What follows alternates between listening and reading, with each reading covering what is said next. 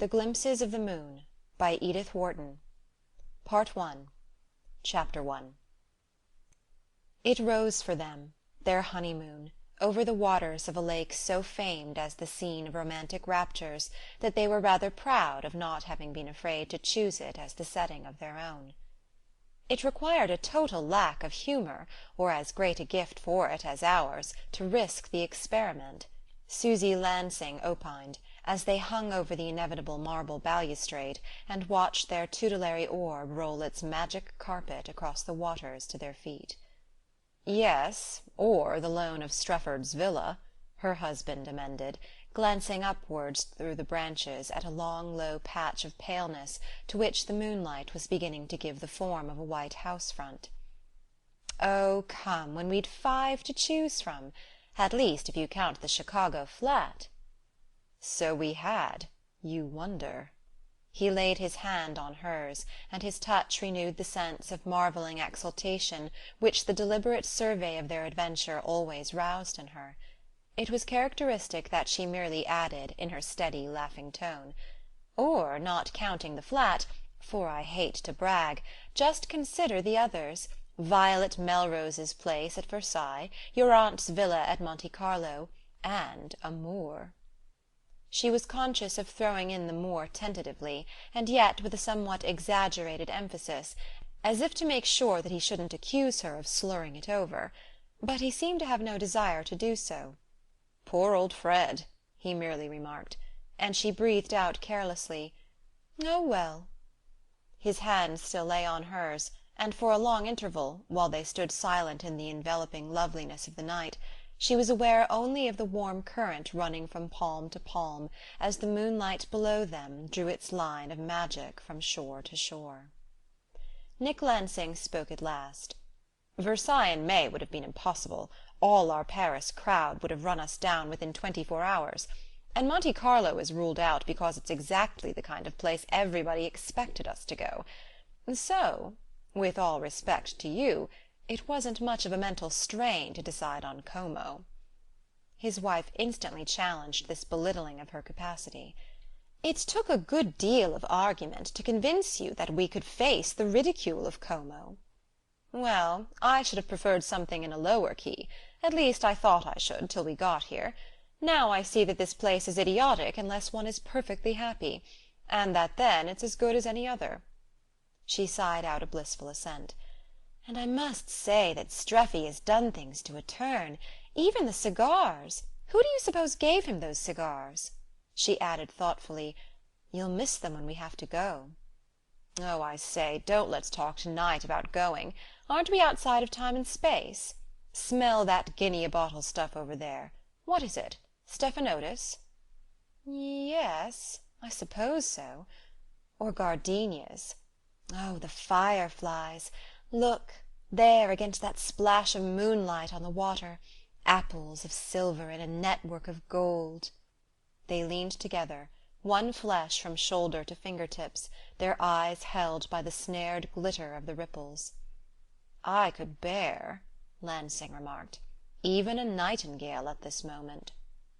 A faint gurgle shook the magnolias behind them, and a long liquid whisper answered it from the thicket of laurel above their heads. "It's a little late in the year for them. They're ending just as we begin." Susy laughed.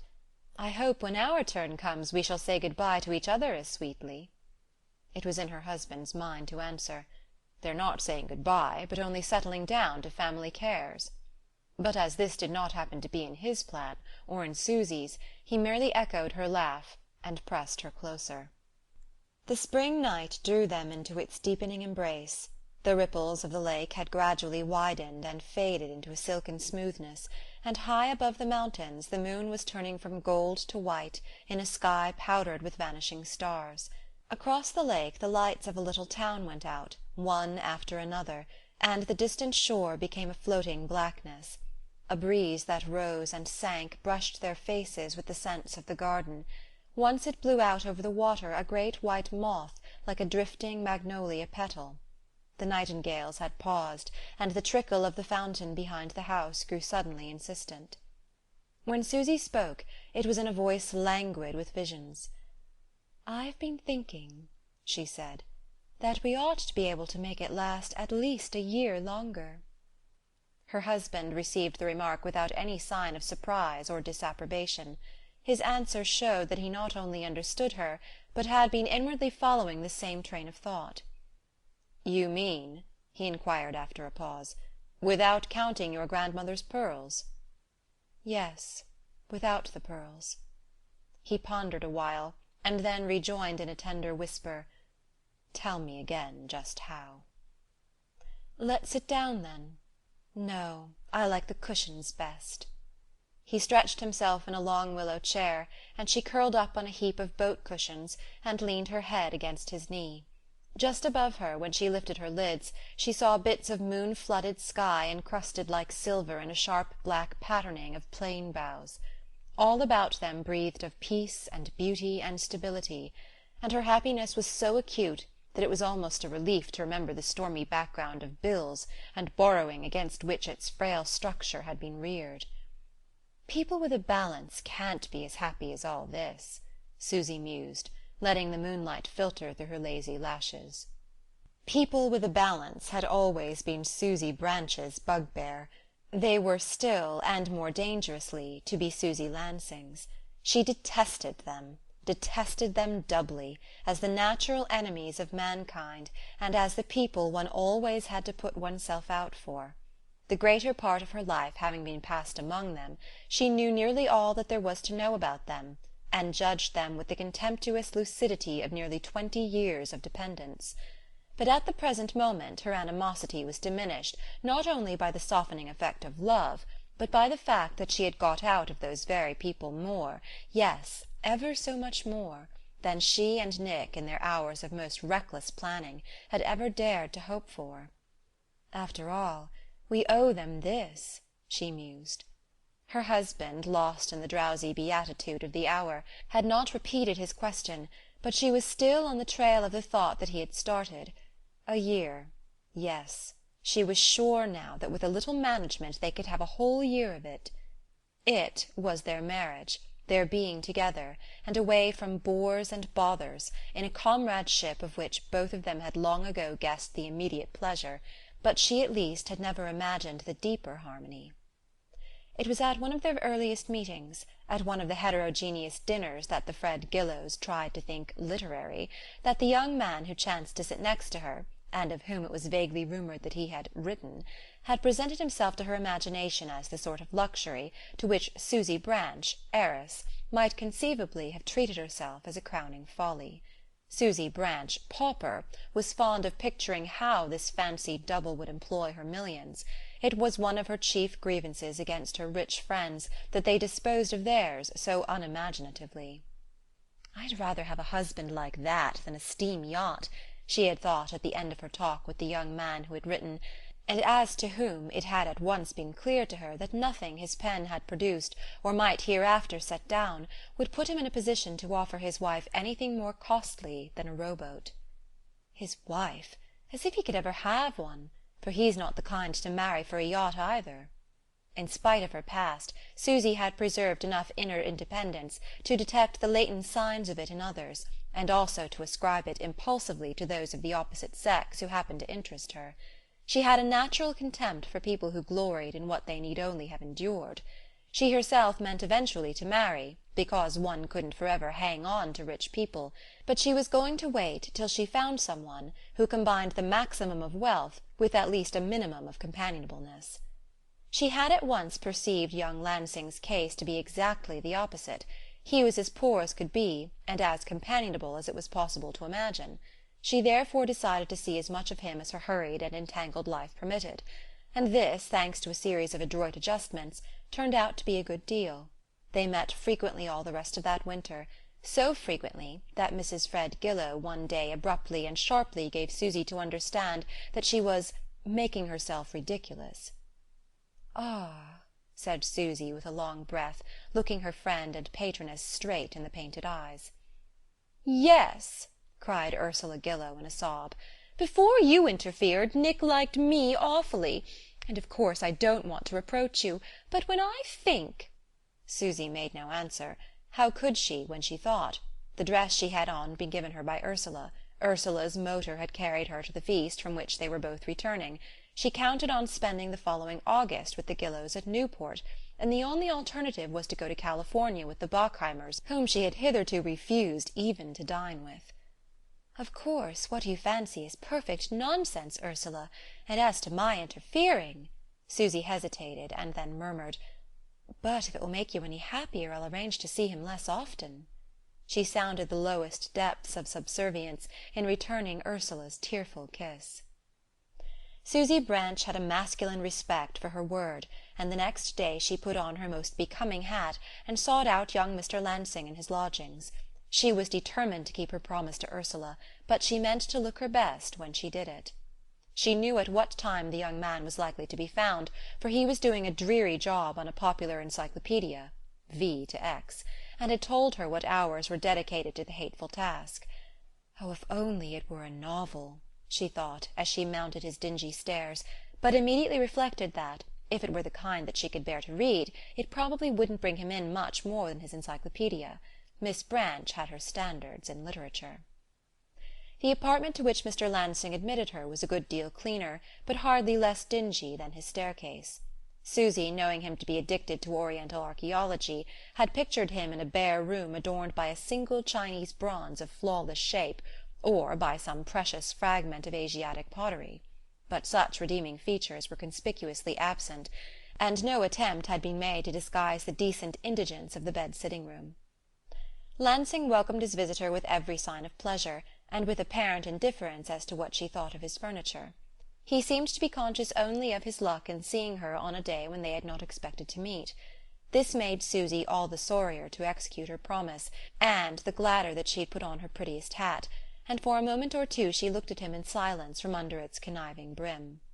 Warm as their mutual liking was, Lansing had never said a word of love to her, but this was no deterrent to his visitor, whose habit it was to speak her meaning clearly when there were no reasons, worldly or pecuniary, for its concealment. After a moment, therefore, she told him why she had come.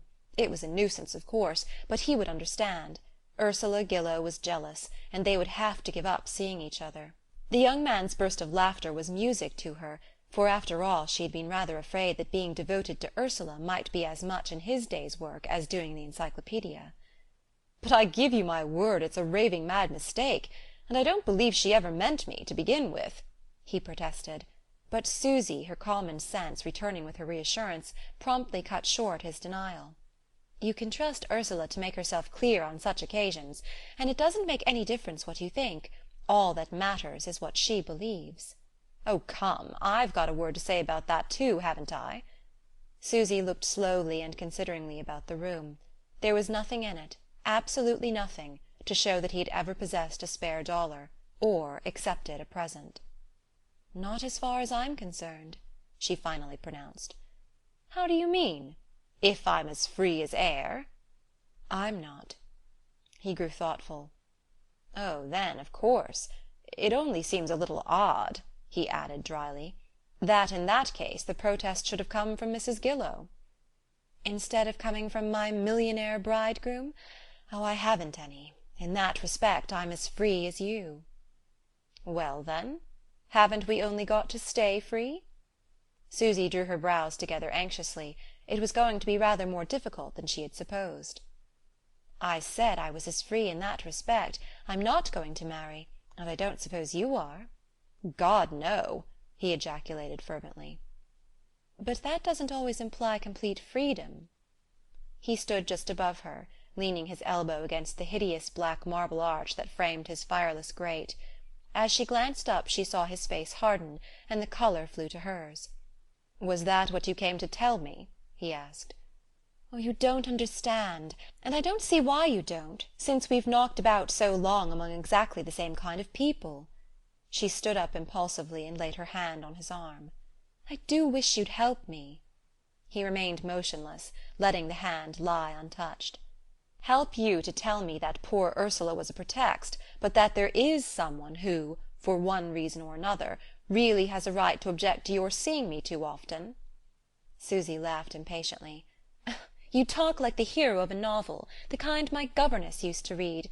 In the first place, I should never recognize that kind of right, as you call it. Never." "Then what kind do you?" he asked, with a clearing brow. "Why, the kind I suppose you recognize on the part of your publisher." This evoked a hollow laugh from him. "A business claim, call it," she pursued. "Ursula does a lot for me. I live on her for half the year. This dress I've got on now is one she gave me. Her motor is going to take me to a dinner tonight. I'm going to spend next summer with her at Newport. If I don't, I've got to go to California with the Bockheimers. So good-bye." Suddenly in tears she was out of the door and down his steep 3 flights before he could stop her, though in thinking it over she didn't even remember if he had tried to. She only recalled having stood a long time on the corner of Fifth Avenue, in the harsh winter radiance, waiting till a break in the torrent of motors laden with fashionable women should let her cross, and saying to herself, "After all, I might have promised Ursula, and kept on seeing him." Instead of which, when Lansing wrote the next day entreating a word with her, she had sent back a friendly but firm refusal, and had managed soon afterward to get taken to Canada for a fortnight's skiing, and then to Florida for 6 weeks in a houseboat. As she reached this point in her retrospect, the remembrance of Florida called up a vision of moonlit waters, magnolia fragrance, and balmy airs. Merging with the circumambient sweetness, it laid a drowsy spell upon her lids. Yes, there had been a bad moment, but it was over, and she was here, safe and blissful, and with Nick. And this was his knee her head rested on, and they had a year ahead of them, a whole year. "Not counting the pearls," she murmured, shutting her eyes. End of Chapter 1. Part 1, Chapter 2. Lansing threw the end of Strefford's expensive cigar into the lake, and bent over his wife. Poor child, she had fallen asleep. He leaned back and stared up again at the silver-flooded sky. How queer, how inexpressibly queer, it was to think that that light was shed by his honeymoon. A year ago, if anyone had predicted his risking such an adventure, he would have replied by asking to be locked up at the first symptoms. There was still no doubt in his mind that the adventure was a mad one. It was all very well for Susy to remind him 20 times a day that they had pulled it off, and so why should he worry? Even in the light of her far-seeing cleverness, and of his own present bliss, he knew the future would not bear the examination of sober thought. And as he sat there in the summer moonlight, with her head on his knee, he tried to recapitulate the successive steps that had landed them on Streffy's lake-front. On Lansing's side, no doubt, it dated back to his leaving Harvard, with the large resolve not to miss anything. There stood the evergreen tree of life, the 4 rivers flowing from its foot, and on every one of the 4 currents he meant to launch his little skiff. On 2 of them he had not gone very far, on the 3rd he had nearly stuck in the mud, but the 4th had carried him to the very heart of wonder. It was the stream of his lively imagination, of his inexhaustible interest in every form of beauty and strangeness and folly. On this stream, sitting in the stout little craft of his poverty, his insignificance and his independence, he had made some notable voyages. And so, when Susy Branch, whom he had sought out through New York season as the prettiest and most amusing girl in sight, had surprised him with the contradictory revelation of her modern sense of expediency and her old-fashioned standard of good faith, he had felt an irresistible desire to put off on one more cruise into the unknown. It was of the essence of the adventure that after her one brief visit to his lodgings he should have kept his promise and not tried to see her again. Even if her straightforwardness had not roused his emulation, his understanding of her difficulties would have moved his pity. He knew on how frail a thread the popularity of the penniless hangs, and how miserably a girl like Susy was the sport of other people's moods and whims. It was a part of his difficulty and of hers that to get what they liked they had so often had to do what they disliked. But the keeping of his promise was a greater bore than he had expected. Susy Branch had become a delightful habit in a life where most of the fixed things were dull, and her disappearance had made it suddenly clear to him that his resources were growing more and more limited. Much that had once amused him hugely now amused him less or not at all. A good part of his world of wonder had shrunk to a village peep-show.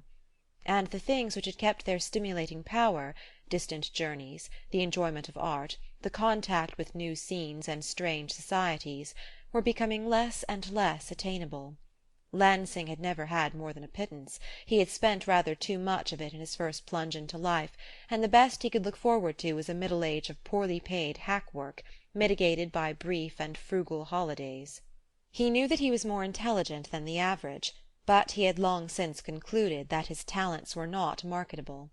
Of the thin volume of sonnets which a friendly publisher had launched for him, just 70 copies had been sold, and though his essay on "Chinese Influences in Greek Art" had created a passing stir, it had resulted in controversial correspondence and dinner invitations rather than in more substantial benefits.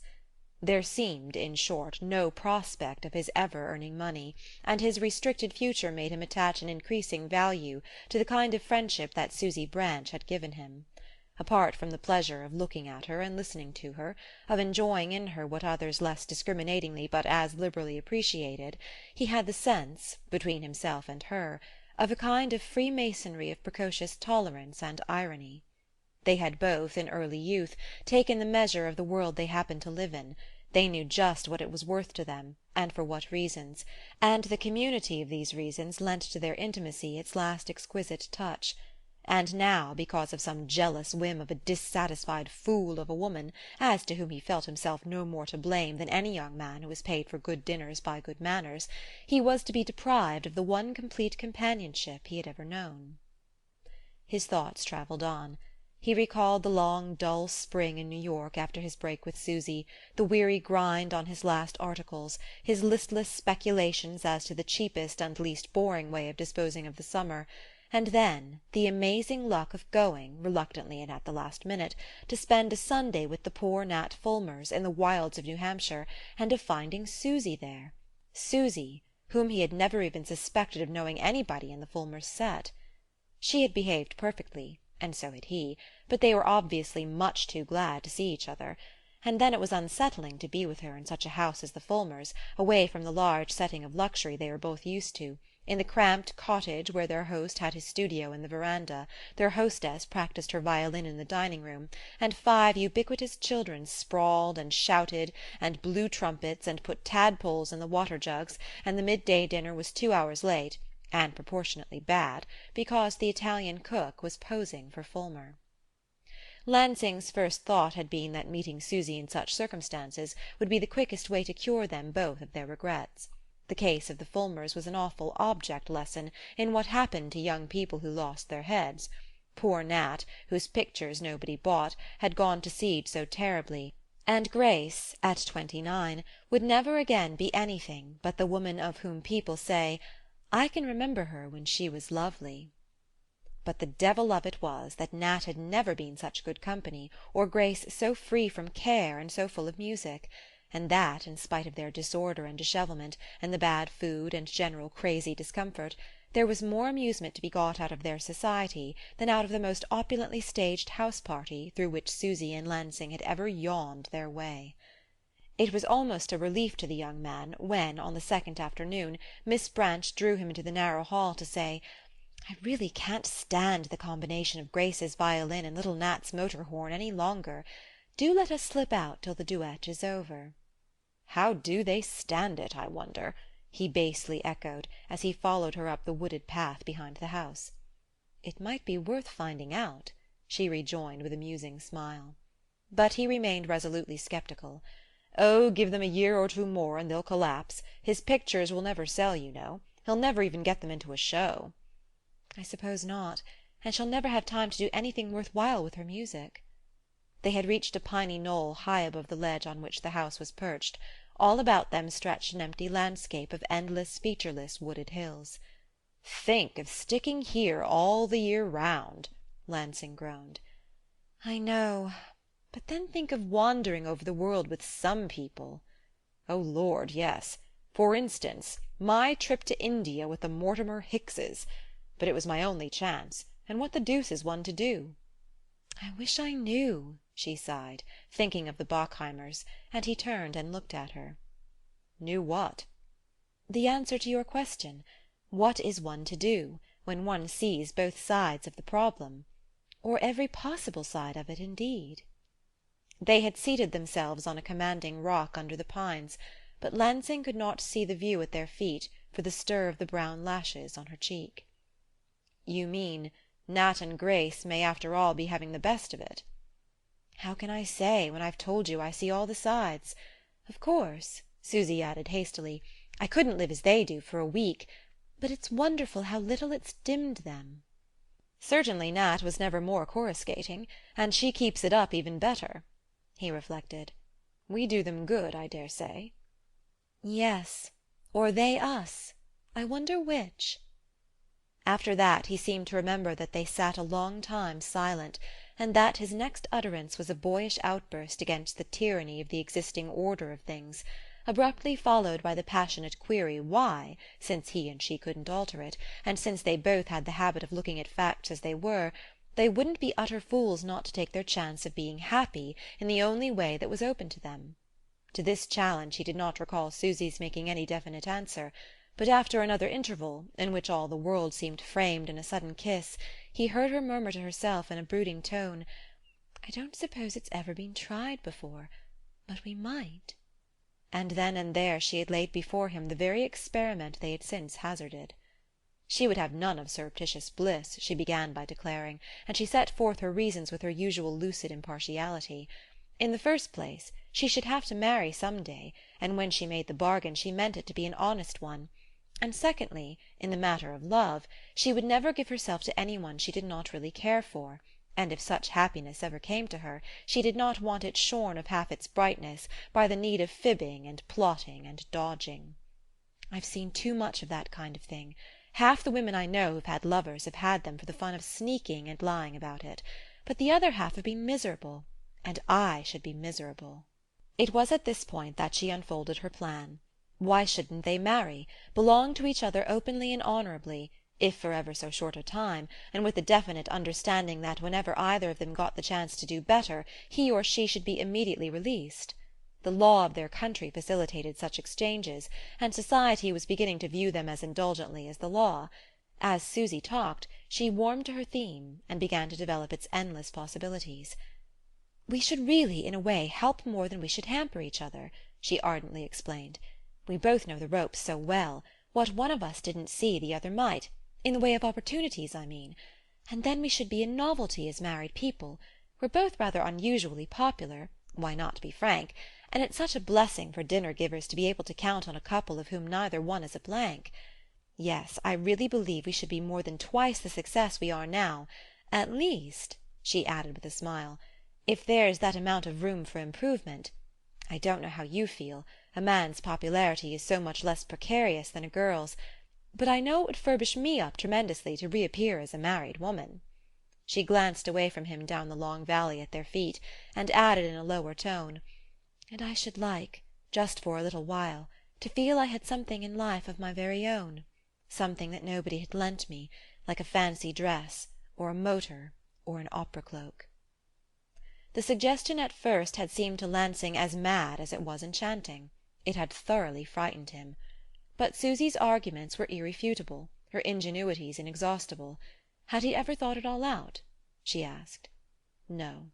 Well, she had, and would he kindly not interrupt? In the first place, there would be all the wedding presents, jewels and a motor and a silver dinner service, did she mean? Not a bit of it. She could see he'd never really given the question proper thought. Cheques, my dear, nothing but cheques. She undertook to manage that on her side. She really thought she could count on about 50, and she supposed he could rake up a few more. Well, all that would simply represent pocket money, for they would have plenty of houses to live in, he'd see. People were always glad to lend their house to a newly married couple. It was such fun to pop down and see them, it made one feel romantic and jolly. All they need do was to accept the houses in turn, go on honeymooning for a year. What was he afraid of?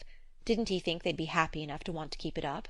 And why not at least try, get engaged, and then see what would happen? Even if she was all wrong and her plan failed, wouldn't it have been rather nice, just for a month or two, to fancy that they were going to be happy? "I've often fancied it all by myself," she concluded, "but fancying it with you would somehow be so awfully different." That was how it began, And this lakeside dream was what it had led up to. Fantastically improbable as they had seemed, all her previsions had come true.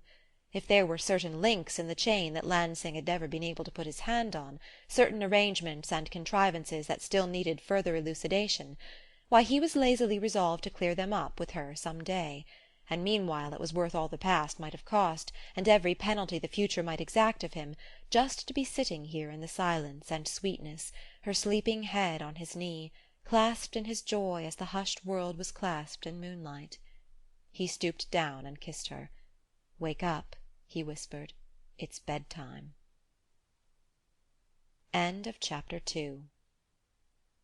Part 1, Chapter 3. Their month of Como was within a few hours of ending. Till the last moment they had hoped for a reprieve, but the accommodating Streffy had been unable to put the villa at their disposal for a longer time, since he had had the luck to let it for a thumping price to some beastly bouncers who insisted on taking possession at the date agreed on. Lansing, leaving Susy's side at dawn, had gone down to the lake for a last plunge, and swimming homeward through the crystal light, he looked up at the garden brimming with flowers, the long low house with the cypress wood above it, and the window behind which his wife still slept. The month had been exquisite, and their happiness as rare, as fantastically complete as the scene before him. He sank his chin into the sunlit ripples and sighed for sheer content. It was a bore to be leaving the scene of such complete well-being, but the next stage in their progress promised to be hardly less delightful. Susy was a magician. Everything she predicted came true. Houses were being showered on them. On all sides he seemed to see beneficent spirits winging toward them, laden with everything from a piano nobile in Venice to a camp in the Adirondacks. For the present they had decided on the former. Other considerations apart, they dared not risk the expense of a journey across the Atlantic. So they were heading instead for the Nelson Vanderlyns' palace on the Giudecca. They were agreed that, for reasons of expediency, it might be wise to return to New York for the coming winter. It would keep them in view, and probably lead to fresh opportunities. Indeed, Susy already had in mind the convenient flat that she was sure a migratory cousin, if tactfully handled, and assured that they would not overwork her cook, could certainly be induced to lend them. Meanwhile the need of making plans was still remote, and if there was one art in which young Lansing's 28 years of existence had perfected him, it was that of living completely and unconcernedly in the present. If of late he had tried to look into the future more insistently than was his habit, it was only because of Susy. He had meant, when they married, to be as philosophic for her as for himself, and he knew she would have resented above everything his regarding their partnership as a reason for anxious thought. But since they had been together she had given him glimpses of her past that made him angrily long to shelter and defend her future. It was intolerable that a spirit as fine as hers should be ever so little dulled or diminished by the kind of compromises out of which their wretched lives were made. For himself he didn't care a hang. He had composed for his own guidance a rough and ready code, a short set of mays and mustn'ts, which immensely simplified his course. There were things a fellow put up with for the sake of certain definite and otherwise unattainable advantages. There were other things he wouldn't traffic with at any price. But for a woman, he began to see, it might be different. The temptations might be greater, the cost considerably higher, the dividing line between the mays and mustn'ts more fluctuating and less sharply drawn. Susy, thrown on the world at 17, with only a weak wastrel of a father to define that treacherous line for her, and with every circumstance soliciting her to overstep it, seemed to have been preserved chiefly by an innate scorn of most of the objects of human folly. "Such trash as he went to pieces for," was her curt comment on her parents' premature demise, as though she accepted in advance the necessity of ruining oneself for something, but was resolved to discriminate firmly between what was worth it and what wasn't. This philosophy had at first enchanted Lansing, but now it began to rouse vague fears. The fine armour of her fastidiousness had preserved her from the kind of risks she had hitherto been exposed to. But what if others, more subtle, found a joint in it? Was there, among her delicate discriminations, any equivalent to his own rules? Might not her taste for the best and rarest be the very instrument of her undoing, and if something that wasn't trash came her way, would she hesitate a second to go to pieces for it? He was determined to stick to the compact that they should do nothing to interfere with what each referred to as the other's chance. But what if, when hers came, he couldn't agree with her in recognizing it? He wanted for her, oh, so passionately, the best, but his conception of that best had so insensibly, so subtly been transformed in the light of their first month together. His lazy strokes were carrying him slowly shoreward, but the hour was so exquisite that a few yards from the landing he laid hold of the mooring rope of Streffy's boat and floated there, following his dream. It was a bore to be leaving. No doubt that was what made him turn things inside out so uselessly. Venice would be delicious, of course, but nothing would ever again be as sweet as this. And then they had only a year of security before them, and of that year a month was gone. Reluctantly he swam ashore, walked up to the house, and pushed open a window of the cool painted drawing-room. Signs of departure were already visible. There were trunks in the hall, tennis rackets on the stairs. On the landing the cook Giulietta had both arms around a slippery hold-all that refused to let itself be trapped. It all gave him a chill sense of unreality, as if the past month had been an act on the stage, and its setting were being folded away and rolled into the wings to make room for another play in which he and Susy had no part. By the time he came down again, dressed and hungry, to the terrace where coffee awaited him, he had recovered his usual pleasant sense of security. Susy was there, fresh and gay, a rose in her breast and the sun in her hair. Her head was bowed over Bradshaw, but she waved a fond hand across the breakfast things, and presently looked up to say, "Yes, I believe we can just manage it." "Manage what?" "To catch the train at Milan, if we start in the motor at 10 sharp." He stared. "The motor? What motor?" "Why, the new people's, Streffy's tenants. He's never told me their name, and the chauffeur says he can't pronounce it. The chauffeur's is Ottaviano, anyhow. I've been making friends with him. He arrived last night, and he says they're not due at Como till this evening. He simply jumped at the idea of running us over to Milan." "Good Lord," said Lansing when she stopped. She sprang up from the table with a laugh. "It will be a scramble, but I'll manage it if you'll go up at once and pitch the last things into your trunk." "Yes, but look here, have you any idea what it's going to cost?" She raised her eyebrows gaily. "Why, a good deal less than our railway tickets. Ottaviano's got a sweetheart in Milan, and hasn't seen her for 6 months. When I found that out I knew he'd be going there anyhow." It was clever of her, and he laughed. But why was it that he had grown to shrink from even such harmless evidence of her always knowing how to manage? "Oh, well," he said to himself, "she's right. The fellow would be sure to be going to Milan." Upstairs, on his way to his dressing-room, he found her in a cloud of finery which her skilful hands were forcibly compressing into a last portmanteau.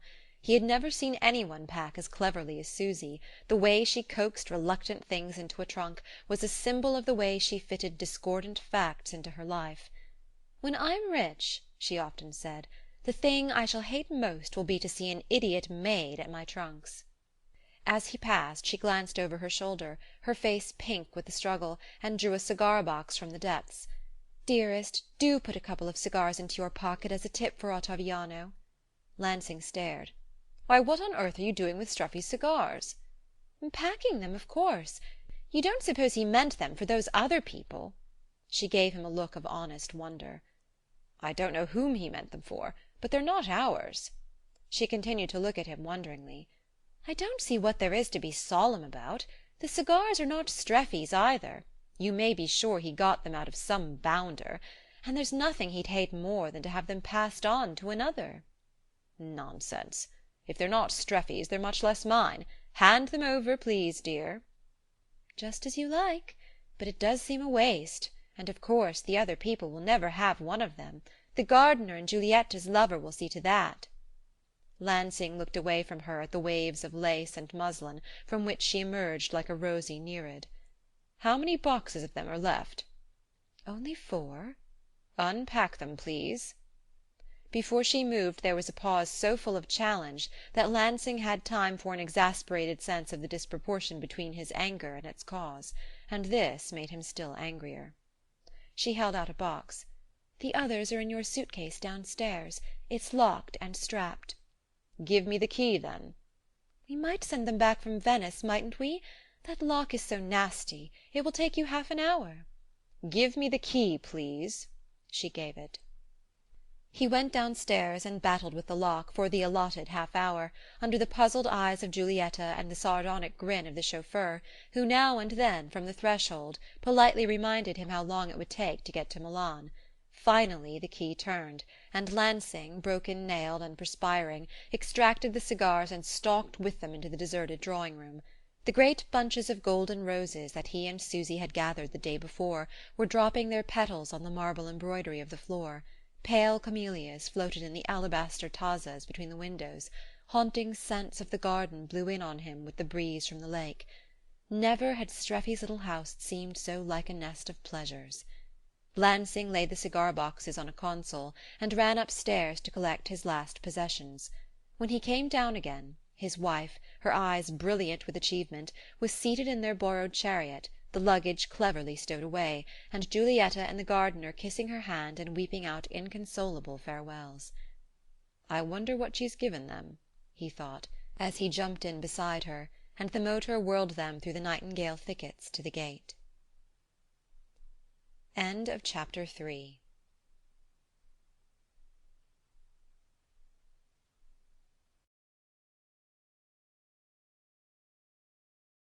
Part 1, Chapter 4.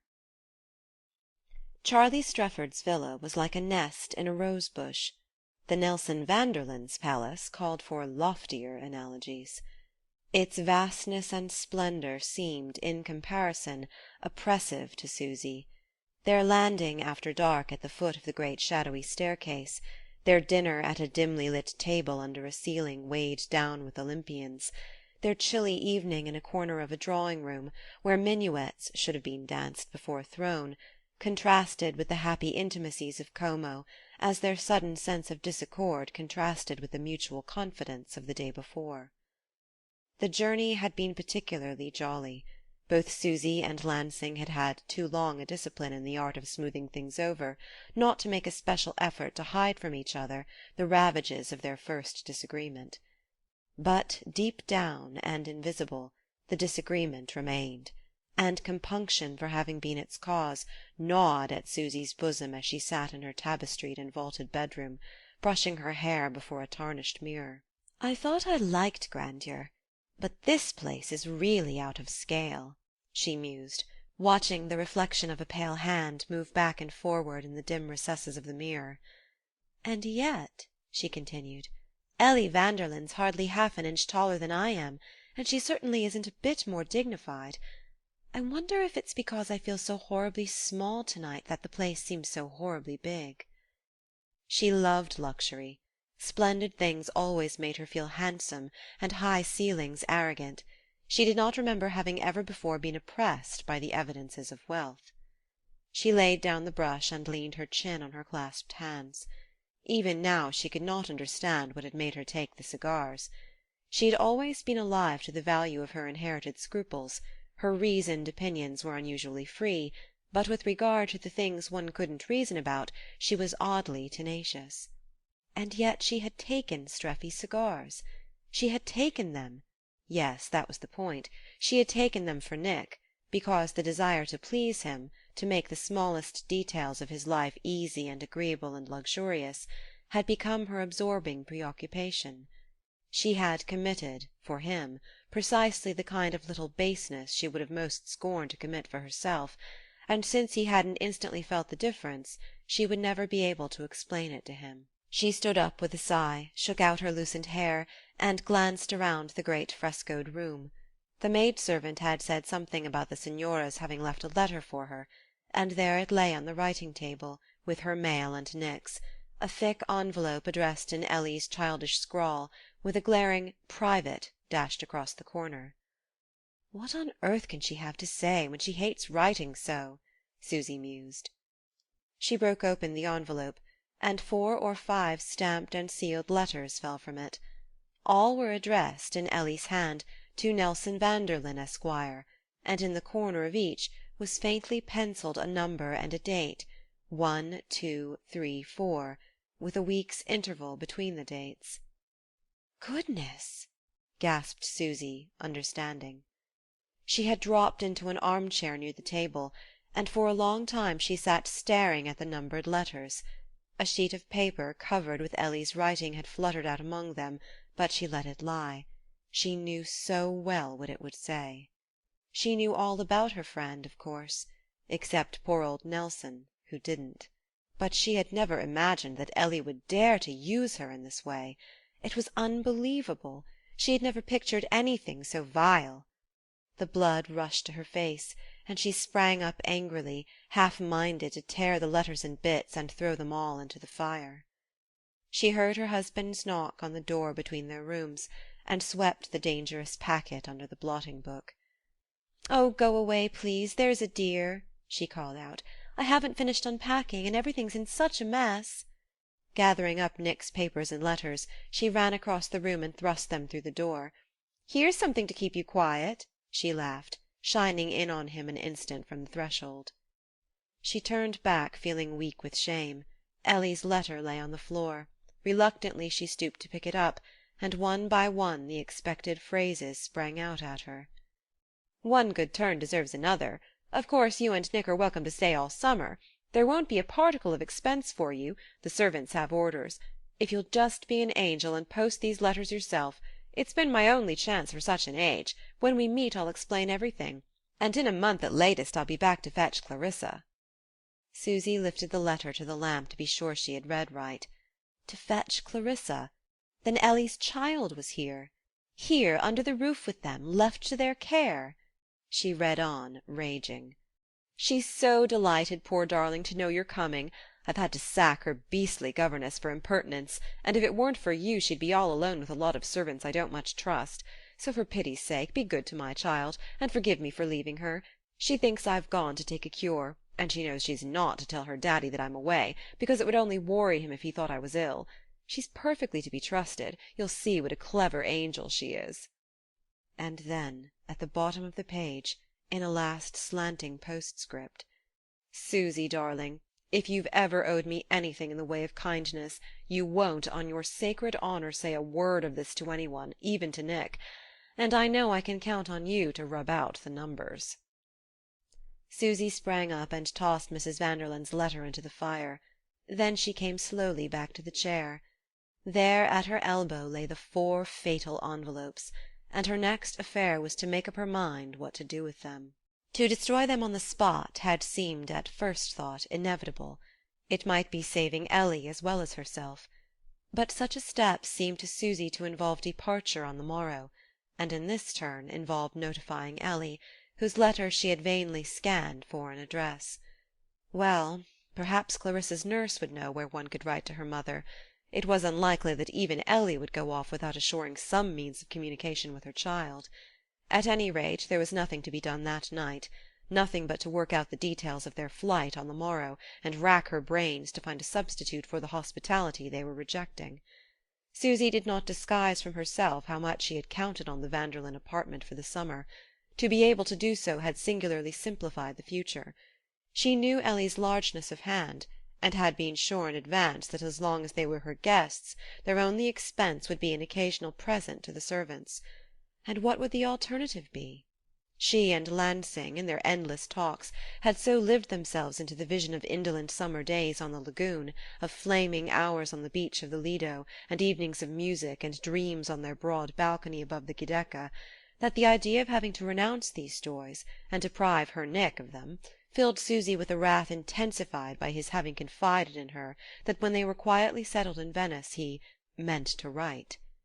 Already nascent in her breast was the fierce resolve of the author's wife to defend her husband's privacy and facilitate his encounters with the muse. It was abominable, simply abominable, that Ellie Vanderlyn should have drawn her into such a trap. Well, there was nothing for it but to make a clean breast of the whole thing to Nick. The trivial incident of the cigars, how trivial it now seemed! showed her the kind of stand he would take, and communicated to her something of his own uncompromising energy. She would tell him the whole story in the morning, and try to find a way out with him. Susy's faith in her power of finding a way out was inexhaustible. But suddenly she remembered the adjuration at the end of Mrs. Vanderlyn's letter. "If you've ever owed me anything in the way of kindness, you won't, on your sacred honour, say a word to Nick." It was of course exactly what no one had the right to ask of her, if indeed the word right could be used in any conceivable relation to this coil of wrongs.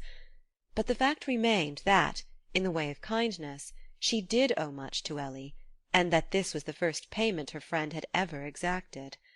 She found herself, in fact, in exactly the same position as when Ursula Gillow, using the same argument, had appealed to her to give up Nick Lansing. Yes, Susy reflected. But then Nelson Vanderlyn had been kind to her too, and the money Ellie had been so kind with was Nelson's. The queer edifice of Susy's standards tottered on its base. She honestly didn't know where fairness lay, as between so much that was foul. The very depth of her perplexity puzzled her. She had been in tight places before, had indeed been in so few that were not, in one way or another, constricting. As she looked back on her past it lay before her as a very network of perpetual concessions and contrivings. But never before had she had such a sense of being tripped up, gagged and pinioned. The little misery of the cigars still galled her, and now this big humiliation superposed itself on the raw wound. Decidedly the second month of their honeymoon was beginning cloudily. She glanced at the enamel-led travelling clock on her dressing-table, one of the few wedding presents she had consented to accept in kind, and was startled at the lateness of the hour. In a moment Nick would be coming, and an uncomfortable sensation in her throat warned her that through sheer nervousness and exasperation she might blurt out something ill-advised. The old habit of always being on her guard made her turn once more to the looking-glass. Her face was pale and haggard, and having, by a swift and skilful application of cosmetics, increased its appearance of fatigue, she crossed the room and softly opened her husband's door. He, too, sat by a lamp, reading a letter which he put aside as she entered. His face was grave, and she said to herself that he was certainly still thinking about the cigars. "I'm very tired, dearest, and my head aches so horribly that I've come to bid you good night." Bending over the back of his chair, she laid her arms on his shoulders. He lifted his hands to clasp hers, but as he threw his head back to smile up at her, she noticed that his look was still serious, almost remote. It was as if, for the first time, a faint veil hung between his eyes and hers. "I'm so sorry. It's been a long day for you," he said absently, pressing his lips to her hands. She felt the dreaded twitch in her throat. "Nick," she burst out, tightening her embrace, "before I go, you've got to swear to me on your honour that you know I should never have taken those cigars for myself." For a moment he stared at her, and she stared back at him with equal gravity. Then the same irresistible mirth welled up in both, and Susy's compunctions were swept away on a gale of laughter. When she woke the next morning the sun was pouring in between her curtains of old brocade, and its refraction from the ripples of the canal was drawing a network of golden scales across the vaulted ceiling. The maid had just placed a tray on a slim marquetry table near the bed, and over the edge of the tray Susy discovered the small serious face of Clarissa Vanderlyn. At the sight of the little girl all her dormant qualms awoke. Clarissa was just 8, and small for her age. Her little round chin was barely on a level with the tea-service, and her clear brown eyes gazed at Susy between the ribs of the toast-rack and the single tea-rose in an old Murano glass. Susy had not seen her for 2 years, and she seemed, in the interval, to have passed from a thoughtful infancy to a complete ripeness of feminine experience. She was looking with approval at her mother's guest. "I'm so glad you've come," she said in a small sweet voice. "I like you so very much. I know I'm not to be often with you, but at least you'll have an eye on me, won't you?" "An eye on you? I shall never want to have it off you if you say such nice things to me," Susy laughed, leaning from her pillows to draw the little girl up to her side. Clarissa smiled and settled herself down comfortably on the silken bedspread. "Oh, I know I'm not to be always about because you're just married, but could you see to it that I have my meals regularly?" "Why, you poor darling! Don't you always?" "Not when mother's away on these cures. The servants don't always obey me. You see, I'm so little for my age. In a few years, of course, they'll have to, even if I don't grow much," she added judiciously. She put out her hand and touched the string of pearls about Susy's throat. "They're small, but they're very good. I suppose you don't take the others when you travel?" "The others? Bless you, I haven't any others, and never shall have, probably." "No other pearls?" "No other jewels at all." Clarissa stared. "Is that really true?" she asked, as if in the presence of the unprecedented. "Awfully true," Susy confessed. "But I think I can make the servants obey me all the same." This point seemed to have lost its interest for Clarissa, who was still gravely scrutinizing her companion. After a while she brought forth another question. "Did you have to give up all your jewels when you were divorced?" "Divorced?" Susy threw her head back against the pillows and laughed. "Why, what are you thinking of? Don't you remember that I wasn't even married the last time you saw me?" "Yes, I do. But that was 2 years ago." The little girl wound her arms about Susy's neck and leaned against her caressingly. "Are you going to be soon, then? I'll promise not to tell if you don't want me to." "Going to be divorced? Of course not. What in the world makes you think so?" "Because you look so awfully happy," said Clarissa Vanderlyn simply. End of Chapter 4.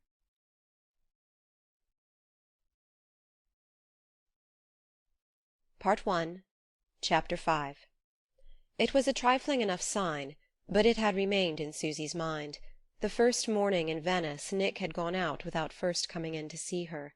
She had stayed in bed late, chatting with Clarissa, and expecting to see the door open and her husband appear, and when the child left, and she had jumped up and looked into Nick's room, she found it empty, and a line on his dressing-table informed her that he had gone out to send a telegram.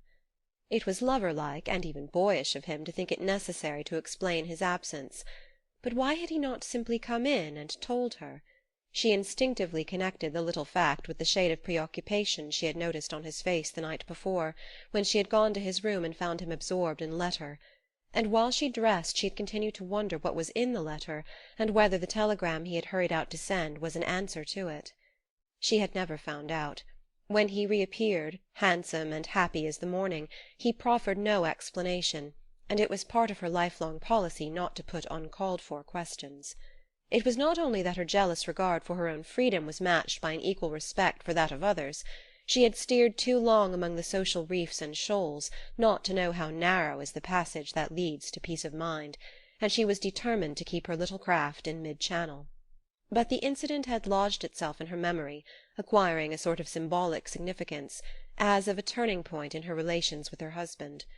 Not that these were less happy, but that she now beheld them, as she had always formerly beheld such joys, as an unstable islet in a sea of storms. Her present bliss was as complete as ever, but it was ringed by the perpetual menace of all she knew she was hiding from Nick, and of all she suspected him of hiding from her. She was thinking of these things one afternoon about 3 weeks after their arrival in Venice. It was near sunset, and she sat alone on the balcony, watching the cross-lights on the water weave their pattern above the flushed reflection of old palace basements. She was almost always alone at that hour. Nick had taken to writing in the afternoons. He had been as good as his word, and so, apparently, had the Muse, and it was his habit to join his wife only at sunset, for a late row on the lagoon. She had taken Clarissa, as usual, to the Giardino Pubblico, where that obliging child had politely but indifferently played. Clarissa joined in the diversions of her age as if conforming to an obsolete tradition, and had brought her back for a music lesson, echoes of which now drifted down from a distant window. Susy had come to be extremely thankful for Clarissa. But for the little girl, her pride in her husband's industry might have been tinged with a faint sense of being at times left out and forgotten. And as Nick's industry was the completest justification for their being where they were, and for her having done what she had, she was grateful to Clarissa for helping her to feel less alone. Clarissa, indeed, represented the other half of her justification. It was as much on the child's account as on Nick's that Susy had held her tongue, remained in Venice, and slipped out once a week to post one of Ellie's numbered letters. A day's experience of the Palazzo Vanderlyn had convinced Susy of the impossibility of deserting Clarissa. Long experience had shown her that the most crowded households often contained the loneliest nurseries, and that the rich child is exposed to evils unknown to less pampered infancy. But hitherto such things had merely been to her one of the uglier bits in the big muddled pattern of life. Now she found herself feeling where before she had only judged. Her precarious bliss came to her charged with a new weight of pity. She was thinking of these things, and of the approaching date of Ellie Vanderlyn's return, and of the searching truths she was storing up for that lady's private ear, when she noticed a gondola turning its prow toward the steps below the balcony. She leaned over, and a tall gentleman in shabby clothes, glancing up at her as he jumped out, waved a mouldy Panama in joyful greeting. "Streffy!" she exclaimed as joyfully, and she was halfway down the stairs when he ran up them followed by his luggage-laden boatman. "It's all right, I suppose? Ellie said I might come," he explained in a shrill, cheerful voice. "And I'm to have my same green room with the parrot panels, because its furniture is already so frightfully stained with my hair-wash." Susy was beaming on him with the deep sense of satisfaction which his presence always produced in his friends. There was no one in the world, they all agreed, half as ugly and untidy and delightful as Streffy, no one who combined such outspoken selfishness with such imperturbable good humour, no one who knew so well how to make you believe he was being charming to you when it was you who were being charming to him. In addition to these seductions, of which none estimated the value more accurately than their possessor, Strefford had for Susy another attraction of which he was probably unconscious. It was that of being the one rooted and stable being among the fluid and shifting figures that composed her world. Susy had always lived among people so denationalized that those one took for Russians generally turned out to be American, and those one was inclined to ascribe to New York proved to have originated in Rome or Bucharest. These cosmopolitan people, who, in countries not their own, lived in houses as big as hotels, or in hotels where the guests were as international as the waiters, had intermarried, interloved, and interdivorced each other over the whole face of Europe, and according to every code that attempts to regulate human ties. Strefford, too, had his home in this world, but only one of his homes. The other, the one he spoke of, and probably thought of least often, was a great dull English country house in a northern county, where a life as monotonous and self-contained as his own was chequered and dispersed had gone on for generation after generation, and it was the sense of that house, and of all it typified even to his vagrancy and irreverence, which, coming out now and then in his talk, or in his attitude toward something or somebody, gave him a firmer outline and a steadier footing than the other marionettes in the dance. Superficially so like them all, and so eager to outdo them in detachment and adaptability, ridiculing the prejudices he had shaken off and the people to whom he belonged, he still kept, under his easy pliancy, the skeletons of old faiths and old fashions. "He talks every language as well as the rest of us," Susy had once said of him, "but at least he talks one language better than the others." And Strefford, told of the remark, had laughed, called her an idiot, and been pleased. As he shambled up the stairs with her, arm in arm, she was thinking of this quality with a new appreciation of its value. Even she and Lansing, in spite of their unmixed Americanism, their substantial background of old-fashioned cousinships in New York and Philadelphia, were as mentally detached, as universally at home, as touts at an international exhibition. If they were usually recognized as Americans, it was only because they spoke French so well, and because Nick was too fair to be "foreign" and too sharp-featured to be English. But Charlie Strefford was English with all the strength of an inveterate habit, and something in Susy was slowly waking to a sense of the beauty of habit. Lounging on the balcony, whither he had followed her without pausing to remove the stains of travel, Strefford showed himself immensely interested in the last chapter of her history, greatly pleased at its having been enacted under his roof, and hugely and flippantly amused at the firmness with which she refused to let him see Nick till the latter's daily task was over. "Writing? Rot! What's he writing? He's breaking you in, my dear, that's what he's doing, establishing an alibi. What'll you bet he's just sitting there smoking and reading Lear? Let's go and see." But Susy was firm. "He's read me his first chapter. It's wonderful. It's a philosophic romance. Rather like Marius, you know." "Oh, yes, I do," said Strefford, with a laugh that she thought idiotic. She flushed up like a child. "You're stupid, Streffy. You forget that Nick and I don't need alibis. We've got rid of all that hypocrisy by agreeing that each will give the other a hand up when either of us wants a change. We've not married to spy and lie and nag each other. We've formed a partnership for our mutual advantage." "I see. That's capital. But how can you be sure that, when Nick wants a change, you'll consider it for his advantage to have one?" It was the point that had always secretly tormented Susy. She often wondered if it equally tormented Nick. "I hope I shall have enough common sense," she began. "Oh, of course. Common sense is what you're both bound to base your argument on, whichever way you argue." This flash of insight disconcerted her, and she said, a little irritably: "What should you do, then, if you married?" "Hush, Streffy, I forbid you to shout like that. All the gondolas are stopping to look." "How can I help it?" He rocked backward and forward in his chair. "If you marry," she says, "Streffy, what have you decided to do if you suddenly become a raving maniac?" "I said no such thing. If your uncle and your cousin died you'd marry tomorrow. You know you would." "Oh, now you're talking business." He folded his long arms and leaned over the balcony, looking down at the dusky ripples streaked with fire. "In that case I should say, Susan, my dear, Susan, now that by the merciful intervention of Providence you have become Countess of Altrincham in the peerage of Great Britain, and Baroness Dunsterville and d'Amblay in the peerages of Ireland and Scotland, I'll thank you to remember that you are a member of one of the most ancient houses in the United Kingdom, and not to get found out." Susy laughed. "We know what those warnings mean. I pity my namesake." He swung about and gave her a quick look out of his small ugly twinkling eyes. "Is there any other woman in the world named Susan?" "I hope so, if the name's an essential. Even if Nick chucks me, don't count on me to carry out that programme. I've seen it in practice too often." "Oh, well, as far as I know, everybody's in perfect health at Altrincham." He fumbled in his pocket and drew out a fountain pen, a handkerchief over which it had leaked, and a packet of dishevelled cigarettes.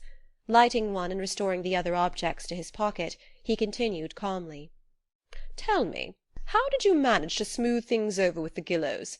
Ursula was running amok when I was in Newport last summer. It was just when people were beginning to say that you were going to marry Nick. I was afraid she'd put a spoke in your wheel, and I heard she put a big cheque in your hand instead." Susy was silent. From the first moment of Strefford's appearance she had known that in the course of time he would put that question. He was as inquisitive as a monkey, and when he had made up his mind to find out anything it was useless to try to divert his attention. After a moment's hesitation she said: "I flirted with Fred. It was a bore, but he was very decent." "He would be. Poor Fred. And you got Ursula thoroughly frightened." "Well, enough. And then, luckily, that young Nerone Altinere turned up from Rome. He went over to New York to look for a job as an engineer, and Ursula made Fred put him in their iron works." She paused again, and then added abruptly: "Streffy, if you knew how I hate that kind of thing. I'd rather have Nick come in now and tell me frankly, as I know he would, that he's going off with—" "With Coral Hicks?" Strefford suggested. She laughed. "Poor Coral Hicks. What on earth made you think of the Hickses?" "Because I caught a glimpse of them the other day at Capri. They're cruising about. They said they were coming in here." "What a nuisance. I do hope they won't find us out. They were awfully kind to Nick when he went to India with them, and they're so simple-minded that they would expect him to be glad to see them." Strefford aimed his cigarette end at a tourist on a puggaree who was gazing up from his guide-book at the palace. "Ah," he murmured with satisfaction, seeing the shot take effect. Then he added: "Coral Hicks is growing up rather pretty." "Oh, Streff, you're dreaming. That lump of a girl with spectacles and thick ankles. Poor Mrs. Hicks used to say to Nick, 'When Mr. Hicks and I had Coral educated we presumed culture was in greater demand in Europe than it appeared to be.'" "Well, you'll see. That girl's education won't interfere with her, once she's started. So then, if Nick came in and told you he was going off—" "I should be so thankful if it was with a fright like Coral. But you know," she added with a smile, "we've agreed that it's not to happen for a year." Chapter 6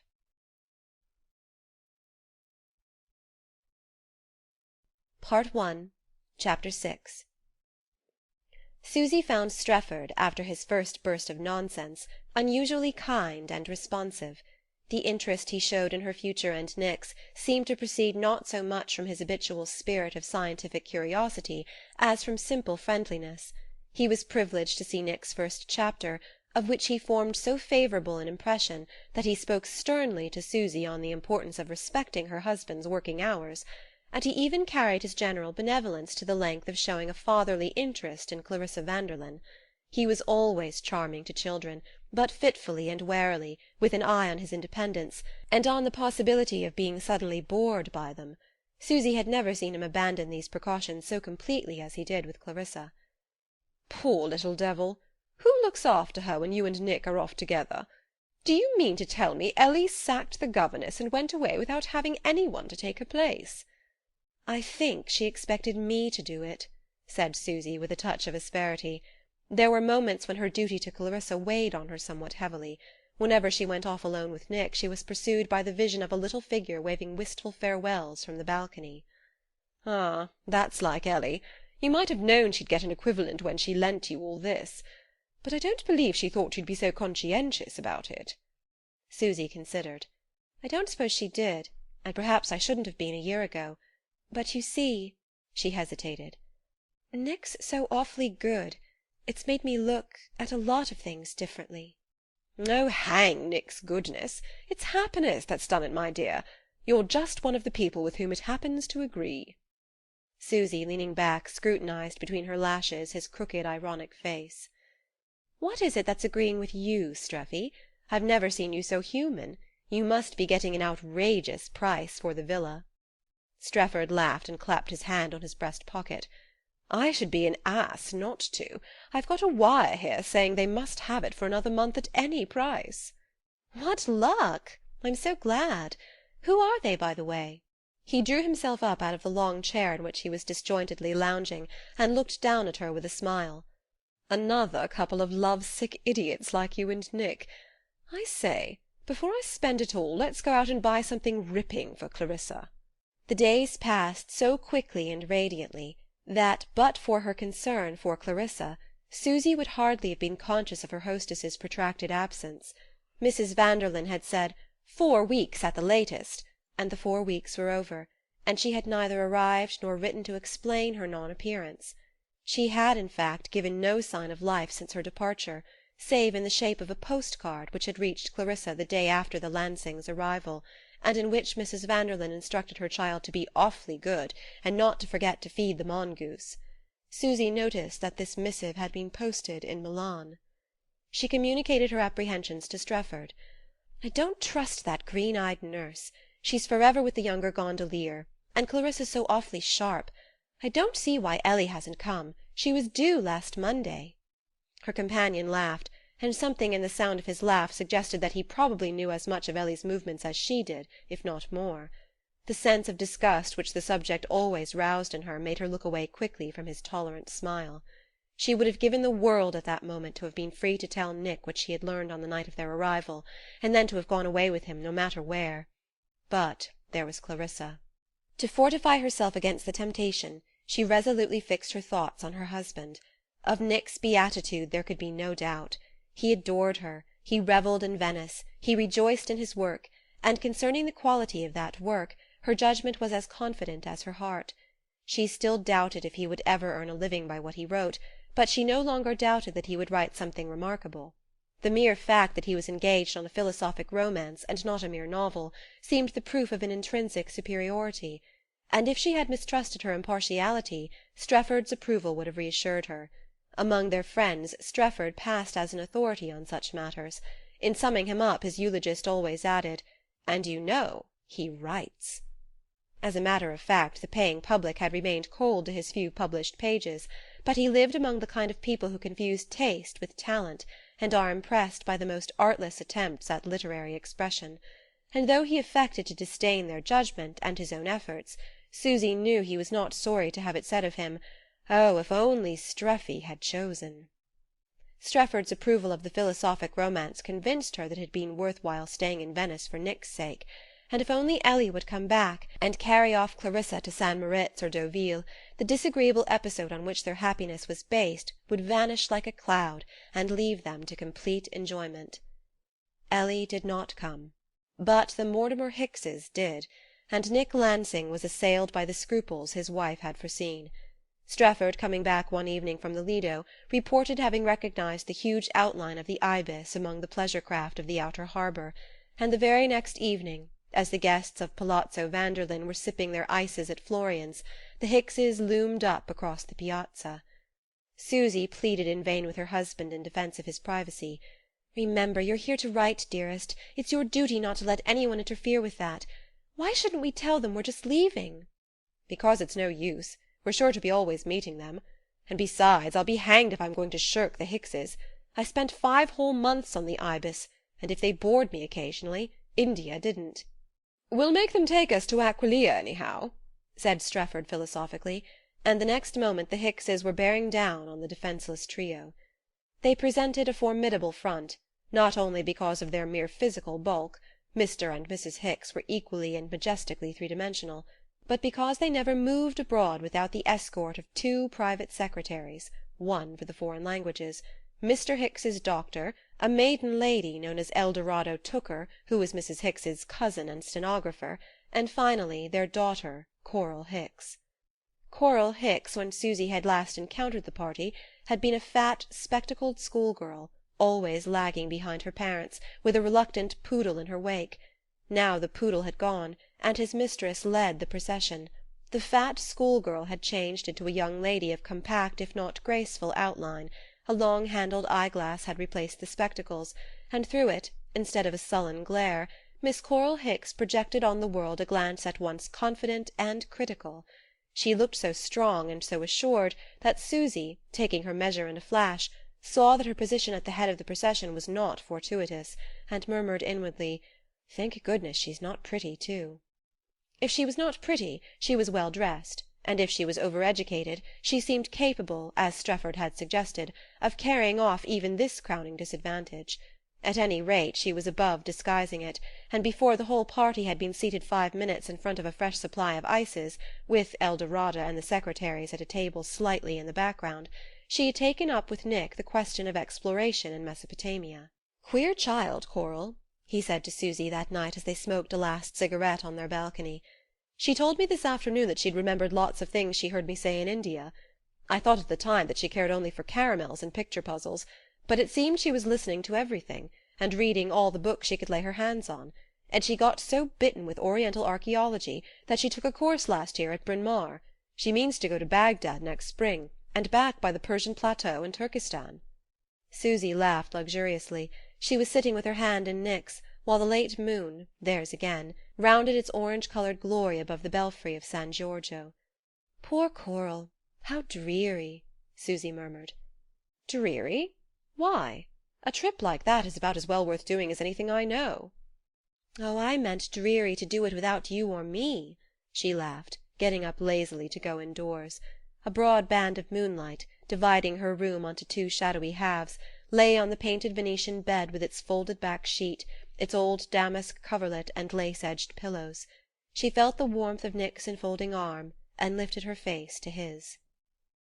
The Hickses retained the most tender memory of Nick's sojourn on the Ibis, and Susy, moved by their artless pleasure in meeting him again, was glad he had not followed her advice and tried to elude them. She had always admired Strefford's ruthless talent for using and discarding the human material in his path, but now she began to hope that Nick would not remember her suggestion that he should mete out that measure to the Hickses, even if it had been less pleasant to have a big yacht at their door during the long golden days and nights of silver fire. The Hickses' admiration for Nick would have made Susy suffer them gladly. She even began to be aware of a growing liking for them, a liking inspired by the very characteristics that would once have provoked her disapproval. Susy had had plenty of people, and the trouble was that the Hickses, judged by her standards, were failures. It was not only that they were ridiculous, so, heaven knew, were many of their rivals, but the Hickses were both ridiculous and unsuccessful. They had consistently resisted the efforts of the experienced advisers who had first descried them on the horizon and tried to help them upward. They were always taking up the wrong people, giving the wrong kind of party, and spending millions on things that nobody who mattered cared about. They all believed passionately in "movements" and causes and ideals, and were always attended by the exponents of their latest beliefs, always asking you to hear lectures by haggard women in peplums, and having their portraits painted by wild people who never turned out to be the fashion. All this would formerly have increased Susy's contempt. Now she found herself liking the Hickses most for their failings. She was touched by their simple good faith, their isolation in the midst of all their queer apostles and parasites, their way of drifting about an alien and indifferent world in a compactly clinging group of which Eldorado Tooker, the doctor, and the two secretaries formed the outer fringe, and by their view of themselves as a kind of collective reincarnation of some past state of princely culture, symbolized for Mrs. Hicks in what she called the court of the Renaissance. Eldorada, of course, was their chief prophetess, but even the intensely bright and modern young secretaries, Mr. Beck and Mr. Buttles, showed a touching tendency to share her view, and spoke of Mr. Hicks as promoting art, in the spirit of Pandolfino celebrating the munificence of the Medicis. "I'm really getting fond of the Hickses. I believe I should be nice to them even if they were staying at Danieli's," Susy said to Strefford. "And even if you owned the yacht?" he answered, and for once his banter struck her as beside the point. The Ibis carried them, during the endless June days, far and wide along the enchanted shores. They roamed among the Eugenians, they saw Aquileia and Pomposa and Ravenna. Their hosts would gladly have taken them farther, across the Adriatic, and on into the golden network of the Aegean, but Susy resisted this infraction of Nick's rules, and he himself preferred to stick to his task. Only now he wrote in the early mornings, so that on most days they could set out before noon and steam back late to the low fringe of lights on the lagoon. His work continued to progress, and as page was added to page, Susy obscurely but surely perceived that each one corresponded with a hidden secretion of energy, the gradual forming within him of something that might eventually alter both their lives. In what sense she could not conjecture; she merely felt that the fact of his having chosen a job and stuck to it, if only through a few rosy summer weeks, had already given him a new way of saying yes and no. End of chapter 6.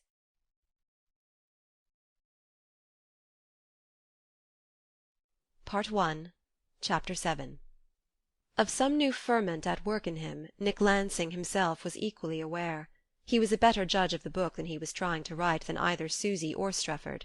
He knew its weaknesses, its treacheries, its tendency to slip through his fingers just as he thought his grasp tightest, but he knew also that at the very moment when it seemed to have failed him it would suddenly be back, beating its loud wings in his face. He had no delusions as to its commercial value, and had winced more than he had triumphed when Susy produced her allusion to Marius. His book was to be called The Pageant of Alexander. His imagination had been enchanted by the idea of picturing the young conqueror's advance through the fabulous landscapes of Asia. He liked writing descriptions, and vaguely felt that under the guise of fiction he could develop his theory of Oriental influences in Western art at the expense of less learning than if he had tried to put his ideas into an essay.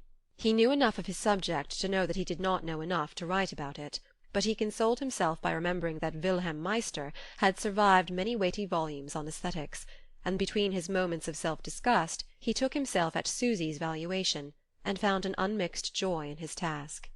Never, no, never had he been so boundlessly, so confidently happy. His hack work had given him the habit of application, and now habit wore the glow of inspiration.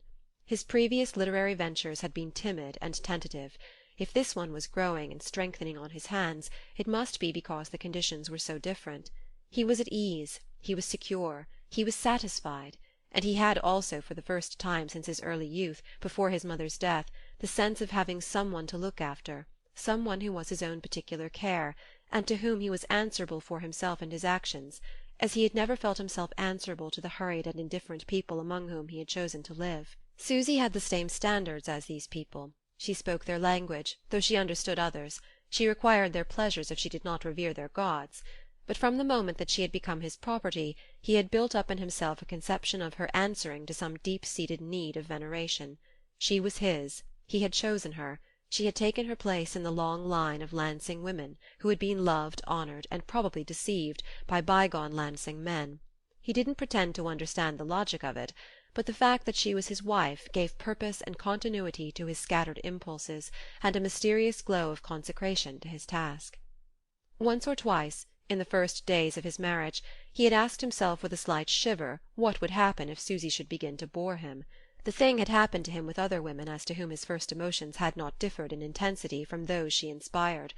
The part he had played in his previous love affairs might indeed have been summed up in the memorable line, "I am the hunter and the prey," for he had invariably ceased to be the first only to regard himself as the second. This experience had never ceased to cause him the liveliest pain, since his sympathy for his pursuer was only less keen than his commiseration for himself; but as he was always a little sorrier for himself, he had always ended by distancing the pursuer. All these prenatal experiences now seemed utterly inapplicable to the new man he had become. He could not imagine being bored by Susy, or trying to escape from her if he were. He could not think of her as an enemy, or even as an accomplice, since accomplices are potential enemies. She was someone with whom, by some unheard-of miracle, joys above the joys of friendship were to be tasted, but who, even through these fleeting ecstasies, remained simply and securely his friend. These new feelings did not affect his general attitude toward life, they merely confirmed his faith in his ultimate jolliness. Never had he more thoroughly enjoyed the things he had always enjoyed. A good dinner had never been as good to him, a beautiful sunset as beautiful. He still rejoiced in the fact that he appreciated both with an equal acuity. He was as proud as ever of Susy's cleverness and freedom from prejudice. She couldn't be too modern for him now that she was his. He shared to the full her passionate enjoyment of the present, and all her feverish eagerness to make it last. He knew when she was thinking of ways of extending their golden opportunity, and he secretly thought with her, wondering what new means they could devise.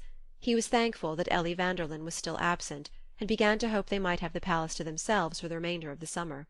If they did, he would have time to finish his book, and Susy to lay up a little interest on their wedding cheques, and thus their enchanted year might conceivably be prolonged to 2. Late as the season was, their presence and Strefford's in Venice had already drawn thither several wandering members of their set. It was characteristic of these indifferent but agglutinative people that they could never remain long parted from each other without a dim sense of uneasiness. Lansing was familiar with the feeling. He had known slight twinges of it himself, and had often ministered to its qualms in others. It was hardly stronger than the faint gnawing which recalls the tea-hour to one who has lunched well and is sure of dining as abundantly, but it gave a purpose to the purposeless, and helped many hesitating spirits over the annual difficulty of deciding between Deauville and St. Moritz, Biarritz and Capri. Nick was not surprised to learn that it was becoming the fashion that summer to pop down to Venice and take a look at the Lansings. Streffy had set the example, and Streffy's example was always followed. And then Susy's marriage was still a subject of sympathetic speculation. People knew the story of the wedding cheques, and were interested in seeing how long they could be made to last. It was going to be the thing, that year, to help prolong the honeymoon by pressing houses on the adventurous couple. Before June was over a band of friends were basking with the Lansings on the Lido. Nick found himself unexpectedly disturbed by their arrival. To avoid comment and banter he put his book aside and forbade Susy to speak of it, explaining to her that he needed an interval of rest. His wife instantly and exaggeratedly adopted this view, guarding him from the temptation to work as jealously as she had discouraged him from idling, and he was careful not to let her find out that the change in his habits coincided with his having reached a difficult point in his book. But though he was not sorry to stop writing, he found himself unexpectedly oppressed by the weight of his leisure. For the first time communal dawdling had lost its charm for him, not because his fellow dawdlers were less congenial than of old, but because in the interval he had known something so immeasurably better. He had always felt himself to be the superior of his habitual associates, but now the advantage was too great. Really, in a sense, it was hardly fair to them. He had flattered himself that Susy would share this feeling, but he perceived with annoyance that the arrival of their friends heightened her animation. It was as if the inward glow which had given her a new beauty were now refracted upon her by the presence of the very people they had come to Venice to avoid. Lansing was vaguely irritated, and when he asked her how she liked being with their old crowd again, his irritation was increased by her answering with a laugh that she only hoped the poor dears didn't see too plainly how they bored her. The patent insincerity of the reply was a shock to Lansing. He knew that Susy was not really bored, and he understood that she had simply guessed his feelings and instinctively adopted them, that henceforth she was always going to think as he thought. To confirm this fear he said carelessly, "Oh, all the same, it's rather jolly knocking about with them again for a bit." and she answered at once, and with equal conviction, "Yes, isn't it? The old darlings, all the same." A fear of the future again laid its cold touch on Lansing. Susy's independence and self-sufficiency had been among her chief attractions. If she were to turn into an echo, their delicious duet ran the risk of becoming the dullest of monologues. He forgot that 5 minutes earlier he had resented her being glad to see their friends, and for a moment he found himself leaning dizzily over that insoluble riddle of the sentimental life, that to be differed with is exasperating, and to be agreed with monotonous. Once more he began to wonder if he were not fundamentally unfitted for the married state, and was saved from despair only by remembering that Susy's subjection to his moods was not likely to last. But even then it never occurred to him to reflect that his apprehensions were superfluous, since their tie was avowedly a temporary one. Of the special understanding on which their marriage had been based not a trace remained in his thoughts of her. The idea that he or she might ever renounce each other for their mutual good had long since dwindled to the ghost of an old joke. It was borne in on him, after a week or two of unbroken sociability, that of all his old friends it was the Mortimer Hickses who bored him the least. The Hickses had left the Ibis for an apartment in a vast dilapidated palace near the Cannaregio. They had hired the apartment from a painter, one of their newest discoveries, and they put up philosophically with the absence of modern conveniences in order to secure the inestimable advantage of atmosphere. In this privileged air they gathered about them their usual mixed company of quiet studious people and noisy exponents of new theories, themselves totally unconscious of the disparity between their different guests, and beamingly convinced that at last they were seated at the source of wisdom. In the old days Lansing would have got half an hour's amusement, followed by a long evening of boredom, from the sight of Mrs. Hicks, vast and jewelled, seated between a quiet-looking professor of archaeology and a large-browed composer, or the high priest of a new dance-step, while Mr. Hicks, beaming above his vast white waistcoat, saw to it that the champagne flowed more abundantly than the talk, and the bright young secretaries industriously "kept up" with the dizzy cross-current of prophecy and erudition. But a change had come over Lansing. Hitherto it was in contrast to his own friends that the Hickses had seemed most insufferable. Now it was as an escape from these same friends that they had become not only sympathetic, but even interesting. It was something, after all, to be with people who did not regard Venice simply as affording exceptional opportunities for bathing and adultery, but who were reverently, if confusedly, aware that they were in the presence of something unique and ineffable, and determined to make the utmost of their privilege. "After all," he said to himself one evening, as his eyes wandered, with something of a convalescent simple joy, from one to another of their large confiding faces, "after all, they've got a religion." The phrase struck him, in the moment of using it, as indicating a new element in his own state of mind, and as being, in fact, the key to his new feeling about the Hickses. Their muddled ardour for great things was related to his own new view of the universe.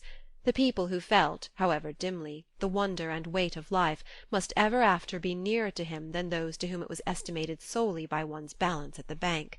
He supposed, on reflection, that that was what he meant when he thought of the Hickses as having a religion.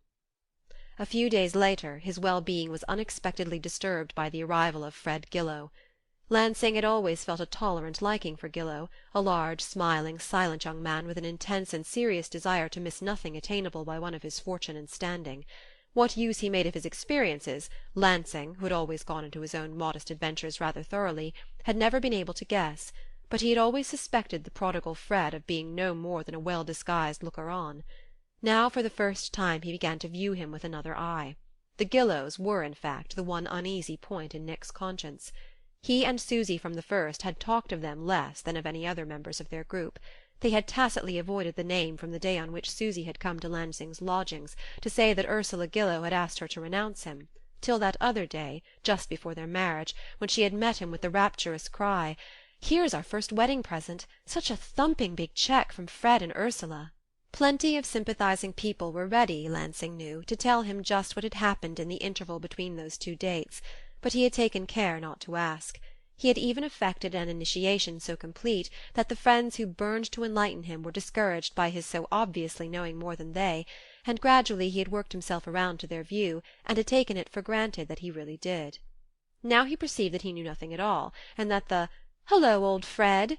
with which Susy hailed Gillow's arrival might be either the usual tribal welcome, since they were all old and all nicknamed in their private jargon, or a greeting that concealed inscrutable depths of complicity.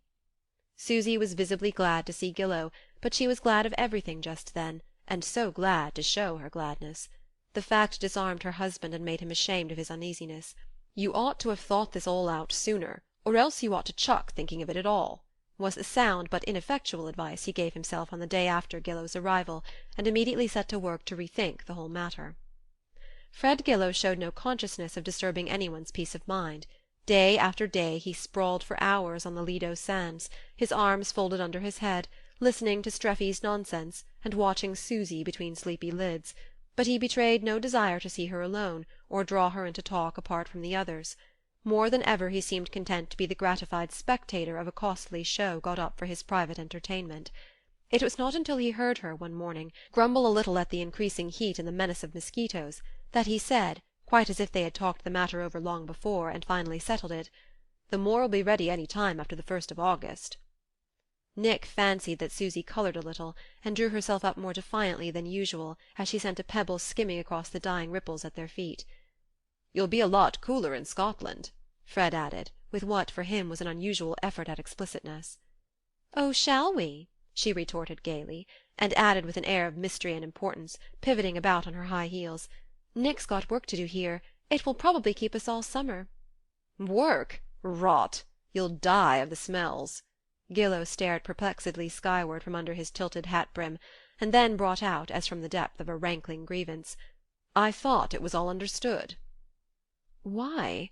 Nick asked his wife that night, as they re-entered Ellie's cool drawing-room after a late dinner at the Lido. "Did Gillow think it was understood that we were going to his moor in August?" He was conscious of the oddness of speaking of their friend by his surname, and reddened at his blunder. Susy had let her lace cloak slide to her feet, and stood before him in the faintly lit room, slim and shimmering white through black transparencies. She raised her eyebrows carelessly. "I told you long ago he'd asked us there for August." "You didn't tell me you'd accepted." She smiled as if he had said something as simple as Fred. "I accepted everything, from everybody." What could he answer? It was the very principle on which their bargain had been struck. And if he were to say, "Ah, but this is different, because I'm jealous of Gillow," what light would such an answer shed on his past? The time for being jealous, if so antiquated an attitude were on any ground defensible, would have been before his marriage, and before the acceptance of the bounties which had helped to make it possible. He wondered a little now that in those days such scruples had not troubled him. His inconsistency irritated him, and increased his irritation against Gillow. "I suppose he thinks he owns us," he grumbled inwardly. He had thrown himself into an armchair, and Susy, advancing across the shining arabesques of the floor, slid down at his feet, pressed her slender length against him, and whispered with lifted face and lips close to his, "We needn't ever go anywhere you don't want to." For once her submission was sweet, and folding her close, he whispered back through his kiss, "Not there, then."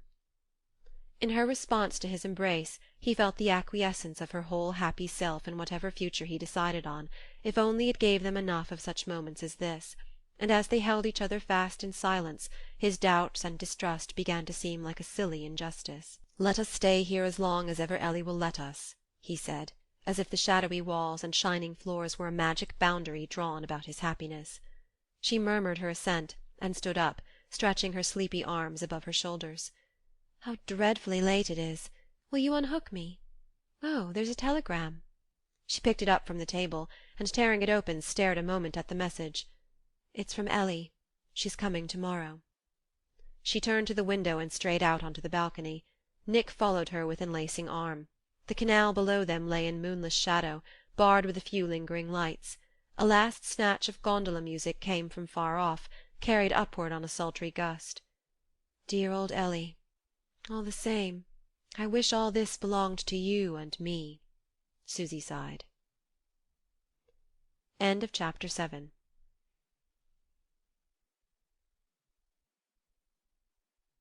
Part 1, Chapter 8. It was not Mrs. Vanderlyn's fault if, after her arrival, her palace seemed to belong any less to the Lansings.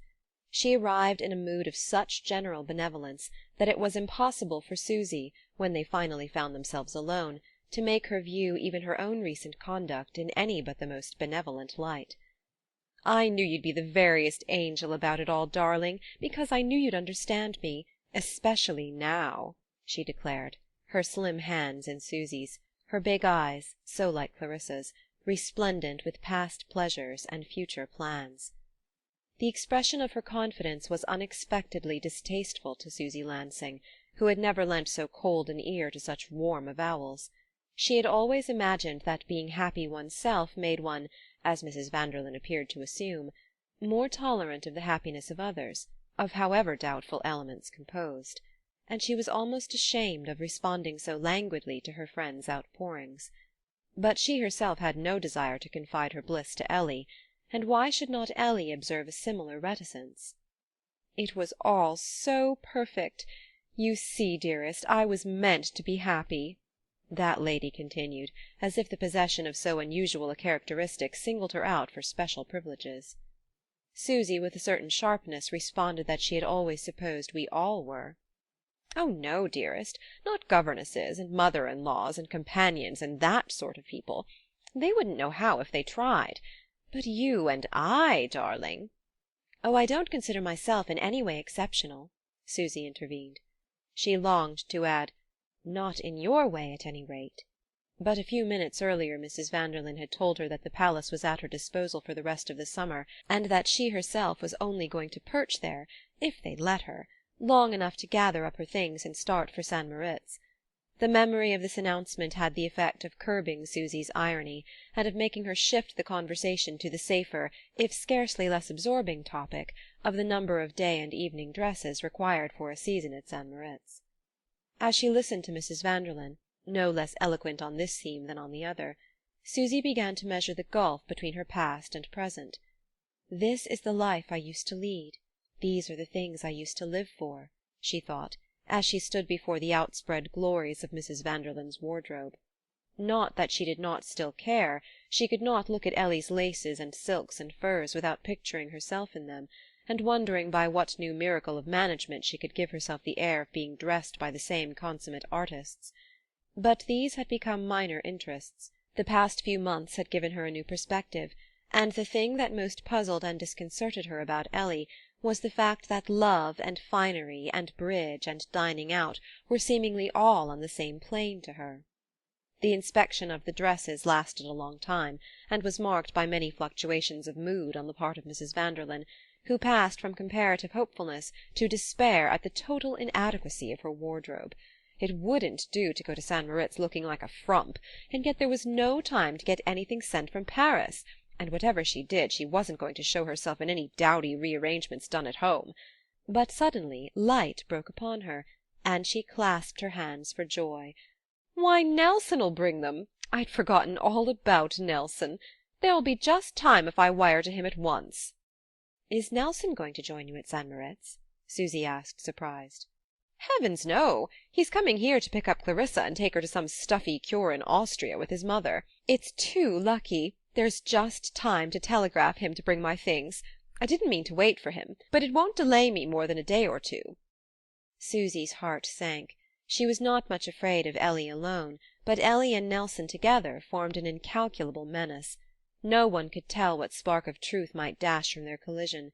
Susy felt that she could deal with the two dangers separately and successively, but not together and simultaneously. "But, Ellie, why should you wait for Nelson? I'm certain to find someone here who's going to St. Moritz and will take your things if he brings them. It's a pity to risk losing your rooms." This argument appealed for a moment to Mrs. Vanderlyn. "That's true. They say all the hotels are jammed. You dear, you're always so practical." She clasped Susy to her scented bosom. "And you know, darling, I'm sure you'll be glad to get rid of me, you and Nick. Oh, don't be hypocritical and say nonsense. You see I understand. I used to think of you so often, you two, during those blessed weeks when we two were alone." The sudden tears, brimming over Ellie's lovely eyes and threatening to make the blue circles below them run into the adjoining carmine, filled Susy with compunction. "Poor thing, oh, poor thing," she thought, and hearing herself called by Nick, who was waiting to take her out for their usual sunset on the lagoon, she felt a wave of pity for the deluded creature who would never taste that highest of imaginable joys. "But all the same," Susy reflected as she hurried down to her husband, "I'm glad I persuaded her not to wait for Nelson." Some days had elapsed since Susy and Nick had had a sunset to themselves, and in the interval Susy had once again learned the superior quality of the sympathy that held them together. She now viewed all the rest of life as no more than a show, a jolly show which it would have been a thousand pities to miss, but which, if the need arose, they could get up and leave at any moment, provided that they left it together. In the dusk, while their prow slid over inverted palaces and through the scent of hidden gardens, she leaned against him and murmured, her mind returning to the recent scene with Ellie: "Nick, should you hate me dreadfully if I had no clothes?" Her husband was kindling a cigarette, and the match lit up the grin with which he answered: "But, my dear, have I ever shown the slightest symptom?" "Oh, rubbish! When a woman says 'no clothes' she means not the right clothes." He took a meditative puff. "Ah, you've been going over Ellie's finery with her?" "Yes. All those trunks and trunks full, and she finds she's got nothing for St. Moritz." "Of course," he murmured, drowsy with content, and manifesting but a languid interest in the subject of Mrs. Vanderlyn's wardrobe. "Only fancy, she very nearly decided to stop over for Nelson's arrival next week, so that he might bring her 2 or 3 more trunkfuls from Paris. But mercifully I've managed to persuade her that it would be foolish to wait." Susy felt a hardly perceptible shifting of her husband's lounging body, and was aware, through all her watchful tentacles, of a widening of his half-closed lids. "You managed?" She fancied he paused on the word ironically. "But why?" "Why what?" "Why on earth should you try to prevent Ellie's waiting for Nelson, if for once in her life she wants to?" Susy, conscious of reddening suddenly, drew back as though the leap of her tell-tale heart might have penetrated the blue flannel shoulder against which she leaned. "Really, dearest?" she murmured, but with a sudden doggedness he renewed his "Why?" "Because she's in such a fever to get to St. Moritz, and in such a funk lest the hotel shouldn't keep her rooms," Susy somewhat breathlessly produced. "Ah, I see." Nick paused again. "Your devoted friend, aren't you?" "What an odd question! There's hardly any one I've reason to be more devoted to than Ellie," his wife answered, and she felt his contrite clasp on her hand. "Darling, no, nor I. Or more grateful to for leaving us alone in this heaven." Dimness had fallen on the waters, and her lifted lips met his bending ones. Trailing late into dinner that evening, Ellie announced that, after all, she had decided it was safest to wait for Nelson. "I should simply worry myself ill if I weren't sure of getting my things," she said in the tone of tender solicitude with which she always discussed her own difficulties. "After all, people who deny themselves everything do get warped and bitter, don't they?" she argued plaintively, her lovely eyes wandering from one to the other of her assembled friends. Strefford remarked gravely that it was the complaint which had fatally undermined his own health, and in the laugh that followed the party drifted into the great vaulted dining-room. "Oh, I don't mind your laughing at me, Streffy darling," his hostess retorted, pressing his arm against her own; and Susy, receiving the shock of their rapidly exchanged glance, said to herself, with a sharp twinge of apprehension: "Of course, Streffy knows everything. He showed no surprise at finding Ellie away when he arrived. And if he knows, what's to prevent Nelson's finding out?" For Strefford, in a mood of mischief, was no more to be trusted than a malicious child. Susy instantly resolved to risk speaking to him, if need be even betraying to him the secret of the letters. Only by revealing the depth of her own danger could she hope to secure his silence. On the balcony late in the evening, while the others were listening indoors to the low modulations of a young composer who had embroidered his fancies on Browning's Toccata, Susy found her chance. Strefford, unsummoned, had followed her out, and stood silently smoking at her side. "You see, Streff, why should you and I make mysteries to each other?" she suddenly began. "Why, indeed? But do we?" Susy glanced back at the group around the piano. "About Ellie, I mean, and Nelson." "Lord! Ellie and Nelson? You call that a mystery? I should as soon apply the term to one of the million candle-powder advertisements that adorn your native thoroughfares." "Well, yes, but—" She stopped again. Had she not tacitly promised Ellie not to speak? "My Susan, what's wrong?" Strefford asked. "I don't know." "Well, I do then. You're afraid that if Ellie and Nelson meet here, she'll blurt out something injudicious?" "Oh, she won't!" Susy cried with conviction. "Well, then, who will? I trust that superhuman child not to. And you and I and Nick—" "Oh," she gasped, interrupting him, "that's just it. Nick doesn't know, doesn't even suspect, and if he did—" Strefford flung away his cigar and turned to scrutinize her. "I don't see. Hanged if I do. What business is it of any of us, after all?" That, of course, was the old view that cloaked connivance in an air of decency, but to Susy it no longer carried conviction, and she hesitated. "If Nick should find out that I know—" "Good Lord! Doesn't he know that you know? After all, I suppose it's not the first time." She remained silent. "The first time you've received confidences from married friends. Does Nick suppose you've lived even to your tender age without— Hang it, what's come over you, child?" What had, indeed, that she could make clear to him? And yet more than ever she felt the need of having him securely on her side. Once his word was pledged, he was safe; otherwise there was no limit to his capacity for wilful harmfulness. "Look here, Streff. You and I know that Ellie hasn't been away for a cure, and that if poor Clarissa was sworn to secrecy it was not because it worries father to think that mother needs to take care of her health." She paused, hating herself for the ironic note she had tried to sound. "Well?" he questioned, from the depths of the chair into which he had sunk. "Well, Nick doesn't dream of it. If he knew that we owed our summer here to my knowing—" Strefford sat silent. She felt his astonished stare through the darkness. "Jove!" he said at last, with a low whistle. Susy bent over the balustrade, her heart thumping against the stone rail. "What was left of soul, I wonder?" the young composer's voice shrilled through the open windows. Strefford sank into another silence, from which he roused himself only as Susy turned back toward the lighted threshold. "Well, my dear, we'll see it through between us. You and I and Clarissa," he said with his rasping laugh, rising to follow her. He caught her hand and gave it a short pressure as they re-entered the drawing-room, where Ellie was saying plaintively to Fred Gillow, "I can never hear that thing sung without wanting to cry like a baby." End of Chapter 8.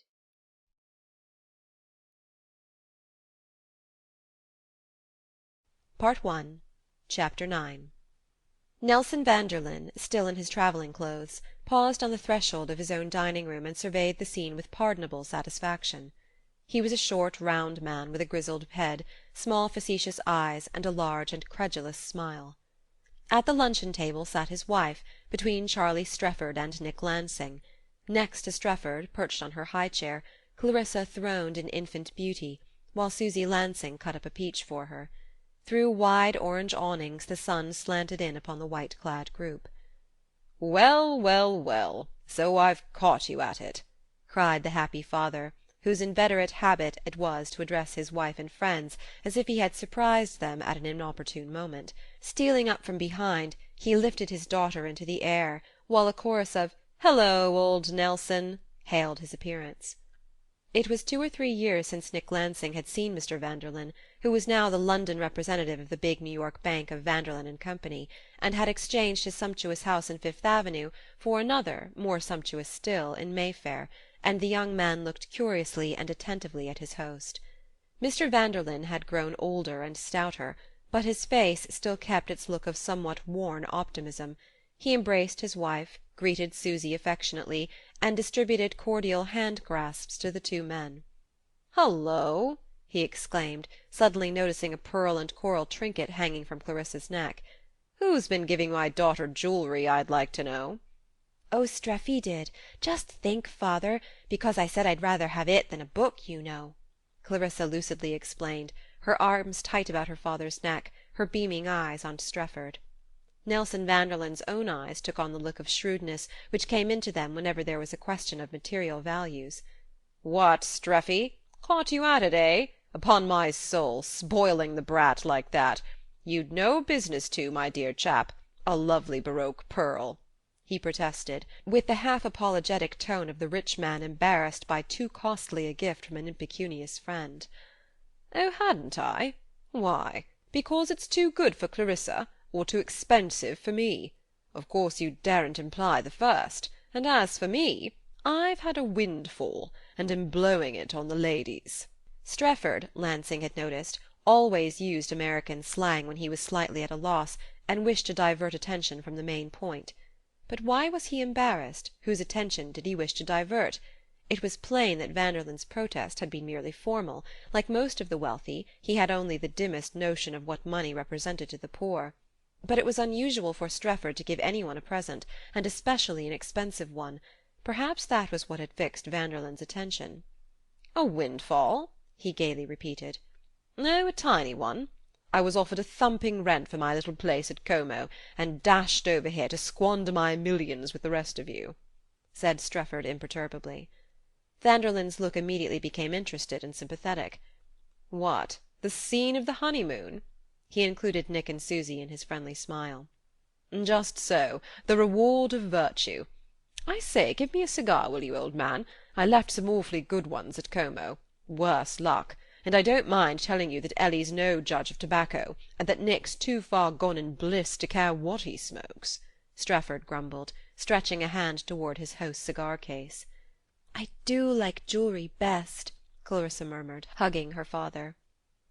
Nelson Vanderlyn's first word to his wife had been that he had brought her all her toggery, and she had welcomed him with appropriate enthusiasm. In fact, to the lookers-on her joy at seeing him seemed rather too patently in proportion to her satisfaction at getting her clothes. But no such suspicion appeared to mar Mr. Vanderlyn's happiness in being, for once, and for nearly 24 hours, under the same roof with his wife and child. He did not conceal his regret at having promised his mother to join her the next day, and added, with a wistful glance at Ellie, "If only I'd known you meant to wait for me." But, being a man of duty, in domestic as well as business affairs, he did not even consider the possibility of disappointing the exacting old lady to whom he owed his being. "Mother cares for so few people," he used to say, not without a touch of filial pride in the parental exclusiveness, "that I have to be with her rather more than if she were more sociable." And with smiling resignation he gave orders that Clarissa should be ready to start the next evening. "And meanwhile," he concluded, "we'll have all the good time that's going." The ladies of the party seemed united in the desire to further this resolve, and it was settled that as soon as Mr. Vanderlyn had dispatched a hasty luncheon, his wife, Clarissa and Susy should carry him off for a tea picnic at Torcello. They did not even suggest that Strefford or Nick should be of the party, or that any of the other young men of the group should be summoned. As Susy said, Nelson wanted to go off alone with his harem, and Lansing and Strefford were left to watch the departure of the happy Pasha, ensconced between attentive beauties. "Well, that's what you call being married," Strefford commented, waving his battered Panama at Clarissa. "Oh, no, I don't," Lansing laughed. "He does. But do you know—" Strefford paused and swung about on his companion. "Do you know, when the rude awakening comes, I don't care to be there. I believe there'll be some crockery broken." "Shouldn't wonder," Lansing answered indifferently. He wandered away to his own room, leaving Strefford to philosophize to his pipe. Lansing had always known about poor old Nelson. Who hadn't, except poor old Nelson? The case had once seemed amusing because so typical. Now it rather irritated Nick that Vanderlyn should be so complete an ass. But he would be off the next day, and so would Ellie, and then for many enchanted weeks the palace would once more be the property of Nick and Susy. Of all the people who came and went in it, they were the only ones who appreciated it, or knew how it was meant to be lived in, and that made it theirs in the only valid sense. In this light it became easy to regard the Vanderlyns as mere transient intruders. Having relegated them to this convenient distance, Lansing shut himself up with his book. He had returned to it with fresh energy after his few weeks of holiday-making, and was determined to finish it quickly. He did not expect that it would bring in much money, but if it were moderately successful it might give him an opening in the reviews and magazines, and in that case he meant to abandon archaeology for novels, since it was only as a purveyor of fiction that he could count on earning a living for himself and Susy. Late in the afternoon he laid down his pen and wandered out of doors. He loved the increasing heat of the Venetian summer, the bruised peach tints of worn house-fronts, the enamelling of sunlight on dark green canals, the smell of half-decayed fruits and flowers thickening the languid air. What visions could he build, if he dared, of being tucked away with Susy in the attic of some tumble-down palace, above a jade-green waterway, with a terrace overhanging a scrap of neglected garden, and cheques from the publishers dropping in at convenient intervals? Why should they not settle in Venice if he pulled it off? He found himself before the church of the Scalzi, and pushing open the leathern door, wandered up the nave under the whirl of rose and lemon angels in Tiepolo's great vault. It was not a church in which one was likely to run across sightseers, but he presently remarked a young lady standing alone near the choir, and assiduously applying her field-glass to the celestial vortex, from which she occasionally glanced down at an open manual. As Lansing's step sounded on the pavement, the young lady, turning, revealed herself as Miss Hicks. "Ah, you like this too? It's several centuries out of your line, though, isn't it?" Nick asked as they shook hands. She gazed at him gravely. "Why shouldn't one like things that are out of one's line?" she answered, and he agreed, with a laugh, that it was often an incentive.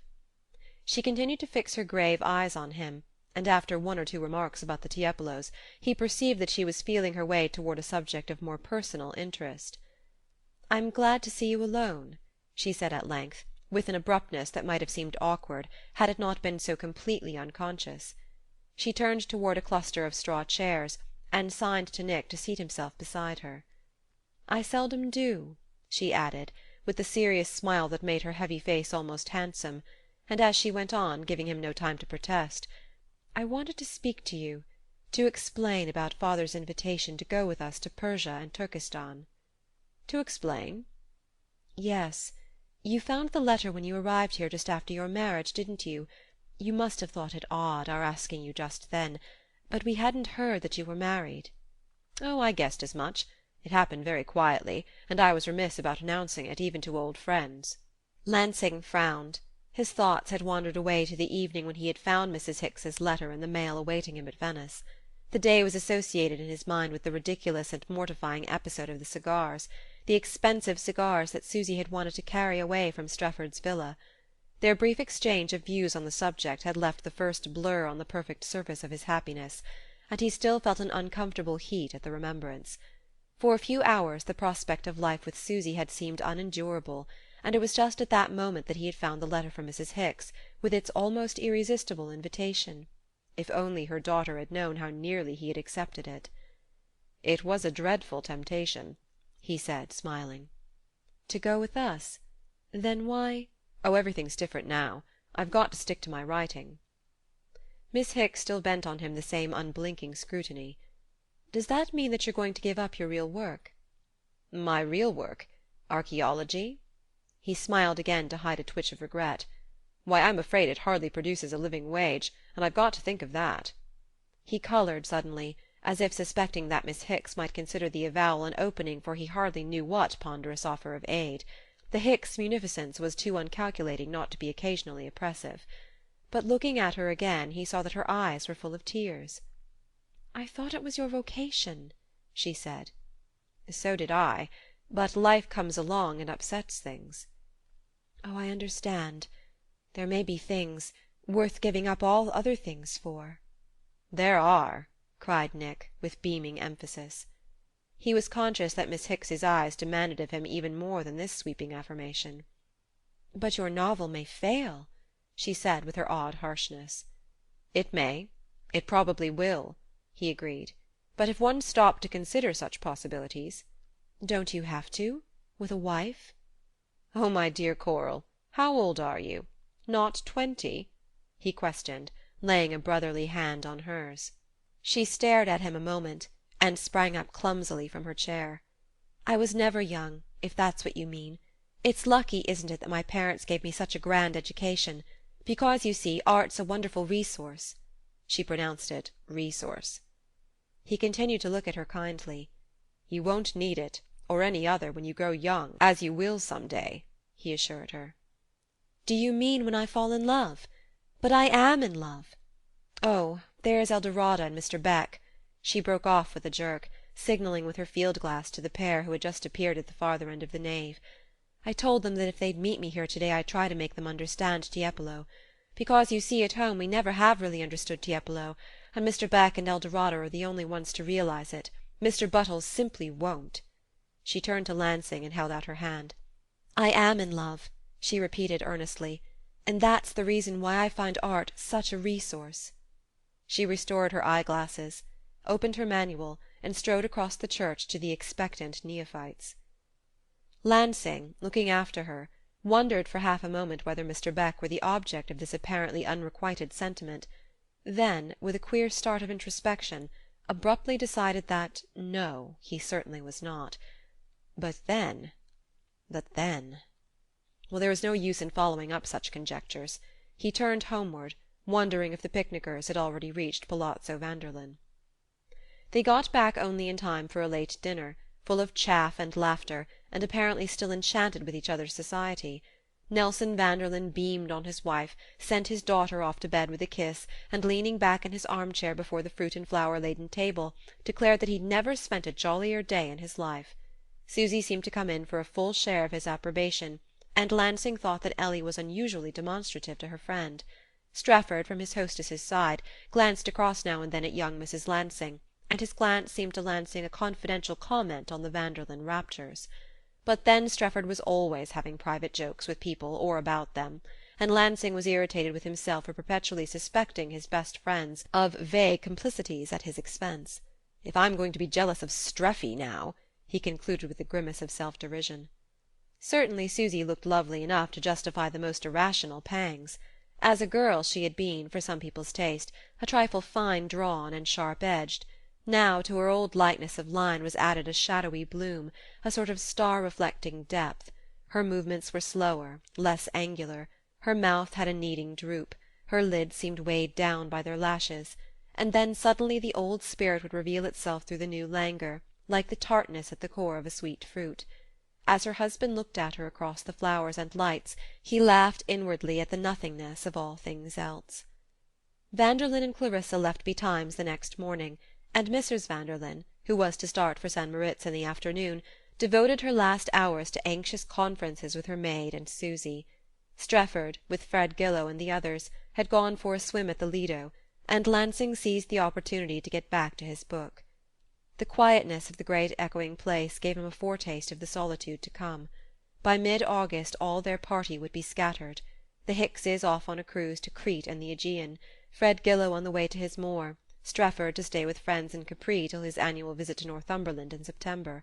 One by one the others would follow, and Lansing and Susy be left alone in the great sun-proof palace, alone under the star-laden skies, alone with the great orange moons, still theirs, above the bell-tower of San Giorgio.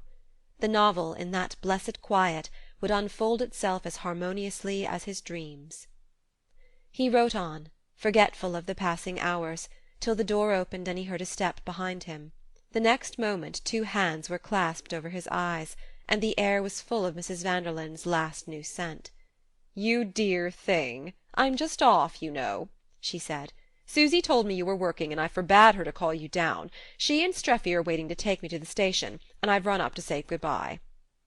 "Ellie, dear." Full of compunction, Lansing pushed aside his writing and started up, but she pressed him back into his seat. "No, no, I should never forgive myself if I'd interrupted you. I oughtn't to have come up. Susy didn't want me to. But I had to tell you, you dear. I had to thank you." In her dark travelling dress and hat, so discreetly conspicuous, so negligent and so studied, with a veil masking her paint and gloves hiding her rings, she looked younger, simpler, more natural than he had ever seen her. Poor Ellie, such a good fellow after all. "To thank me? For what? For being so happy here?" he laughed, taking her hands.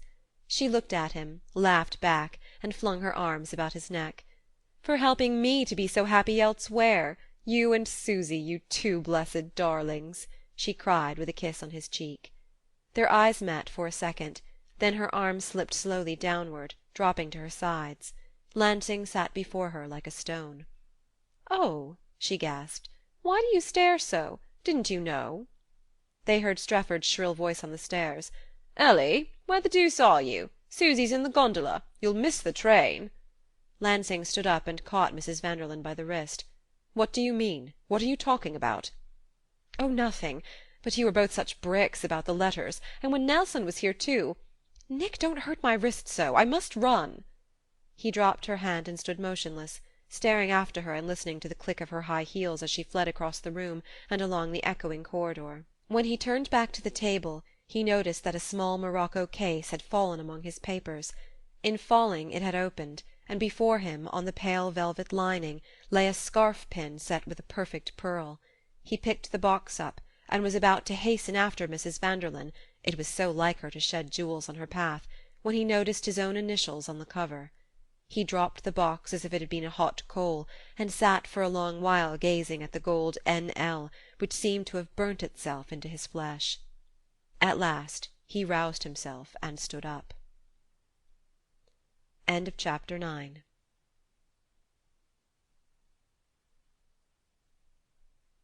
Part 1, Chapter 10. With a sigh of relief, Susy drew the pins from her hat and threw herself down on the lounge. The ordeal she had dreaded was over, and Mr. and Mrs. Vanderlyn had safely gone their several ways. Poor Ellie was not noted for prudence, and when life smiled on her she was given to betraying her gratitude too openly.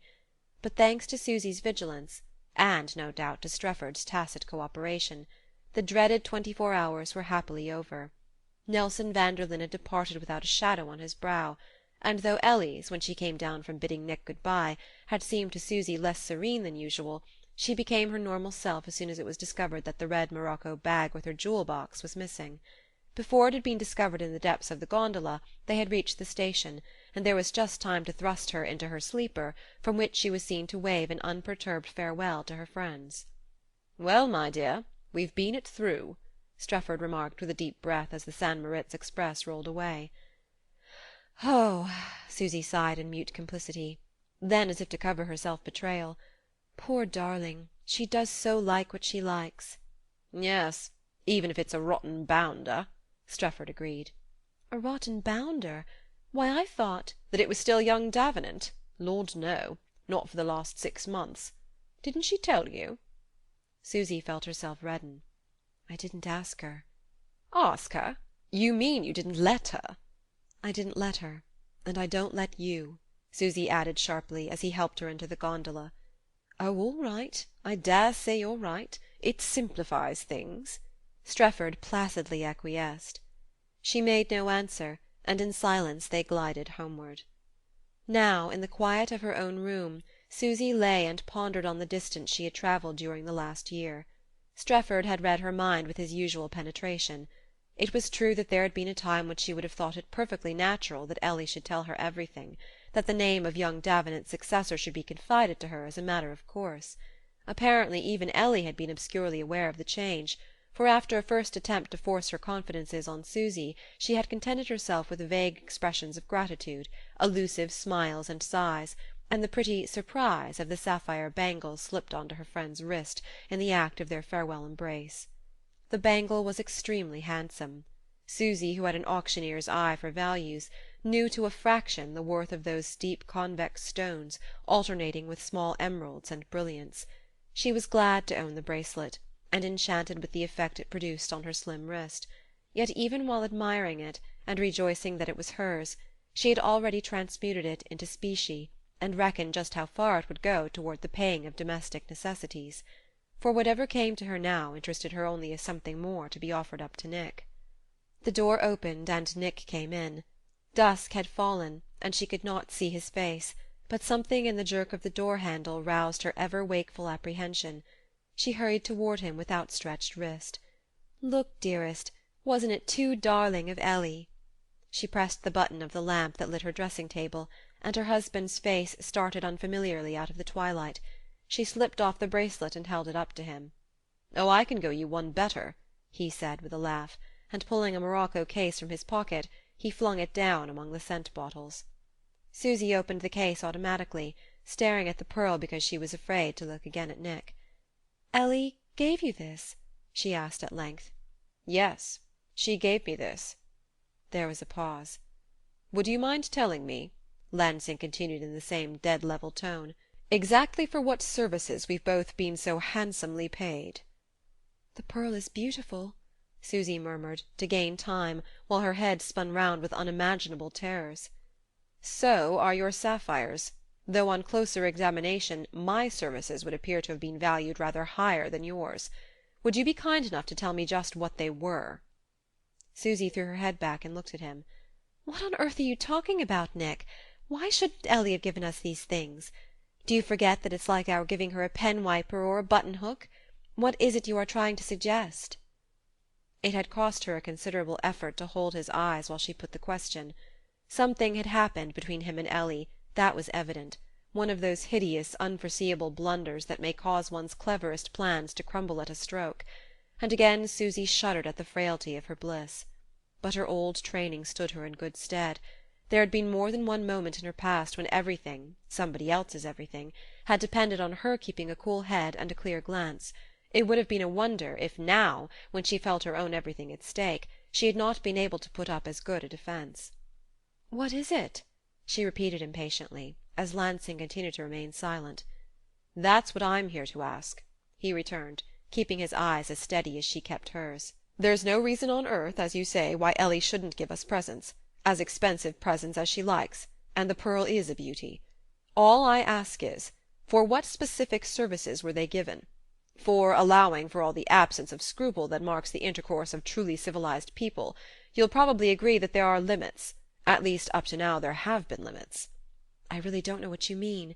I suppose Ellie wanted to show that she was grateful to us for looking after Clarissa." "But she gave us all this in exchange for that, didn't she?"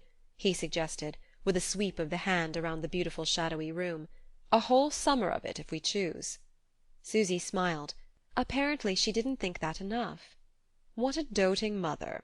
It shows the store she sets upon her child." "Well, don't you set store upon Clarissa?" "Clarissa is exquisite, but her mother didn't mention her in offering me this recompense." Susy lifted her head again. "Whom did she mention?" "Vanderlyn," said Lansing. "Vanderlyn? Nelson?" "Yes, and some letters. Something about letters. What is it, my dear, that you and I have been hired to hide from Vanderlyn? Because I should like to know," Nick broke out savagely, "if we've been adequately paid." Susy was silent. She needed time to reckon up her forces, and study her next move, and her brain was in such a whirl of fear that she could only at last retort: "What is it that Ellie said to you?" Lansing laughed again. "That's just what you'd like to find out, isn't it?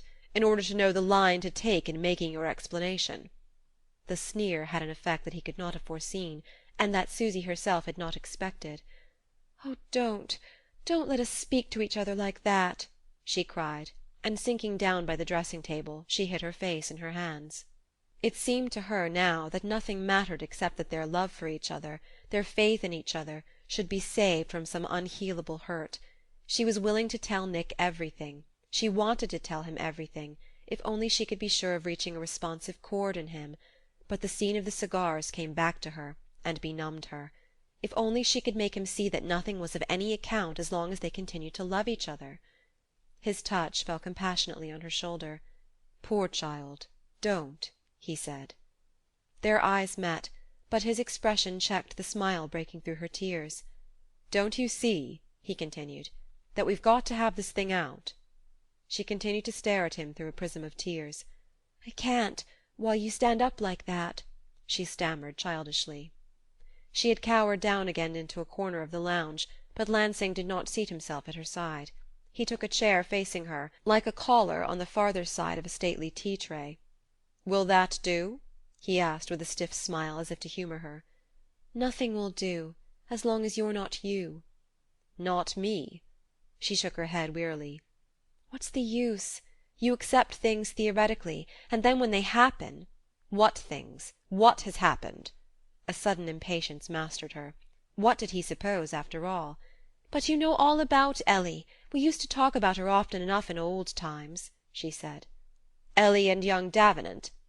"Young Davenant, or the others." "Or the others. But what business was it of ours?" "Ah, that's just what I think!" she cried, springing up with an explosion of relief. Lansing stood up also, but there was no answering light in his face. "We're outside of all that. We've nothing to do with it, have we?" he pursued. "Nothing whatever." "Then what on earth is the meaning of Ellie's gratitude? Gratitude for what we've done about some letters, and about Vanderlyn?" "Oh, not you!" Susy cried involuntarily. "Not I? Then you?" He came close and took her by the wrist. "Answer me. Have you been mixed up in some dirty business of Ellie's?" There was a pause. She found it impossible to speak with that burning grasp on the wrist where the bangle had been.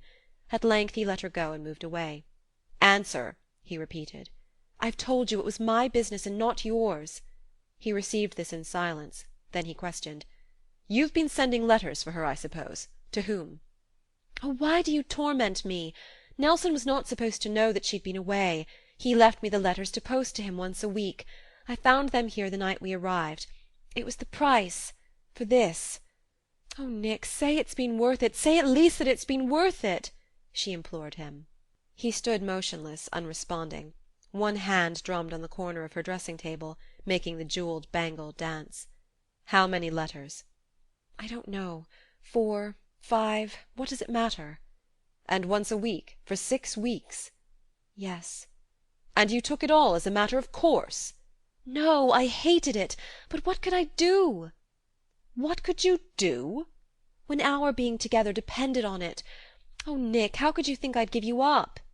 "Give me up?" he echoed. "Well, doesn't our being together depend on what we can get out of people? And hasn't there always got to be some give and take? Did you ever in your life get anything for nothing?"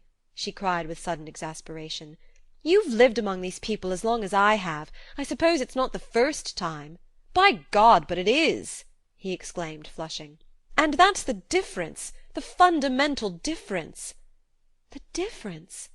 "Between you and me. I've never in my life done people's dirty work for them, least of all for favours in return.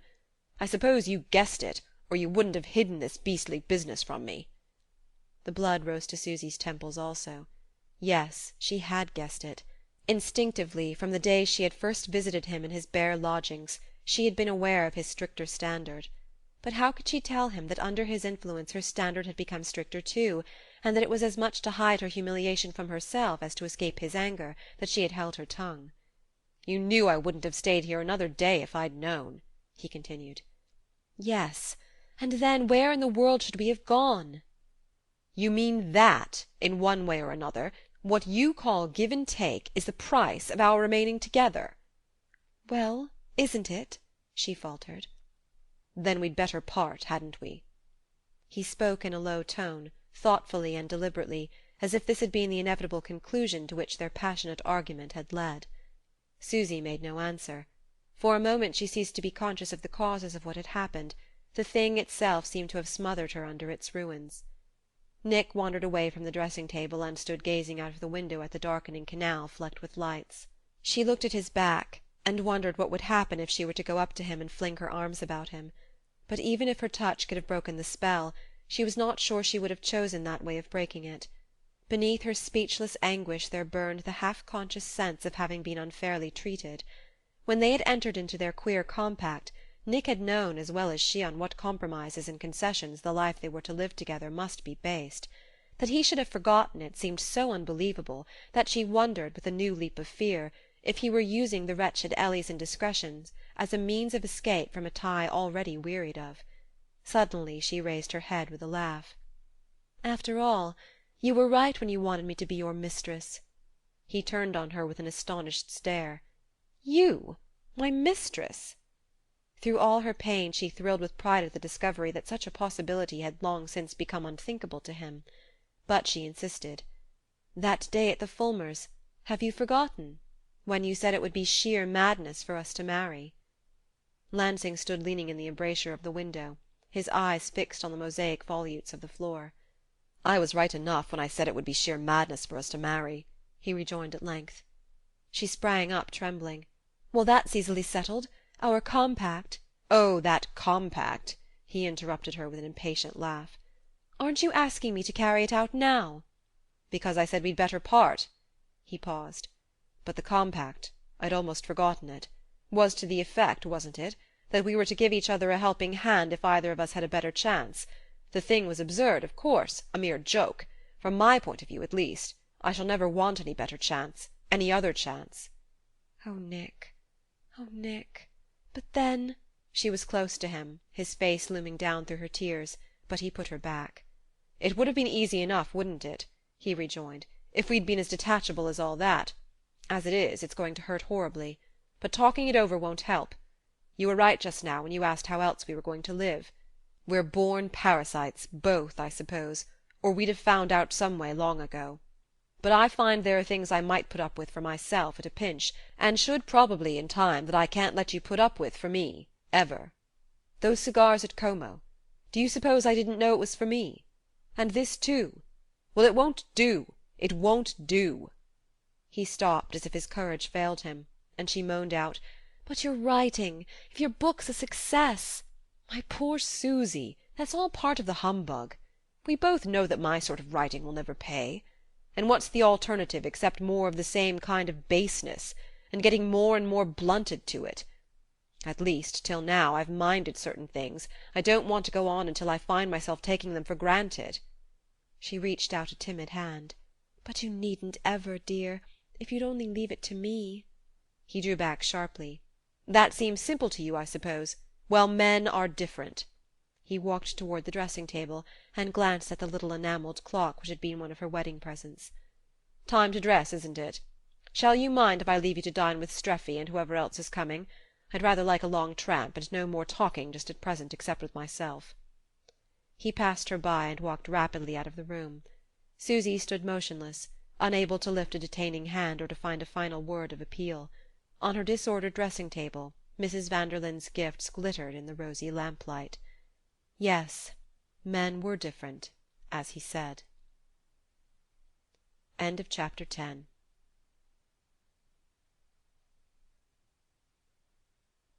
Part 1, Chapter 11. But there were necessary accommodations. There always had been. Nick, in old times, had been the first to own it.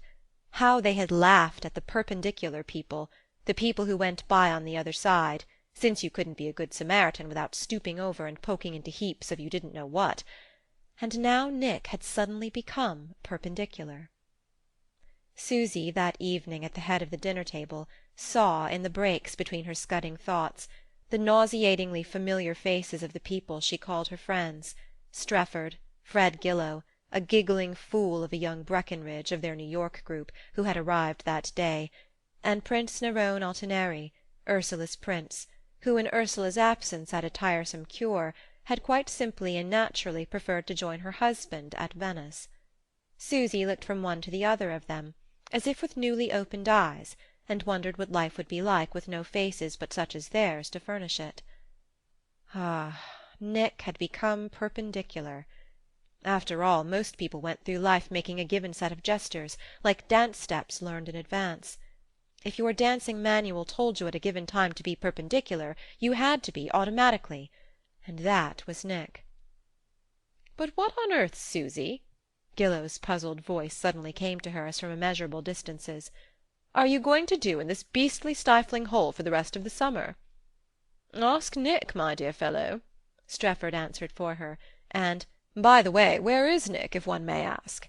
young Breckenridge interposed, glancing up to take belated note of his host's absence. "Dining out," said Susy glibly. "People turned up, blighting bores that I wouldn't have dared to inflict on you." How easily the old familiar fibbing came to her.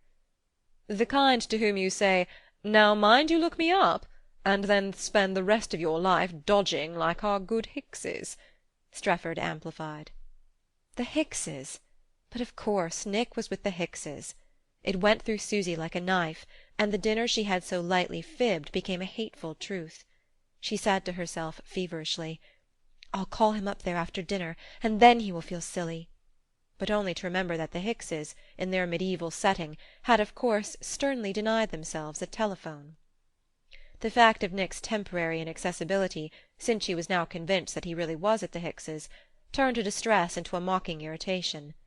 Ah, that was where he carried his principles, his standards, or whatever he called the new set of rules he had suddenly begun to apply to the old game. It was stupid of her not to have guessed it at once. "Oh, the Hickses! Nick adores them, you know. He's going to marry Coral next," she laughed out, flashing the joke around the table with all her practised flippancy. "Lord!" gasped Gillow, inarticulate, while the prince displayed the unsurprised smile which Susy accused him of practising every morning with his Mueller exercises. Suddenly Susy felt Strefford's eyes upon her. "What's the matter with me? Too much rouge?" she asked, passing her arm in his as they left the table. "No, too little. Look at yourself," he answered in a low tone. "Oh, in these cadaverous old looking-glasses everybody looks fished up from the canal." She jerked away from him to spin down the long floor of the salon, hands on hips, whistling a ragtime tune. The Prince and young Breckenridge caught her up, and she spun back with the latter, while Gillow, it was believed to be his sole accomplishment, snapped his fingers in simulation of bones and shuffled after the couple on stamping feet. Susy sank down on a sofa near the window, fanning herself with a floating scarf, and the men foraged for cigarettes and rang for the gondoliers, who came in with trays of cooling drinks. "Well, what next? This ain't all, is it?" Gillow presently queried, from the divan where he lolled half asleep with dripping brow. Fred Gillow, like nature, abhorred a void, and it was inconceivable to him that every hour of man's rational existence should not furnish a motive for getting up and going somewhere else. Young Breckenridge, who took the same view, and the Prince, who earnestly desired to, reminded the company that somebody they knew was giving a dance that night at the Lido. Strefford vetoed the Lido, on the ground that he'd just come back from there, and proposed that they should go out on foot for a change. "Why not? What fun!" Susy was up in an instant. "Let's pay somebody a surprise visit. I don't know who. Streffy, Prince, can't you think of somebody who'd be particularly annoyed by our arrival?" "No, the list's too long. Let's start and choose our victim on the way," Strefford suggested. Susy ran to her room for a light cloak, and without changing her high-heeled satin slippers went out with the four men. There was no moon, thank heaven there was no moon, but the stars hung over them as close as fruit, and secret fragrances dropped on them from garden walls. Susy's heart tightened with memories of Como. They wandered on, laughing and dawdling, and yielding to the drifting whims of aimless people. Presently someone proposed taking a nearer look at the facade of San Giorgio Maggiore, and they hailed a gondola and were rowed out through the bobbing lanterns and twanging guitar-strings. When they landed again, Gillow, always acutely bored by scenery, and particularly resentful of midnight aesthetics, suggested a night-club near at hand, which was said to be jolly. The Prince warmly supported this proposal, but on Susy's curt refusal they started their rambling again, circuitously threading the vague dark lanes, and making for the piazza and Florian's ices. Suddenly, at a calle corner, unfamiliar and yet somehow known to her, Susy paused to stare about her with a laugh. "But the Hickses! Surely that's their palace! And the windows all lit up! They must be giving a party. Oh, do let's go up and surprise them!" The idea struck her as one of the drollest that she had ever originated, and she wondered that her companion should respond so languidly. "I can't see anything very thrilling in surprising the Hickses," Gillow protested, defrauded of possible excitements, and Strefford added, "It would surprise me more than them if I went." But Susy insisted feverishly, "You don't know. It may be awfully exciting. I have an idea that Coral's announcing her engagement to Nick. Come, give me a hand, Streff, and you the other, Fred." She began to hum the first bars of Donna Anna's entrance in Don Giovanni. "Pity I haven't got a black cloak and a mask." "Oh, your face will do," said Strefford, laying his hand on her arm. She drew back, flushing crimson. Breckenridge and the Prince had sprung on ahead, and Gillow, lumbering after them, was already halfway up the stairs. "My face? My face? What's the matter with my face? Do you know any reason why I shouldn't go to the Hickses tonight?" Susy broke out in sudden wrath. "None whatever, except that if you do it will bore me to death," Strefford returned with serenity. "Oh, in that case—" "No, come on. I hear those fools banging on the door already." He caught her by the hand, and they started up the stairway. But on the first landing she paused, twisted her hand out of his, and without a word, without a conscious thought, dashed down the long flight, across the great resounding vestibule, and out into the darkness of the calle. Strefford caught up with her, and they stood a moment silent in the night. "Susy, what the devil's the matter?" "The matter? Can't you see? That I'm tired, that I've got a splitting headache, that you bore me to death, one and all of you." She turned and laid a deprecating hand on his arm. "Streffy, old dear, don't mind me. but for God's sake find a gondola and send me home." "Alone?" "Alone." It was never any concern of Streff's if people wanted to do things he did not understand, and she knew that she could count on his obedience. They walked on in silence to the next canal, and he picked up a passing gondola and put her in it. "Now go and amuse yourself," she called after him, as the boat shot under the nearest bridge. Anything, anything to be alone, away from the folly and futility that would be all she had left if Nick were to drop out of her life. "But perhaps he has dropped already, dropped for good," she thought, as she set her foot on the Vanderlyn threshold. The short summer night was already growing transparent. A new-born breeze stirred the soiled surface of the water and sent it lapping freshly against the old palace doorways. Nearly 2 o'clock.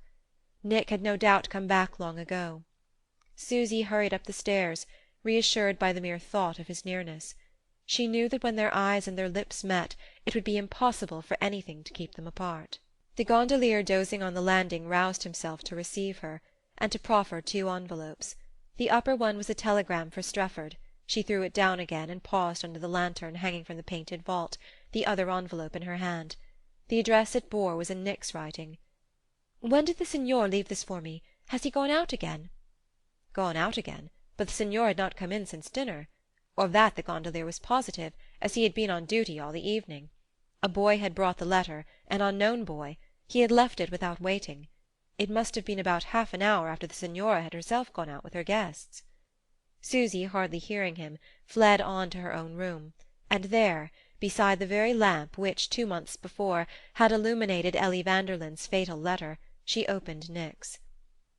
"Don't think me hard on you, dear, but I've got to work this thing out by myself. The sooner the better, don't you agree? So I'm taking the express to Milan presently. You'll get a proper letter in a day or 2. I wish I could think now of something to say that would show you I'm not a brute, but I can't. N.L." There was not much of the night left in which to sleep, even had a semblance of sleep been achievable.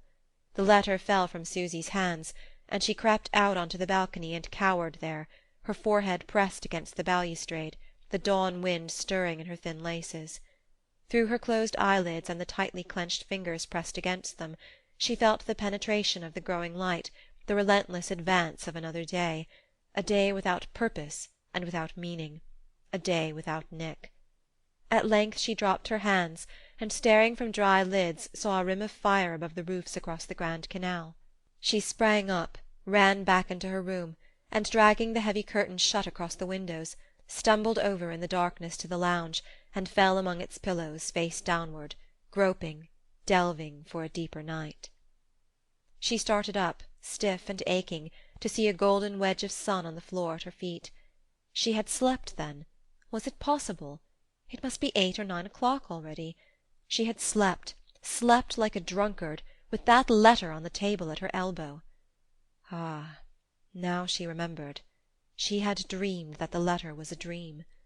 But there inexorably it lay, and she picked it up, and slowly, painfully reread it. Then she tore it into shreds, hunted for a match, and kneeling before the empty hearth as though she were accomplishing some funeral rite, she burnt every shred of it to ashes. Nick would thank her for that some day. After a bath and a hurried toilet, she began to be aware of feeling younger and more hopeful. After all, Nick had merely said that he was going away for a day or 2, and the letter was not cruel. There were tender things in it, showing through the curt words. She smiled at herself a little stiffly in the glass, put a dash of red on her colourless lips, and rang for the maid.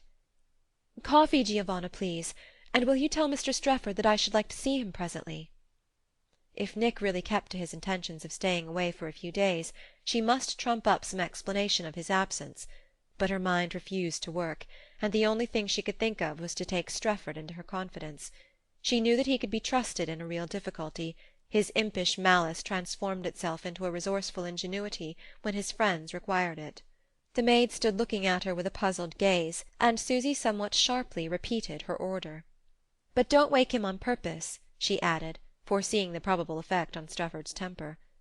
"But, signora, the gentleman is already out." "Already out?" Strefford, who could hardly be routed from his bed before luncheon time. "Is it so late?" Susy cried, incredulous. after 9, and the gentleman took the 8 o'clock train for England. Gervaso said he had received a telegram. He left word that he would write to the signora." The door closed upon the maid, and Susy continued to gaze at her painted image in the glass, as if she had been trying to outstare an importunate stranger. There was no one left for her to take counsel of, then, no one but poor Fred Gillow. She made a grimace at the idea. But what on earth could have summoned Strefford back to England? End of chapter 11.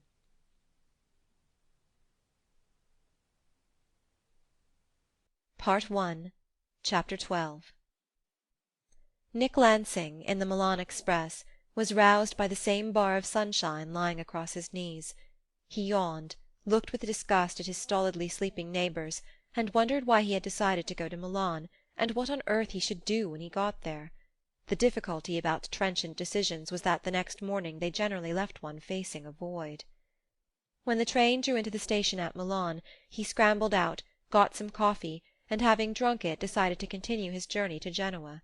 The state of being carried passively onward postponed action and dulled thought, and after 12 hours of furious mental activity that was exactly what he wanted. He fell into a doze again, waking now and then to haggard intervals of more thinking, and then dropping off to the clank and rattle of the train. Inside his head, in his waking intervals, the same clanking and grinding of wheels and chains went on unremittingly. He had done all his lucid thinking within an hour of leaving the Palazzo Vanderlyn the night before. Since then his brain had simply continued to revolve indefatigably about the same old problem. His cup of coffee, instead of clearing his thoughts, had merely accelerated their pace. At Genoa he wandered about in the hot streets, bought a cheap suit-case and some underclothes, and then went down to the port in search of a little hotel he remembered there. An hour later he was sitting in the coffee-room, smoking and glancing vacantly over the papers while he waited for dinner, when he became aware of being timidly but intently examined by a small round-faced gentleman with eye-glasses who sat alone at the adjoining table. "Hullo, Buttles!" Lansing exclaimed, recognizing with surprise the recalcitrant secretary who had resisted Miss Hicks's endeavour to convert him to Tiepolo. Mr. Buttles, blushing to the roots of his scant hair, half rose and bowed ceremoniously. Nick Lansing's first feeling was of annoyance at being disturbed in his solitary broodings, his next of relief at having to postpone them even to converse with Mr. Buttles. "No idea you were here. Is the yacht in the harbour?" he asked, remembering that the Ibis must be just about to spread her wings. Mr. Buttles, at salute behind his chair, signed a mute negation. For the moment he seemed too embarrassed to speak. "Ah, you're here as an advance guard. I remember now. I saw Miss Hicks in Venice the day before yesterday," Lansing continued, dazed at the thought that hardly 48 hours had passed since his encounter with Coral in the Scalzi. Mr. Buttles, instead of speaking, had tentatively approached his table. "May I take this seat for a moment, Mr. Lansing? Thank you. No, I am not here as an advance guard, though I believe the Ibis is due some time tomorrow." He cleared his throat, wiped his eye-glasses on a silk handkerchief, replaced them on his nose, and went on solemnly. "Perhaps, to clear up any possible misunderstanding, I ought to say that I am no longer in the employ of Mr. Hicks." Lansing glanced at him sympathetically. It was clear that he suffered horribly in imparting this information, though his compact face did not lend itself to any dramatic display of emotion. "Really?" Nick smiled and then ventured. "I hope it's not owing to conscientious objections to Tiepolo." Mr. Buttles' blush became a smouldering agony. "Ah, Miss Hicks mentioned to you, told you. No, Mr. Lansing, I am principled against the effete art of Tiepolo and of all his contemporaries, I confess. But if Miss Hicks chooses to surrender herself momentarily to the unwholesome spell of the Italian decadence, it is not for me to protest or to criticize.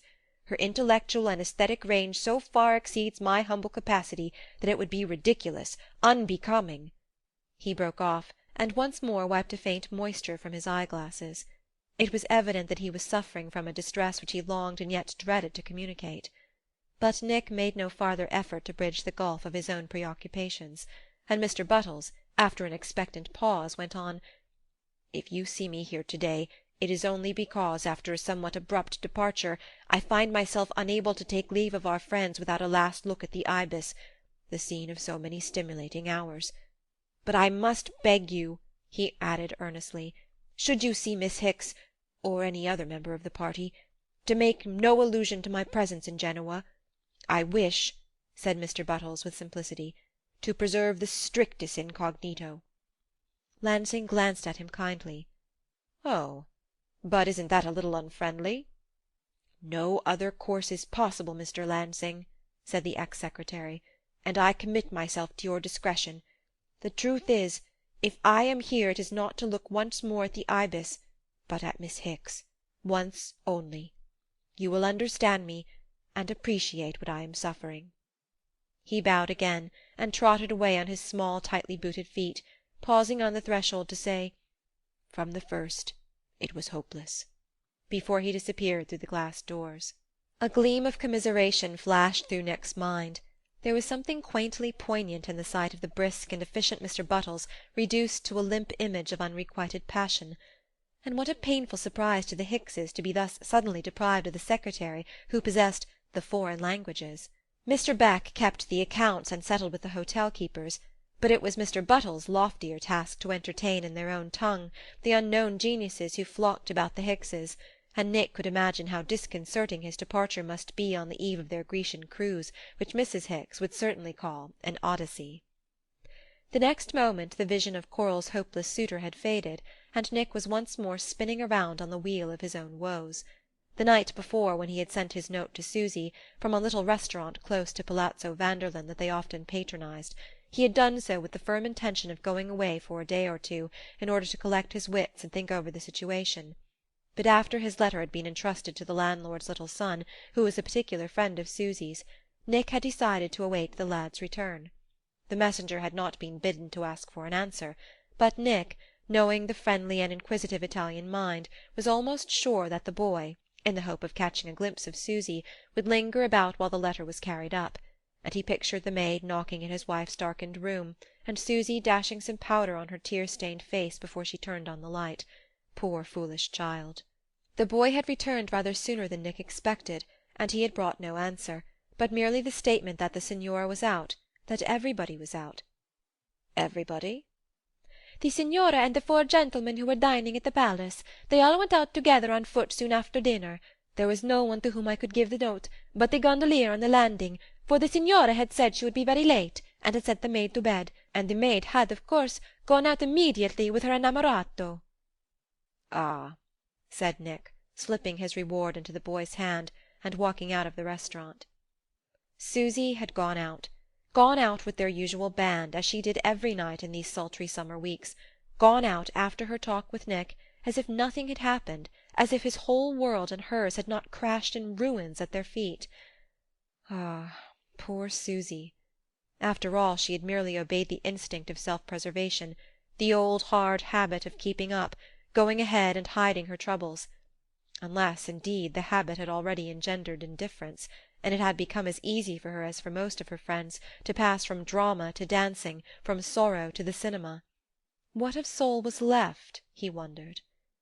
His train did not start till midnight, and after leaving the restaurant Nick tramped the sultry byways till his tired legs brought him to a standstill under the vine-covered pergola of a gondolier's wine-shop at a landing close to the Piazzetta. There he could absorb the cooling drinks until it was time to go to the station. It was after 11, and he was beginning to look about for a boat, when a black prow pushed up to the steps, and with much chaff and laughter a party of young people in evening dress jumped out. Nick, from under the darkness of the vine, saw that there was only one lady among them, and it did not need the lamp above the landing to reveal her identity. Susy, bare-headed and laughing, a light scarf slipping from her bare shoulders, a cigarette between her fingers, took Strefford's arm and turned in the direction of Florian's, with Gillow, the prince, and young Breckenridge in her wake. Nick had relived this rapid scene hundreds of times during his hours in the train and his aimless trampings through the streets of Genoa. In that squirrel wheel of a world of his and Susy's you had to keep going or drop out, and Susy, it was evident, had chosen to keep going. Under the lamp-flare on the landing he had had a good look at her face, and he had seen that the mask of paint and powder was carefully enough adjusted to hide any ravages the scene between them might have left. He even fancied that she had dropped a little atropine into her eyes. There was no time to spare if he meant to catch the midnight train, and no gondola in sight but that which his wife had just left. He sprang into it, and bade the gondolier carry him to the station. The cushions, as he leaned back, gave out a breath of her scent, and in the glare of electric light at the station he saw at his feet a rose which had fallen from her dress. He ground his heel into it as he got out. There it was, then. That was the last picture he was to have of her. For he knew now that he was not going back, at least not to take up their life together. He supposed he should have to see her once, to talk things over, settle something for their future. He had been sincere in saying that he bore her no ill will, only that he could never go back into that slough again. If he did, he knew he would inevitably be drawn under, slipping downward from concession to concession. The noises of a hot summer night in the port of Genoa would have kept the most carefree from slumber, but though Nick lay awake he did not notice them, for the tumult in his brain was more deafening. Dawn brought a negative relief, and out of sheer weariness he dropped into a heavy sleep. When he woke it was nearly noon, and from his window he saw the well-known outline of the Ibis standing up dark against the glitter of the harbour. He had no fear of meeting her owners, who had doubtless long since landed and betaken themselves to cooler and more fashionable regions. Oddly enough, the fact seemed to accentuate his loneliness, his sense of having no one on earth to turn to. He dressed, and wandered out disconsolately to pick up a cup of coffee in some shady corner. As he drank his coffee his thoughts gradually cleared. It became obvious to him that he had behaved like a madman or a petulant child. He preferred to think it was like a madman. If he and Susy were to separate there was no reason why it should not be done decently and quietly, as such transactions were habitually managed among people of their kind. It seemed grotesque to introduce melodrama into their little world of unruffled Sybarites, and he felt inclined now to smile at the incongruity of his gesture. But suddenly his eyes filled with tears.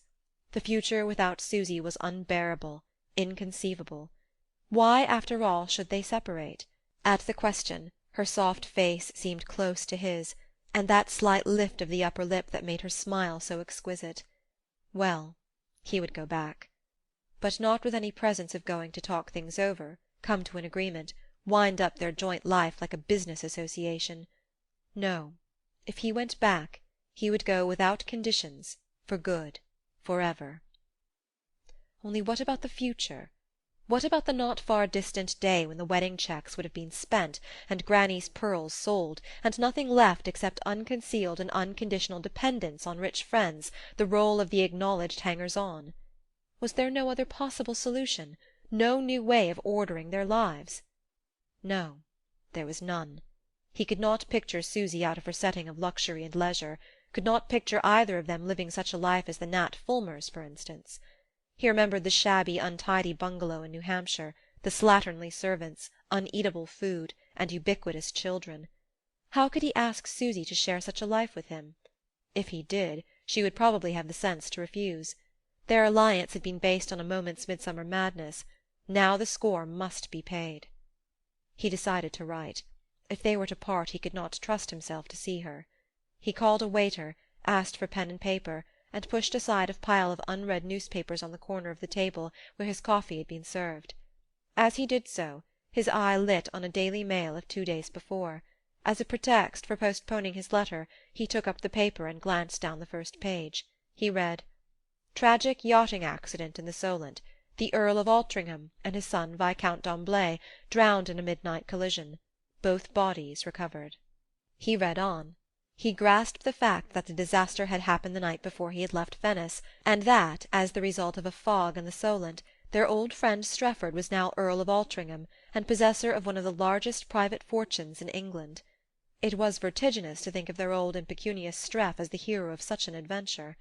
And what irony in that double turn of the wheel, which in one day had plunged him, Nick Lansing, into nethermost misery, while it tossed the other to the stars.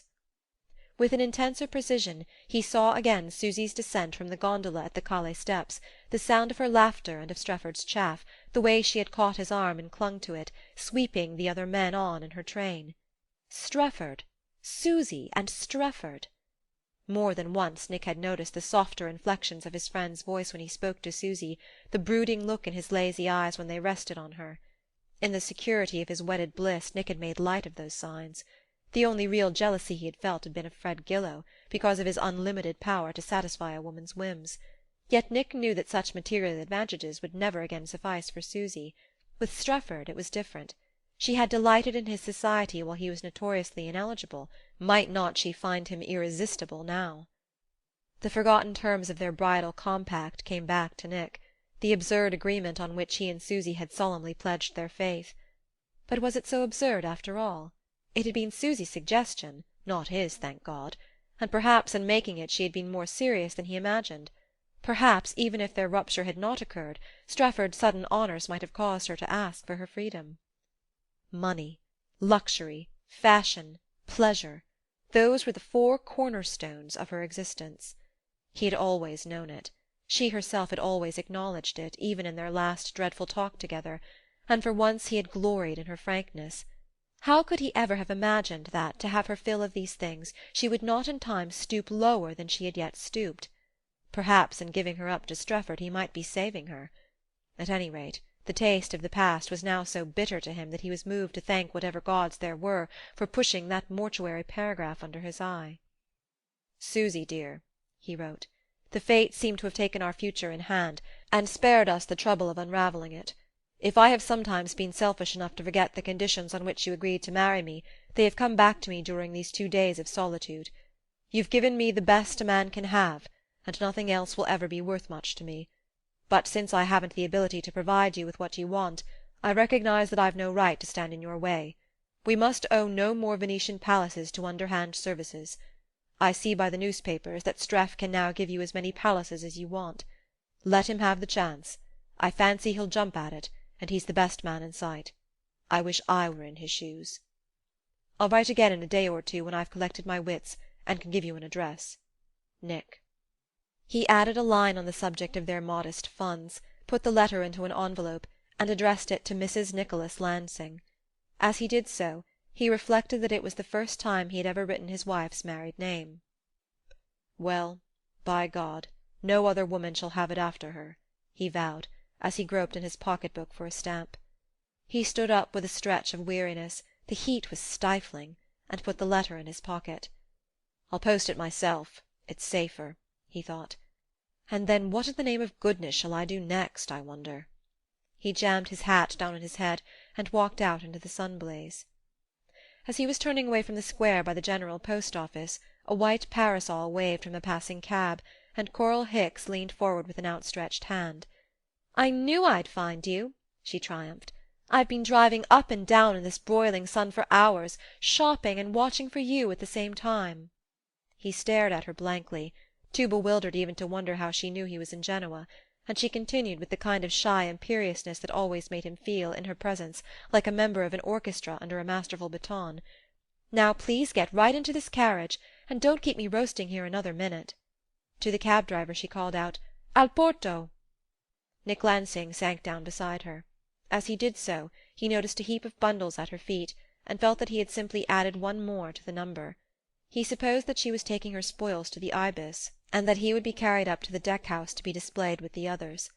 Well, it would all help to pass the day, and by night he would have reached some kind of a decision about his future. On the 3rd day after Nick's departure, the post brought to the Palazzo Vanderlyn 3 letters for Mrs. Lansing. The first to arrive was a word from Strefford, scribbled in the train and posted at Turin. In it he briefly said that he had been called home by the dreadful accident of which Susy had probably read in the daily papers.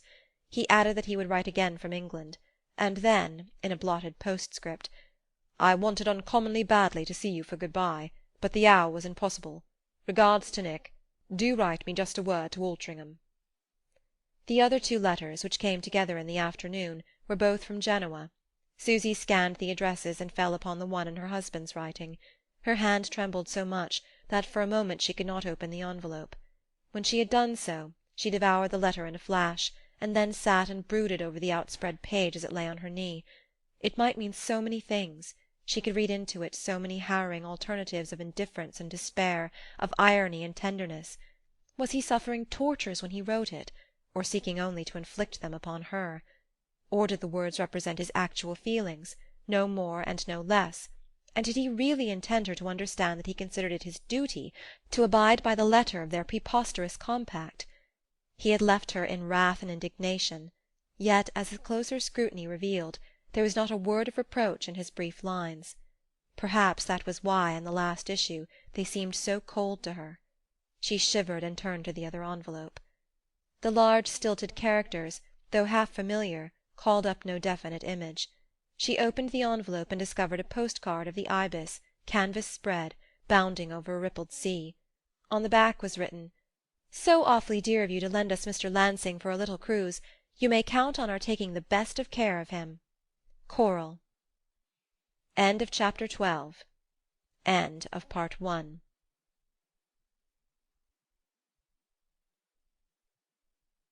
Part 2, Chapter 13. When Violet Melrose had said to Susy Branch the winter before in New York, "But why on earth don't you and Nick go to my little place at Versailles for the honeymoon? I'm off to China, and you could have it to yourselves all summer," the offer had been tempting enough to make the lovers waver.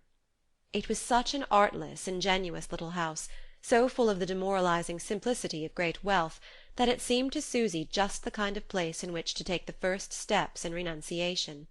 But Nick had objected that Paris, at that time of year, would be swarming with acquaintances who would hunt them down at all hours, and Susy's own experience had led her to remark that there was nothing the very rich enjoyed more than taking pot-luck with the very poor. They therefore gave Strefford's villa the preference, with an inward proviso, on Susy's part, that Violet's house might very conveniently serve their purpose at another season. These thoughts were in her mind as she drove up to Mrs. Melrose's door on a rainy afternoon late in August, her boxes piled high on the roof of the cab she had taken at the station. She had travelled straight through from Venice, stopping in Milan just long enough to pick up a reply to the telegram she had dispatched to the perfect housekeeper whose permanent presence enabled Mrs. Melrose to say, "Oh, when I'm sick of everything I just rush off without warning to my little shanty at Versailles, and live there all alone on scrambled eggs." The perfect housekeeper had replied to Susy's enquiry, "Am sure Mrs. Melrose most happy," and Susy, without further thought, had jumped into a Versailles train, and now stood in the thin rain before the sphinx-guarded threshold of the pavilion. The revolving year had brought round the season at which Mrs. Melrose's house might be convenient.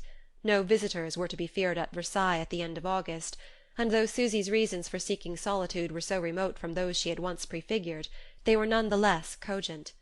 To be alone, alone. After those first exposed days when, in the persistent presence of Fred Gillow and his satellites, and in the mocking radiance of late summer on the lagoons, she had fumed and turned about in her agony like a trapped animal in a cramping cage, to be alone had seemed the only respite, the one craving. To be alone somewhere in a setting as unlike as possible to the sensual splendours of Venice, under skies as unlike its azure roof. If she could have chosen she would have crawled away into a dingy inn in a rainy northern town, where she had never been and no one knew her. Failing that unobtainable luxury, here she was on the threshold of an empty house, in a deserted place, under lowering skies. She had shaken off Fred Gillow, sulkily departing for his moor, where she had half promised to join him in September. The Prince, young Breckenridge, and the few remaining survivors of the Venetian group had dispersed in the direction of the Engadine or Biarritz, and now she could at least collect her wits, take stock of herself, and prepare the countenance with which she was to face the next stage in her career. Thank God it was raining at Versailles. The door opened, she heard voices in the drawing-room, and a slender, languishing figure appeared on the threshold. "Darling!" Violet Melrose cried in an embrace, drawing her into the dusky, perfumed room. "But I thought you were in China," Susy stammered. "In China, in China." Mrs. Melrose stared with dreamy eyes, and Susy remembered her drifting, disorganized life, a life more planless, more inexplicable than that of any of the other ephemeral beings blown about upon the same winds of pleasure. "Well, madam, I thought so myself, until I got a wire from Mrs. Melrose last evening," remarked the perfect housekeeper, following with Susy's handbag. Mrs. Melrose clutched her cavernous temples in her attenuated hands. Of course, I had meant to go to China, no, India. But I've discovered a genius, and genius, you know—" Unable to complete her thought, she sank down upon a pillowy divan, stretched out an arm, cried, Fulmer! Fulmer!"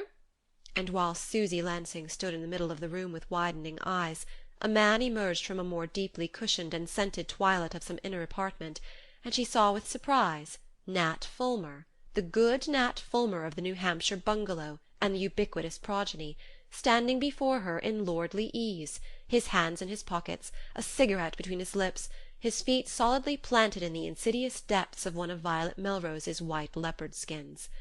"Susy!" he shouted with open arms, and Mrs. Melrose murmured, "You didn't know, then? You hadn't heard of his masterpieces?" In spite of herself, Susy burst into a laugh.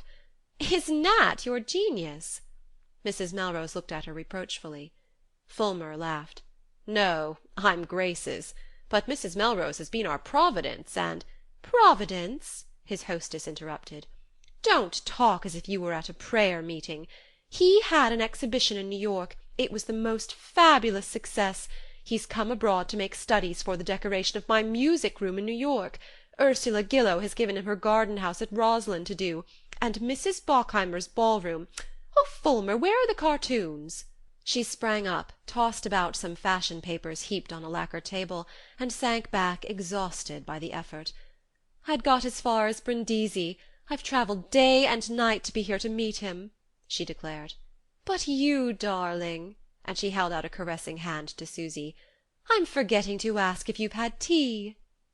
An hour later, over the tea-table, Susy already felt herself mysteriously reabsorbed into what had so long been her native element. Ellie Vanderlyn had brought a breath of it to Venice, but Susy was then nourished on another air, the air of Nick's presence and personality. Now that she was abandoned, left again to her own devices, she felt herself suddenly at the mercy of the influences from which she thought she had escaped. In the queer social whirligig from which she had so lately fled, it seemed natural enough that a shake of the box should have tossed Nat Fulmer into celebrity, and sent Violet Melrose chasing back from the ends of the earth to bask in his success. Susy knew that Mrs. Melrose belonged to the class of moral parasites, for in that strange world the parts were sometimes reversed, and the wealthy preyed upon the pauper. Wherever there was a reputation to batten on, there poor Violet appeared, a harmless vampire in pearls, who sought only to feed on the notoriety which all her millions could not create for her. Anyone less versed than Susy in the shallow mysteries of her little world would have seen in Violet Melrose a baleful enchantress, in Nat Fulmer her helpless victim. Susy knew better. Violet, poor Violet, was not even that. The insignificant Ellie Vanderlyn, with her brief trivial passions, her artless mixture of amorous and social interests, was a woman with a purpose, a creature who fulfilled herself. But Violet was only a drifting interrogation. And what of Fulmer? Mustering with new eyes his short sturdily built figure, his nondescript bearded face, and the eyes that dreamed and wandered, and then suddenly sank into you like claws, Susy seemed to have found the key to all his years of dogged toil, his indifference to neglect, indifference to poverty, indifference to the needs of his growing family. Yes, for the first time she saw that he looked commonplace enough to be a genius, was a genius perhaps, even though it was Violet Melrose who affirmed it. Susy looked steadily at Fulmer, their eyes met, and he smiled at her faintly through his beard. "Yes, I did discover him, I did," Mrs. Melrose was insisting, from the depths of the black velvet divan in which she lay sunk like a wan Nereid in a midnight sea. "You mustn't believe a word that Ursula Gillow tells you about having pounced on his Spring Snowstorm in a dark corner of the American Artists' Exhibition. Skied, if you please. They skied him less than a year ago. And naturally Ursa never in her life looked higher than the first line at a picture show. And now she actually pretends... Oh, for pity's sake, don't say it doesn't matter, Fulmer. You're saying that just encourages her, and makes people think she did. Where in reality anyone who saw me at the exhibition on varnishing day... Who? Well, Eddie Breckenridge, for instance. He was in Egypt, you say? Perhaps he was. As if one could remember the people about one, when suddenly one comes upon a great work of art, as St. Paul did. Didn't he? And the scales fell from his eyes. Well, that's exactly what happened to me that day. And Ursula, everybody knows, was down at Roslyn at the time and didn't come up for the opening of the exhibition at all. And Fulmer sits there and laughs and says it doesn't matter, and that he'll paint another picture any day for me to discover." Susy had rung the door-bell with a hand trembling with eagerness to be alone, to be quiet, to stare her situation in the face, and collect herself before she came out again among her kind. She had stood on the doorstep, cowering among her bags, counting the instants till a step sounded and the door-knob turned, letting her in from the searching glare of the outer world. And now she had sat for an hour in Violet's drawing-room, in the very house where her honeymoon might have been spent, and no one had asked her where she had come from, or why she was alone, or what was the key to the tragedy written on her shrinking face. That was the way of the world they lived in. Nobody questioned, nobody wondered any more, because nobody had time to remember. The old risk of prying curiosity, of malicious gossip, was virtually over. One was left with one's drama, one's disaster on one's hands, because there was nobody to stop and notice the little shrouded object one was carrying. As Susy watched the two people before her, each so frankly unaffected by her presence, Violet Melrose so engrossed in her feverish pursuit of notoriety, Fulmer so plunged in the golden sea of his success, she felt like a ghost making inaudible and imperceptible appeals to the grosser senses of the living. "If I wanted to be alone," she thought, "I'm alone enough, in all conscience." There was a deathly chill in such security. She turned to Fulmer. "And Grace?" He beamed back without sign of embarrassment. "Oh, she's here, naturally. We're in Paris, kids and all. In a pension where we can polish up the lingo. But I hardly ever lay eyes on her, because she's as deep in music as I am in paint. It was as big a chance for her as for me, you see, and she's making the most of it, fiddling and listening to the fiddlers. Well, it's a considerable change from New Hampshire." He looked at her dreamily, as if making an intense effort to detach himself from his dream and situate her in the fading past. "Remember the bungalow? And Nick, how's Nick?" he brought out triumphantly. "Oh, yes, darling Nick," Mrs. Melrose chimed in, and Susy, her head erect, her cheeks aflame, declared with resonance, "Most awfully well, splendidly." "He's not here, though," from Fulmer. "No, he's off travelling, cruising." Mrs. Melrose's attention was faintly roused. "With anybody interesting?" "No, you wouldn't know them. People we met." She did not have to continue, for her hostess's gaze had again strayed. "And you've come for your clothes, I suppose, darling? Don't listen to people who say that skirts are to be wider. I've discovered a new woman, a genius, and she absolutely swathes you. Her name's my secret, but we'll go to her together." Susy rose from her engulfing armchair. "Do you mind if I go up to my room? I'm rather tired, coming straight through." "Of course, dear. I think there are some people coming to dinner. Mrs. Match will tell you. She has such a memory. Fulmer, where on earth are those cartoons of the music-room?"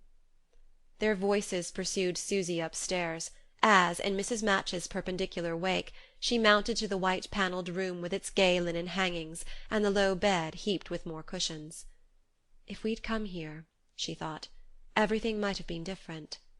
And she shuddered at the sumptuous memories of the Palazzo Vanderlyn and the great painted bedroom where she had met her doom. Mrs. Match, hoping she would find everything and mentioning that dinner was not till 9, shut her softly in among her terrors. "Find everything?" Susy echoed the phrase. Oh yes, she would always find everything. Every time the door shut on her now, and the sound of voices ceased, her memories would be there waiting for her, every one of them, waiting quietly, patiently, obstinately, like poor people in a doctor's office, the people who are always last to be attended to, but whom nothing will discourage or drive away, people to whom time is nothing, fatigue nothing, hunger nothing, other engagements nothing, who just wait. Thank heaven, after all, that she had not found the house empty, if, whenever she returned to her room, she was to meet her memories there. It was just a week since Nick had left her. During that week, crammed with people, questions, packing, explaining, evading, she had believed that in solitude lay her salvation. Now she understood that there was nothing she was so unprepared for, so unfitted for. When, in all her life, had she ever been alone? And how was she to bear it now, with all these ravening memories besetting her? Dinner not till 9. What on earth was she to do till 9 o'clock? She knelt before her boxes, and feverishly began to unpack. Gradually, imperceptibly, the subtle influences of her old life were stealing into her. As she pulled out her tossed and crumpled dresses, she remembered Violet's emphatic warning. Don't believe the people who tell you that skirts are going to be wider." Were hers, perhaps, too wide as it was? She looked at her limp raiment, piling itself up on bed and sofa, and understood that, according to Violet's standards, and that of all of her set, these dresses, which Nick had thought so original and exquisite, were already commonplace and dowdy, fit only to be passed on to poor relations or given to one's maid. And Susy would have to go on wearing them till they fell to bits, or else... well, or else begin the old life again in some new form. She laughed aloud at the turn of her thoughts. Dresses! How little they had mattered a few short weeks ago! And now perhaps they would again be one of the most foremost considerations of her life. How could it be otherwise, if she were to return again to her old dependence on Ellie Vanderlyn, Ursula Gillow, Violet Melrose? And beyond that, only the Bockheimers and their kind awaited her. A knock at the door. What a relief! It was Mrs. Match again, with a telegram. To whom had Susy given her new address? With a throbbing heart she tore open the envelope and read: "Shall be in Paris Friday for 24 hours. Where can I see you? Write Nouveau Luxe." Ah, yes, she remembered now. She had written to Strefford, and this was his answer. He was coming. She dropped into a chair and tried to think. What on earth had she said in her letter? It had been mainly, of course, one of condolence, but now she remembered having added in a precipitate postscript: "I can't give your message to Nick, for he's gone off with the Hickses. I don't know where, or for how long. It's all right, of course. It was in our bargain." She had not meant to put in that last phrase, but as she sealed her letter to Strefford, her eyes had fallen on Nick's missive, which lay beside it. Nothing in her husband's brief lines had embittered her as much as the allusion to Strefford. It seemed to imply that Nick's own plans were made, that his own future was secure, and that he could therefore freely and handsomely take thought for hers, and give her a pointer in the right direction. Sudden rage had possessed her at the thought. Where she had at first read jealousy, she now saw only a cold providence, and in a blur of tears she had scrawled her postscript to Strefford. She remembered that she had not even asked him to keep her secret. Well, after all, what would it matter if people should already know that Nick had left her? Their parting could not long remain a mystery, and the fact that it was known might help her to keep up a pretence of indifference. It was in the bargain, rang through her brain as she reread Strefford's telegram. She understood that he had snatched the time for this hasty trip solely in the hope of seeing her, and her eyes filled. The more bitterly she thought of Nick, the more this proof of Strefford's friendship moved her. The clock, to her relief, reminded her that it was time to dress for dinner. She would go down presently, chat with Violet and Fulmer, and with Violet's other guests, who would probably be odd and amusing, and too much out of her world to embarrass her by awkward questions. She would sit at a softly lit table, breathe delicate scents, eat exquisite food, trust Mrs. Match, and be gradually drawn again under the spell of her old associations. Anything but to be alone. She dressed with even more than her habitual care, reddened her lips attentively, brushed the faintest bloom of pink over her drawn cheeks, and went down, to meet Mrs. Match coming up with a tray. "Oh, madam, I thought you were too tired. I was bringing it up to you myself, just a little morsel of chicken." Susy, glancing past her, saw through the open door that the lamps were not lit in the drawing-room. "Oh, no, I'm not tired, thank you. I thought Mrs. Melrose expected friends at dinner." "Friends at dinner tonight?" Mrs. Match heaved a despairing sigh. Sometimes, the sigh seemed to say, her mistress put too great a strain upon her. "Why, Mrs. Melrose and Mr. Fulmer were engaged to dine in Paris. They left an hour ago. Mrs. Melrose told me she'd told you," the housekeeper wailed. Susy kept her little fixed smile. "I must have misunderstood. In that case... well, yes, if it's no trouble, I believe I will have my tray upstairs." Slowly she turned, and followed the housekeeper up into the dread solitude she had just left. Chapter 13.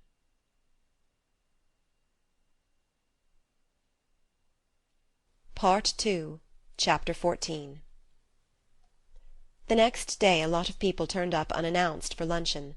They were not of the far-fetched and the exotic, in whom Mrs. Melrose now specialized, but merely commonplace fashionable people belonging to Susy's own group, people familiar with the amusing romance of her penniless marriage, and to whom she had to explain, though none of them really listened to the explanation, that Nick was not with her just now, but had gone off cruising in the Aegean with friends, getting up material for his book. This detail had occurred to her in the night. It was the kind of encounter she had most dreaded, but it proved, after all, easy enough to go through compared with those endless hours of turning to and fro, the night before, in the cage of her lonely room. Anything but to be alone. Gradually, from the force of habit, she found herself actually in tune with the talk of the luncheon-table, interested in the references to absent friends, the light allusions to last year's loves and quarrels, scandals and absurdities. The women, in their pale summer dresses, were so graceful, indolent and sure of themselves, the men so easy and good-humoured. Perhaps, after all, Susy reflected, it was the world she was meant for, since the other, the brief paradise of her dreams, had already shut its golden doors upon her. And then, as they sat on the terrace after luncheon, looking across at the yellow tree-tops of the park, one of the women said something, made just an allusion, that Susy would have let pass unnoticed in the old days, but that now filled her with a sudden deep disgust. She stood up and wandered away from them all through the fading garden. 2 days later Susy and Strefford sat on the terrace of the Tuileries above the Seine. She had asked him to meet her there, with the desire to avoid the crowded halls and drawing-room of the Nouveau Luxe, where, even at that supposedly dead season, people one knew were always drifting to and fro. And they sat on the bench in the pale sunlight, the discoloured leaves heaped at their feet, and no one to share their solitude but a lame working-man and a haggard woman, who were lunching together mournfully at the other end of the majestic vista. Strefford, in his new mourning, looked unnaturally prosperous and well-valeted, but his ugly untidy features remained as undisciplined, his smile as whimsical as of old. He had been on cool though friendly terms with the pompous uncle and the poor sickly cousin whose joint disappearance had so abruptly transformed his future, and it was his way to understate his feelings rather than to pretend more than he felt. Nevertheless, beneath his habitual bantering tone, Susy discerned a change. The disaster had shocked him profoundly. Already, in his brief sojourn amongst his people and among the great possessions so tragically acquired, old instincts had been awakened, forgotten associations had spoken in him. Susy listened to him wistfully, silenced by her imaginative perception of the distance that these things had put between them. It was horrible, seeing them both there together, laid out in that hideous Pugin chapel at Altrincham, the poor boy especially. I suppose that's really what's cutting me up now," he murmured, almost apologetically. "Oh, it's more than that, more than you know," she insisted, but he jerked back. "Now, my dear, don't be edifying, please," and fumbled for a cigarette in the pocket, which was already beginning to bulge with his miscellaneous properties. "And now about you, for that's what I came for," he continued, turning to her with one of his sudden movements. "I couldn't make head or tail of your letter." She paused a moment to steady her voice. "Couldn't you? I suppose you'd forgotten my bargain with Nick. He hadn't, and he's asked me to fulfill it." Strefford stared. "What? That nonsense about your setting each other free if either of you had the chance to make a good match?" She sighed. "Yes." "And he's actually asked you?" "Well, practically. He's gone off with the Hickses. Before going he wrote me that we'd better both consider ourselves free, and Coral sent me a postcard to say that she would take the best of care of him." Strefford mused, his eyes upon his cigarette. "But what the deuce led up to all this? It can't have happened like that out of a clear sky." Susy flushed, hesitated, looked away. She had meant to tell Strefford the whole story. It had been one of her chief reasons for wishing to see him again, and half unconsciously, perhaps, she had hoped, in his laxer atmosphere, to recover something of her shattered self-esteem. But now she suddenly felt the impossibility of confessing to anyone the depths to which Nick's wife had stooped. She fancied that her companion guessed the nature of her hesitation. "Don't tell me anything you don't want to, you know, my dear." "No, I do want to. Only it's difficult. You see, we had so very little money." "Yes?" "And Nick, who was thinking of his book and of all sorts of big things, fine things, didn't realize, left it all to me. To manage." She stumbled over the word, remembering how Nick had always winced at it. But Strefford did not seem to notice her, and she hurried on, unfolding in short awkward sentences the avowal of their pecuniary difficulties, and of Nick's inability to understand that, to keep on with the kind of life they were leading, one had to put up with things, accept favours. "Borrow money, you mean?" "Well, yes. and all the rest. No, decidedly she could not reveal to Strefford the episode of Ellie's letters. "Nick suddenly felt, I suppose, that he couldn't stand it," she continued, "and instead of asking me to try to live differently, go off somewhere with him and live, like work people, in 2 rooms, without a servant, as I was ready to do, well, instead he wrote me that it had all been a mistake from the beginning, that we couldn't keep it up, and had better recognize the fact. And he went off on the Hickses' yacht. The last evening that you were in Venice, the day he didn't come back to dinner, he had gone off to Genoa to meet them. I suppose he intends to marry Coral."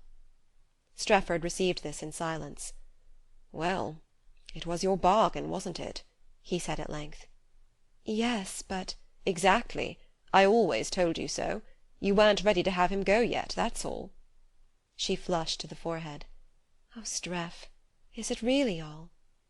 "A question of time. If you doubt it, I'd like to see you try, for a while, in those 2 rooms without a servant, and then let me hear from you. Why, my dear, it's only a question of time in a palace, with a steam yacht lying off the doorstep, and a flock of motors in the garage. Look around you and see. And did you ever imagine that you and Nick, of all people, were going to escape the common doom, and survive like Mr. and Mrs. Tithonus, while all about you the eternal passions were crumbling to pieces, and your native divorce states piling up their revenues?" She sat with bent head, the weight of the long years to come pressing like a leaden load on her shoulders. "But I'm so young. Life's so long. What does last, then?" "Ah, you're too young to believe me if I were to tell you, though you're intelligent enough to understand." "What does, then?" "Why, the hold of the things we all think we could do without. Habits, they outstand the pyramids. Comforts, luxuries, the atmosphere of ease. Above all, the power to get away from dullness and monotony, from constraints and ugliness. You chose that power instinctively before you were even grown up, and so did Nick. And the only difference between you is that he's had the sense to see sooner than you that those are the things that last, the prime necessities." "I don't believe it." "Of course you don't. At your age one doesn't reason one's materialism. And besides, you're mortally hurt that Nick has found out sooner than you, and hasn't disguised his discovery under any hypocritical phrases." "But surely there are people—" "Yes, saints and geniuses and heroes, all the fanatics. To which of their categories do you suppose we soft people belong? And the heroes and the geniuses, haven't they their enormous frailties and their giant appetites? And how should we escape being the victims of our little ones?" She sat for a while without speaking. "But, Streff, how can you say such things when I know you care for me, for instance?" "Care?" He put his hand on hers. "But, my dear, it's just the fugitiveness of mortal caring that makes it so exquisite.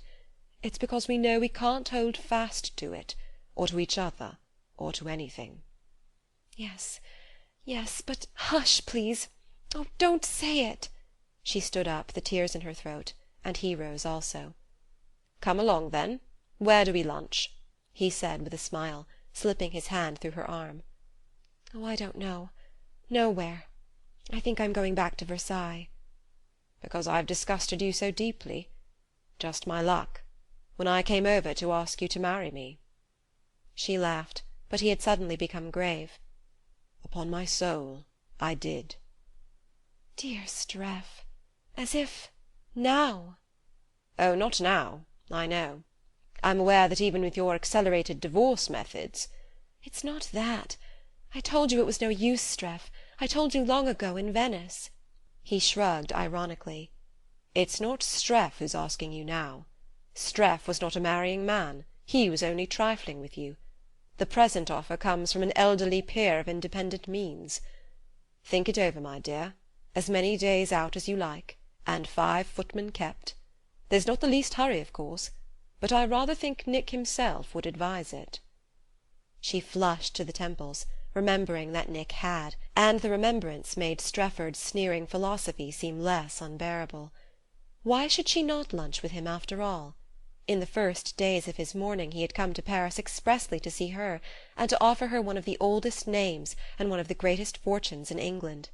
She thought of Ursula Gillow, Ellie Vanderlyn, Violet Melrose, of their condescending kindnesses, their last year's dresses, their Christmas cheques, and all the careless bounties that were so easy to bestow and so hard to accept. "I should rather enjoy paying them back," something in her maliciously murmured. She did not mean to marry Strefford. She had not even got as far as contemplating the possibility of a divorce, but it was undeniable that this sudden prospect of wealth and freedom was like fresh air in her lungs. She laughed again, but now without bitterness. "Very good, then. We'll lunch together. But it's Streff I want to lunch with today."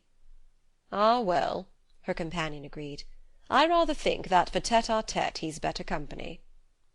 During their repast in a little restaurant over the Seine, where she insisted on the cheapest dishes because she was lunching with Streff, he became again his old whimsical companionable self. Once or twice she tried to turn the talk to his altered future and the obligations and interests that lay before him, but he shrugged away from the subject, questioning her instead about the motley company at Violet Melrose's, and fitting a droll or malicious anecdote to each of the people she named. It was not till they had finished their coffee, and she was glancing at her watch with a vague notion of taking the next train, that he asked abruptly: "But what are you going to do? You can't stay forever at Violet's." "Oh, no," she cried with a shiver. "Well, then, you've got some plan, I suppose?" "Have I?" she wondered, jerked back into grim reality from the soothing interlude of their hour together. "You can't drift indefinitely, can you? Unless you mean to go back to the old sort of life once for all." She reddened, and her eyes filled. "I can't do that, Streff. I know I can't."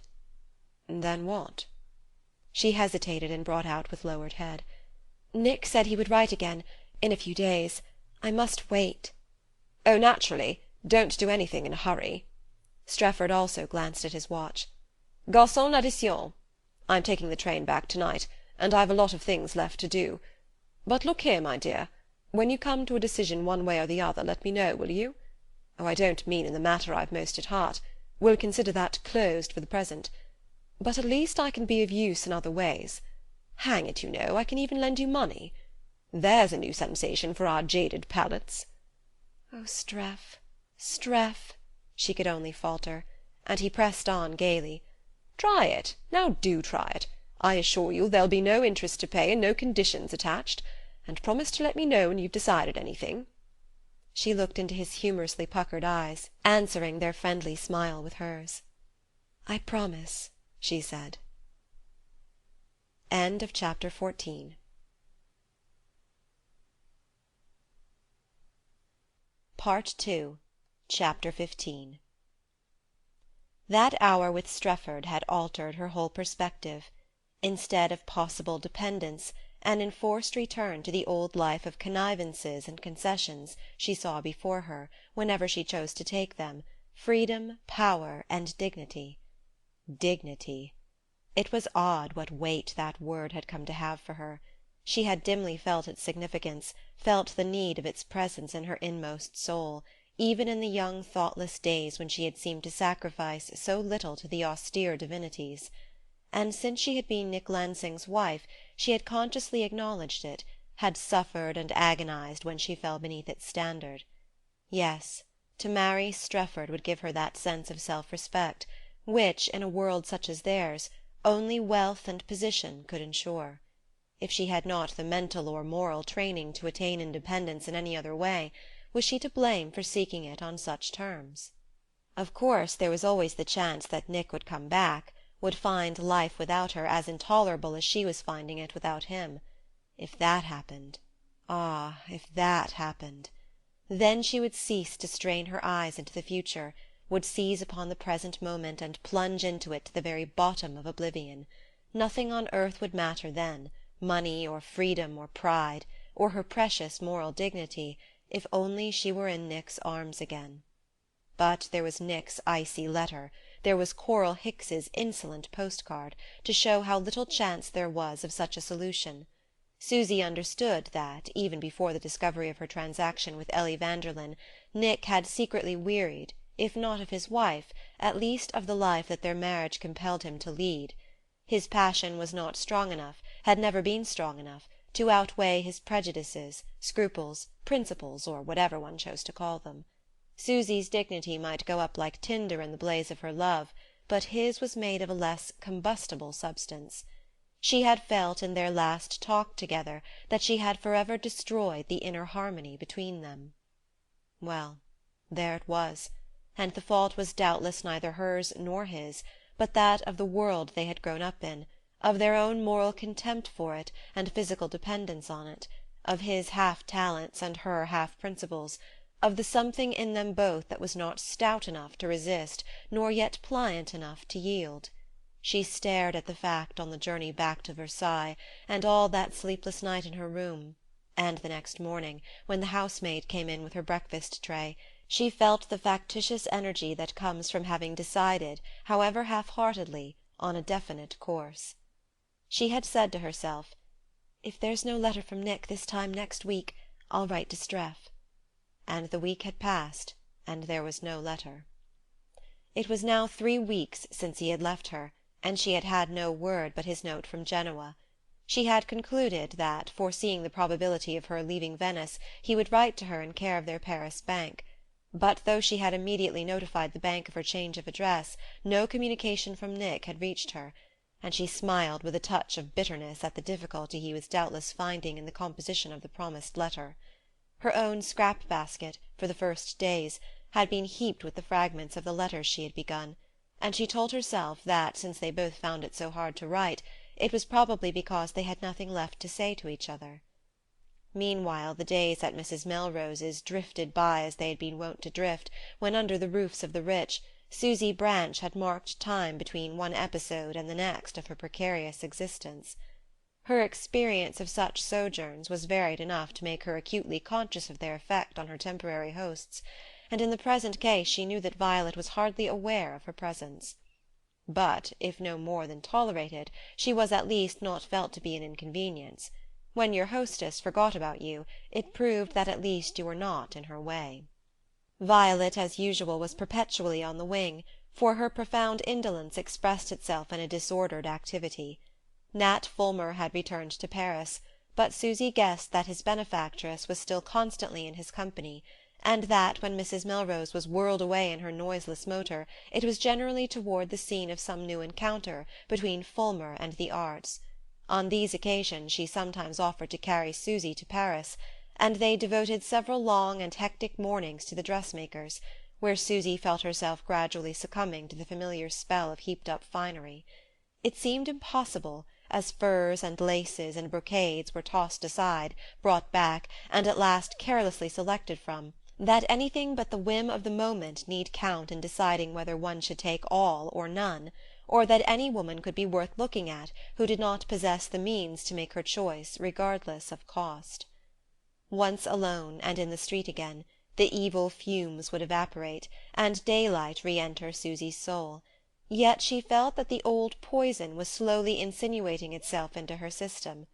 To dispel it, she decided one day to look up Grace Fulmer.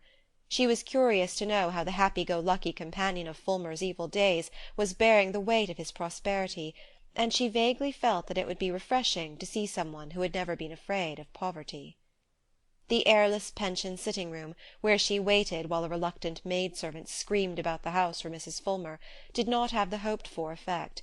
It was one thing for Grace to put up with such quarters when she shared them with Fulmer, but to live there while he basked in the lingering radiance of Versailles, or rolled from chateau to picture-gallery in Mrs. Melrose's motor, showed a courage that Susy felt unable to emulate.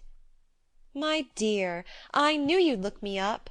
Grace's joyous voice ran down the stairway, and in another moment she was clasping Susy to her tumbled person. "Nat couldn't remember if he'd given you our address, though he promised me he would the last time he was here." She held Susy at arm's length, beaming upon her with blinking short-sighted eyes, the same old dishevelled Grace, so careless of her neglected beauty and her squandered youth, so amused and absent-minded and improvident, that the boisterous air of the New Hampshire bungalow seemed to enter with her into the little air-tight salon. While she poured out the tale of Nat's sudden celebrity, and its unexpected consequences, Susy marvelled and dreamed. Was the secret of his triumph perhaps due to those long, hard, unrewarded years, the steadfast scorn of popularity, the indifference to every kind of material ease in which his wife had so gaily abetted him? Had it been bought at the cost of her own freshness and her own talent, of the children's advantages, of everything except the closeness of the tie between husband and wife? Well, it was worth the price, no doubt. But what if, now that honours and prosperity had come, the tie were snapped, and Grace were left alone among the ruins? There was nothing in her tone or words to suggest such a possibility. Susy noticed that her ill-assorted raiment was costlier in quality and more professional in cut than the home-made garments which had draped her growing bulk at the bungalow. It was clear that she was trying to dress up to Nat's new situation. But above all she was rejoicing in it, filling her hungry lungs with the strong air of his success. It had evidently not occurred to her as yet that those who consent to share the bread of adversity may want the whole cake of prosperity for themselves. "My dear, it's too wonderful! He's told me to take as many concert and opera tickets as I like. He lets me take all the children with me. The big concerts don't begin till later, but of course the opera is always going. And there are little things. There's music in Paris at all seasons. And later it's just possible we may get to Munich for a week. Oh, Susy!" Her hands clasped, her eyes brimming, she drank the new wine of life almost sacramentally. "Do you remember, Susy, when you and Nick came to stay at the bungalow? Nat said you'd be horrified by our primitiveness, but I knew better. And I was right, wasn't I? Seeing us so happy made you and Nick decide to follow our example, didn't it?" She glowed with remembrance. "And now what are your plans? Is Nick's book nearly done? I suppose you'll have to live very economically till he finds a publisher. And the baby, darling, when is that to be? If you're coming home soon I could let you have a lot of the children's little old things." "You're always so dear, Grace, but we haven't any special plans as yet, not even for a baby, and I wish you'd tell me all of yours instead." Mrs. Fulmer asked nothing better. Susy perceived that, so far, the greater part of her European experience had consisted in talking about what it was to be. "Well, you see, Nat is so taken up all day with sightseeing and galleries and meeting important people that he hasn't had time to go about with us, and as so few theatres are open and there's so little music, I've taken the opportunity to catch up with my mending. Junie helps me with it now. She's our eldest, do you remember? She's grown into a big girl since you saw her. And later, perhaps, we're to travel, and the most wonderful thing of all, next to Nat's recognition, I mean, is not having to contrive and skimp and give up something every single minute. Just think! Nat has even made special arrangements here in the pension so that the children all have second helpings to everything. And when I go up to bed I can think of my music, instead of lying awake calculating and wondering how I can make things come out at the end of the month. Oh, Susy, that's simply heaven!" Susy's heart contracted. She had come to her friend to be taught again the lesson of indifference to material things, and instead she was hearing from Grace Fulmer's lips the long-repressed avowal of their tyranny. After all, that battle with poverty on the New Hampshire hillside had not been the easy, smiling business that Grace and Nat had made it appear. And yet... Susy stood up abruptly, and straightened the expensive hat which hung irresponsibly over Grace's left ear. "What's wrong with it? Junie helped me choose it, and she generally knows," Mrs. Fulmer wailed with helpless hands. "It's the way you wear it, dearest, and the bow is rather top-heavy. Let me have it a minute, please." Susy lifted the hat from her friend's head and began to manipulate its trimming. This is the way Maria Guy or Suzanne would do it. "And now go on about Nat." She listened musingly while Grace poured forth the tale of her husband's triumph, of the notices in the papers, the demand for his work, the fine ladies' battles over their priority in discovering him, and the multiplied orders that had resulted from their rivalry. "Of course they're simply furious with each other, Mrs. Melrose and Mrs. Gillow especially, because each one pretends to have been the first to notice his spring snowstorm, and in reality it wasn't either of them, but only poor Bill Haslett, an art critic we've known for years, who chanced on the picture and rushed off to tell the dealer who was looking for a new painter to push." Grace suddenly raised her soft myopic eyes to Susy's face. "But do you know, the funny thing is that I believe Nat is beginning to forget this, and to believe that it was Mrs. Melrose who stopped short in front of his picture on the opening day and screamed out, 'This is genius!' It seems funny he should care so much, when I've always known he had genius, and he has known it too. But they're all so kind to him, and Mrs. Melrose especially, and I suppose it makes a thing sound new to hear it said in a new voice." Susy looked at her meditatively. "And how should you feel if Nat liked too much to hear Mrs. Melrose say it?" Too much, I mean, to care any longer what you felt or thought." Her friend's worn face flushed quickly, and then paled. Susy almost repented the question. But Mrs. Fulmer met it with a tranquil dignity. "You haven't been married long enough, dear, to understand how people like Nat and me feel about such things, or how trifling they seem in the balance of one's memories." Susy stood up again and flung her arms about her friend. "Oh, Grace," she laughed with wet eyes, "how can you be as wise as that, and yet not have sense enough to buy a decent hat?" She gave Mrs. Fulmer a quick embrace and hurried away. She had learned her lesson after all, but it was not exactly the one she had come to seek. The week she had allowed herself had passed, and still there was no word from Nick. She allowed herself yet another day, and that too went by without a letter. She then decided on a step from which her pride had hitherto recoiled. She would call at the bank and ask for Nick's address. She called, embarrassed and hesitating, and was told, after enquiries in the post-office department, that Mr. Nicholas Lansing had given no address since that of the Palazzo Vanderlyn, 3 months previously. She went back to Versailles that afternoon with the definite intention of writing to Strefford, unless the morning's post brought a letter. The next morning brought nothing from Nick, but a scribbled message from Mrs. Melrose. Would Susy, as soon as possible, come into her room for a word? Susy jumped up, hurried through her bath, and knocked at her hostess's door. In the immense low bed that faced the rich umbrage of the park, Mrs. Melrose lay smoking cigarettes and glancing over her letters. She looked up with her vague smile and said dreamily, "Susy, darling, have you any particular plans? For the next few months, I mean." Susy coloured. She knew the intonation of old, and fancied she understood what it implied. "Plans, dearest? Any number. I'm tearing myself away the day after tomorrow, to the Gillows' Moor, very probably," she hastened to announce. Instead of the relief she had expected to read on Mrs. Melrose's dramatic countenance, she discovered there the blankest disappointment. "Oh, really? That's too bad. Is it absolutely settled?" "As far as I'm concerned," said Susy crisply. The other sighed. "I'm too sorry. You see, dear, I'd meant to ask you to stay on here quietly and look after the Fulmer children. Fulmer and I are going to Spain next week. I want to be with him when he makes his studies, receives his first impressions. Such a marvellous experience to be there when he and Velasquez meet."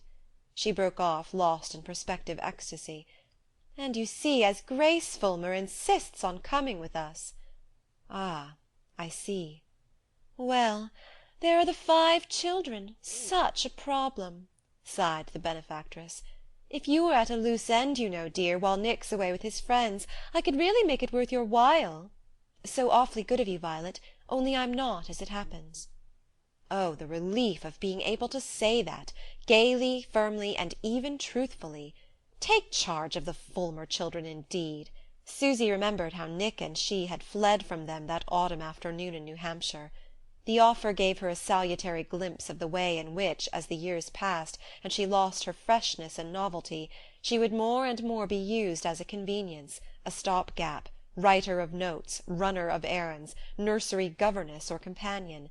She called to mind several elderly women of her acquaintance, pensioners of her own group, who still wore its livery, struck its attitudes and chattered its jargon, but had long since been ruthlessly relegated to these slave-ant offices. Never in the world would she join their numbers. Mrs. Melrose's face fell, and she looked at Susy with the plaintive bewilderment of the wielder of millions to whom everything that cannot be bought is imperceptible. "But I can't see why you can't change your plans," she murmured with a soft persistency. "Ah, well, you know," Susy paused on a slow inward smile, "they're not mine only, as it happens." Mrs. Melrose's brow clouded. The unforeseen complication of Mrs. Fulmer's presence on the journey had evidently tried her nerves, and this new obstacle to her arrangements shook her faith in the divine order of things. "Your plans are not yours only? But surely you won't let Ursula Gillow dictate to you? There's my jade pendant, the one you said you liked the other day. The Fulmers won't go with me, you understand, unless they're satisfied about the children. The whole plan will fall through. Susy, darling, you were always too unselfish. I hate to see you sacrificed to Ursula." Susy's smile lingered. Time was when she might have been glad to add the jade pendant to the collection already enriched by Ellie Vanderlyn's sapphires. More recently she would have resented the offer as an insult to her newly found principles. But already the mere fact that she might henceforth, if she chose, be utterly out of reach of such bribes, enabled her to look down on them with tolerance. Oh, the blessed moral freedom that wealth conferred! She recalled Mrs. Fulmer's uncontrollable cry, "The most wonderful thing of all is not having to contrive and skimp, and give up something every single minute." Yes, it was only on such terms that one could call one's soul one's own. The sense of it gave Susy the grace to answer amicably, "If I could possibly help you out, Violet, I shouldn't want a present to persuade me. And as you say, there's no reason why I should sacrifice myself to Ursula, or to anybody else. Only, as it happens," she paused and took the plunge, "I'm going to England because I've promised to see a friend." That night she wrote to Strefford. End of chapter 15.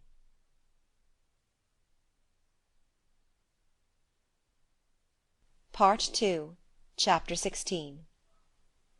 Stretched out under an awning on the deck of the Ibis, Nick Lansing looked up for a moment at the vanishing cliffs of Malta, and then plunged again into his book. He had had nearly 3 weeks of drug-taking on the Ibis. The drugs he had absorbed were of two kinds: visions of fleeing landscapes, looming up from the blue sea to vanish into it again, and visions of study absorbed from the volumes piled up day and night at his elbow. For the first time in months he was in reach of a real library, just the kind of scholarly yet miscellaneous library that his restless and impatient spirit craved. He was aware that the books he read, like the fugitive scenes on which he gazed, were merely a form of anesthetic.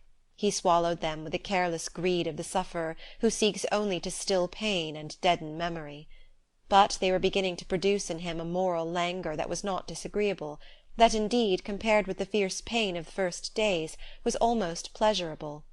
It was exactly the kind of drug that he needed. There is probably no point on which the average man has more definite views than on the uselessness of writing a letter that is hard to write. In the line he had sent to Susy from Genoa, Nick had told her that she would hear from him again in a few days. But when the few days had passed, and he began to consider setting himself to the task, he found 50 reasons for postponing it. Had there been any practical questions to write about, it would have been different.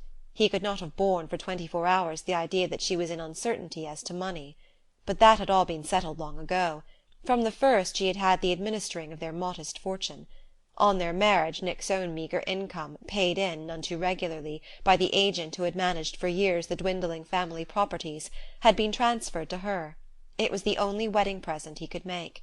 And the wedding cheques had of course been all deposited in her name. There were therefore no business reasons for communicating with her, and when it came to reasons of another order, the mere thought of them benumbed him. For the first few days he reproached himself for his inertia. Then he began to seek reasons for justifying it. After all, for both their sakes, a waiting policy might be the wisest he could pursue. He had left Susy because he could not tolerate the conditions on which he had discovered their life together to be based, and he had told her so. What more was there to say? Nothing was changed in their respective situations. If they came together it could be only to resume the same life, and that, as the days went by, seemed to him more and more impossible. He had not yet reached the point of facing a definite separation, but whenever his thoughts travelled back over their past life, he recoiled from any attempt to return to it. As long as this state of mind continued, there seemed nothing to add to the letter he had already written, except indeed the statement that he was cruising with the Hickses, and he saw no pressing reason for communicating that. To the Hickses he had given no hint of his situation. When Coral Hicks, a fortnight earlier, had picked him up in the broiling streets of Genoa and carried him off to the Ibis, he had thought only of a cool dinner and perhaps a moonlight sail.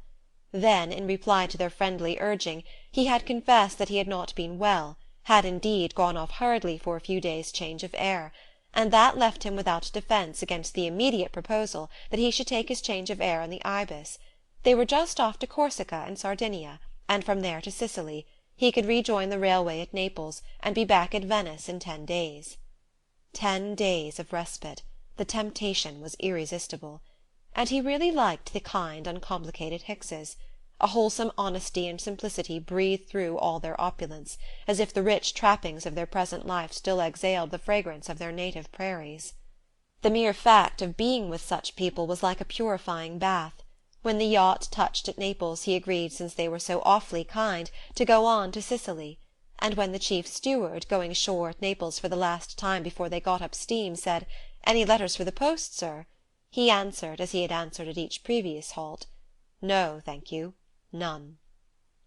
Now they were heading for Rhodes and Crete, where he had never been, where he had so often longed to go. In spite of the lateness of the season, the weather was still miraculously fine. The short waves danced ahead under a sky without a cloud, and the strong bows of the Ibis hardly swayed as she flew forward over the flying crests. Only his hosts and their daughter were on the yacht, of course with Eldorada Tooker and Mr. Beck in attendance. An eminent archaeologist, who was to have joined them at Naples, had telegraphed an excuse at the last moment, and Nick noticed that, while Mrs. Hicks was perpetually apologizing for the great man's absence, Coral merely smiled and said nothing. As a matter of fact, Mr. and Mrs. Hicks were never as pleasant as when one had them to one's self. In company, Mr. Hicks ran the risk of appearing over-hospitable, and Mrs. Hicks confused dates and names in the desire to embrace all culture in her conversation. But alone with Nick, their old travelling companion, they shone out in their native simplicity, and Mr. Hicks talked soundly of investments, and Mrs. Hicks recalled her early married days in Apex City, when, on being brought home to her new house in Aeschylus Avenue, her first thought had been, "How on earth shall I get all those windows washed?" The loss of Mr. Buttles had been as serious to them as Nick had supposed. Mr. Beck could never hope to replace him.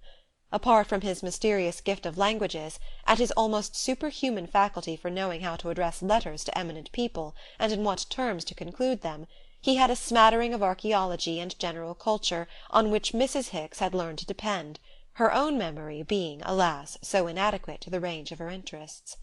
Her daughter might perhaps have helped her, but it was not Miss Hicks's way to mother her parents. She was exceedingly kind to them, but left them, as it were, to bring themselves up as best they could, while she pursued her own course of self-development. A sombre zeal for knowledge filled the mind of this strange girl. She appeared interested only in fresh opportunities of adding to her store of facts. They were illuminated by a little imagination and less poetry, but carefully catalogued and neatly sorted in her large cool brain, they were always as accessible as the volumes in an up-to-date public library. To Nick there was something reposeful in this lucid intellectual curiosity. He wanted above all things to get away from sentiment, from seduction, from the moods and impulses and flashing contradictions that were Susy. Susy was not a great reader. Her store of facts was small, and she had grown up among people who dreaded ideas as much as if they had been a contagious disease. But in the early days especially, when Nick had put a book in her hand, or read a poem to her, her swift intelligence had instantly shed a new light on the subject, and, penetrating to its depths, had extracted from them whatever belonged to her. What a pity that this exquisite insight, this intuitive discrimination, should for the most part have been spent upon reading the thoughts of vulgar people and extracting a profit from them, should have been wasted, since her childhood, on all the hideous intricacies of managing. And visible beauty, how she cared for that too! He had not guessed it, or rather he had not been sure of it, till the day when, on their way through Paris, he had taken her to the Louvre, and they had stood before the little crucifixion of Mantegna. He had not been looking at the picture, or watching to see what impression it produced on Susy. His own momentary mood was for Correggio and Fragonard, the laughter of the music lesson and the bold pagan joys of the Antiope. And then he had missed her from his side, and when he came to where she stood, forgetting him, forgetting everything, he had seen the glare of that tragic sky in her face, her trembling lip, the tears on her lashes. That was Susy. Closing his book, he stole a glance at Coral Hicks's profile, thrown back against the cushions of the deck-chair at his side. There was something harsh and bracing in her blunt primitive build, in the projection of the black eyebrows that nearly met over her thick straight nose, and the faint, barely visible black down on her upper lip. Some miracle of will-power, combined with all the artifices that wealth can buy, had turned the fat, sallow girl he remembered into this commanding young woman, almost handsome, at times indisputably handsome, in her big authoritative way. Watching the arrogant lines of her profile against the blue sea, he remembered, with a thrill that was sweet to his vanity, how twice, under the dome of the Scalzi and in the streets of Genoa, he had seen those same lines soften at his approach, turn womanly, pleading, and almost humble. That was Coral. Suddenly she said, without turning toward him, "You've had no letters since you've been on board." He looked at her, surprised. "No, thank the Lord," he laughed. "And you haven't written one either," she continued in her hard, statistical tone. "No," he again agreed, with the same laugh. "That means that you really are free." "Free?" He saw the cheek nearest him redden. "Really off on a holiday, I mean, not tied down." After a pause he rejoined, "No, I'm not particularly tied down." "And your book?" "Oh, my book." He stopped and considered. He had thrust The Pageant of Alexander into his handbag on the night of his flight from Venice, but since then he had never looked at it. Too many memories and illusions were pressed between its pages, and he knew just at what page he had felt Ellie Vanderlyn bending over him from behind, caught a whiff of her scent, and heard her breathless "I had to thank you." "My book's hung up," he said impatiently, annoyed with Miss Hicks's lack of tact. There was a girl who never put out feelers. "Yes, I thought it was," she went on quietly, and he gave her a startled glance. What the devil else did she think, he wondered? He had never supposed her capable of getting far enough out of her own thick carapace of self-sufficiency to penetrate into anyone else's feelings.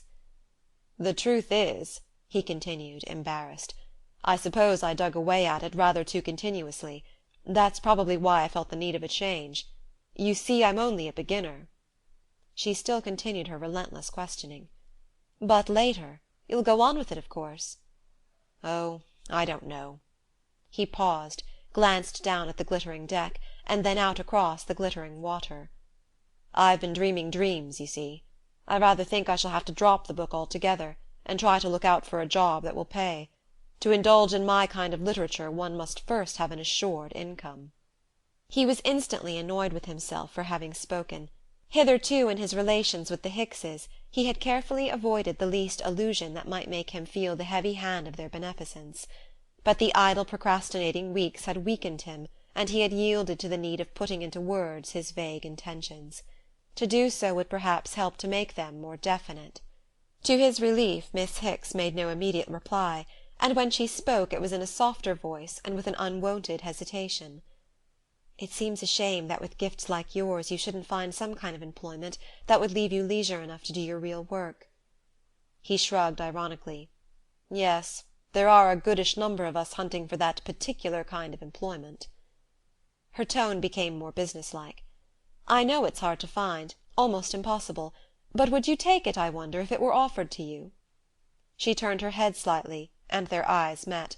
For an instant blank terror loomed upon him, but before he had time to face it she continued, in the same untroubled voice, "Mr. Buttles' place, I mean. My parents must absolutely have someone they can count on. You know what an easy place it is. I think you would find the salary satisfactory." Nick drew a deep breath of relief. For a moment her eyes had looked as they had in the Scalzi, and he liked the girl too much not to shrink from reawakening that look. But Mr. Buttles' place? Why not? "Poor Buttles," he murmured, to gain time. "Oh," she said, "you won't find the same reasons as he did for throwing up the job. He was the martyr of his artistic convictions." He glanced at her sideways, wondering. After all, she did not know of his meeting with Mr. Buttles in Genoa, nor of the latter's confidences. Perhaps she did not even know of Mr. Buttles' hopeless passion. At any rate, her face remained calm. "Why not consider it, at least just for a few months, till after our expedition to Mesopotamia?" she pressed on, a little breathlessly. "You're awfully kind, but I don't know." She stood up with one of her abrupt movements. "You needn't all at once. Take time to think it over. Father wanted me to ask you," she appended. He felt the inadequacy of his response. "It tempts me awfully, of course. But I must wait, at any rate. Wait for letters. The fact is I shall have to wire from Rhodes to have them sent. I had chucked everything, even letters, for a few weeks." "Ah, you are tired," she murmured, giving him a last downward glance as she turned away. From Rhodes, Nick Lansing telegraphed to his Paris bank to send his letters to Candia, but when the Ibis reached Candia, and the mail was brought on board, the thick envelope handed to him contained no letter from Susy. Why should it, since he had not yet written to her? He had not written, no, but in sending his address to the bank he knew he had given her the opportunity of reaching him if she wished to, and she had made no sign.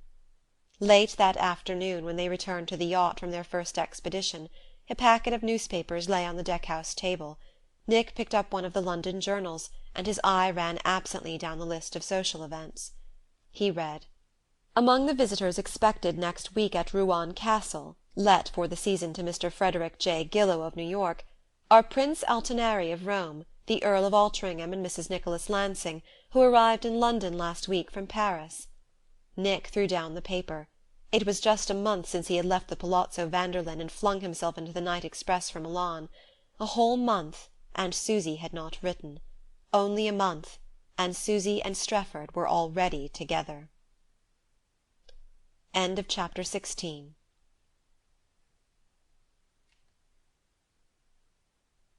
Part 2, Chapter 17. Susy had decided to wait for Strefford in London.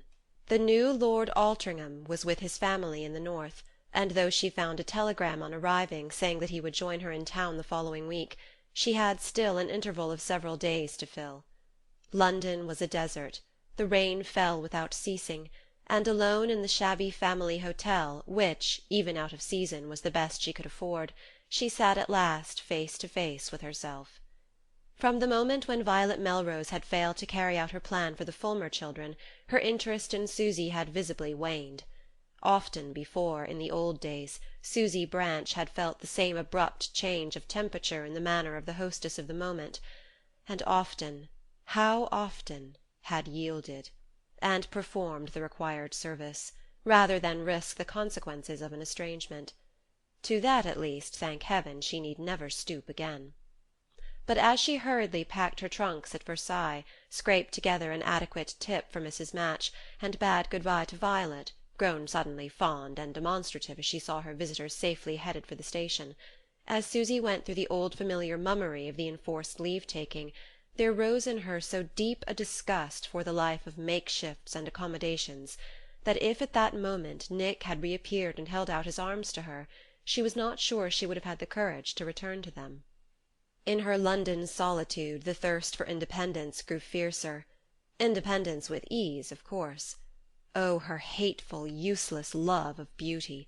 The curse it had always been to her, the blessing it might have been if only she had had the material means to gratify and to express it.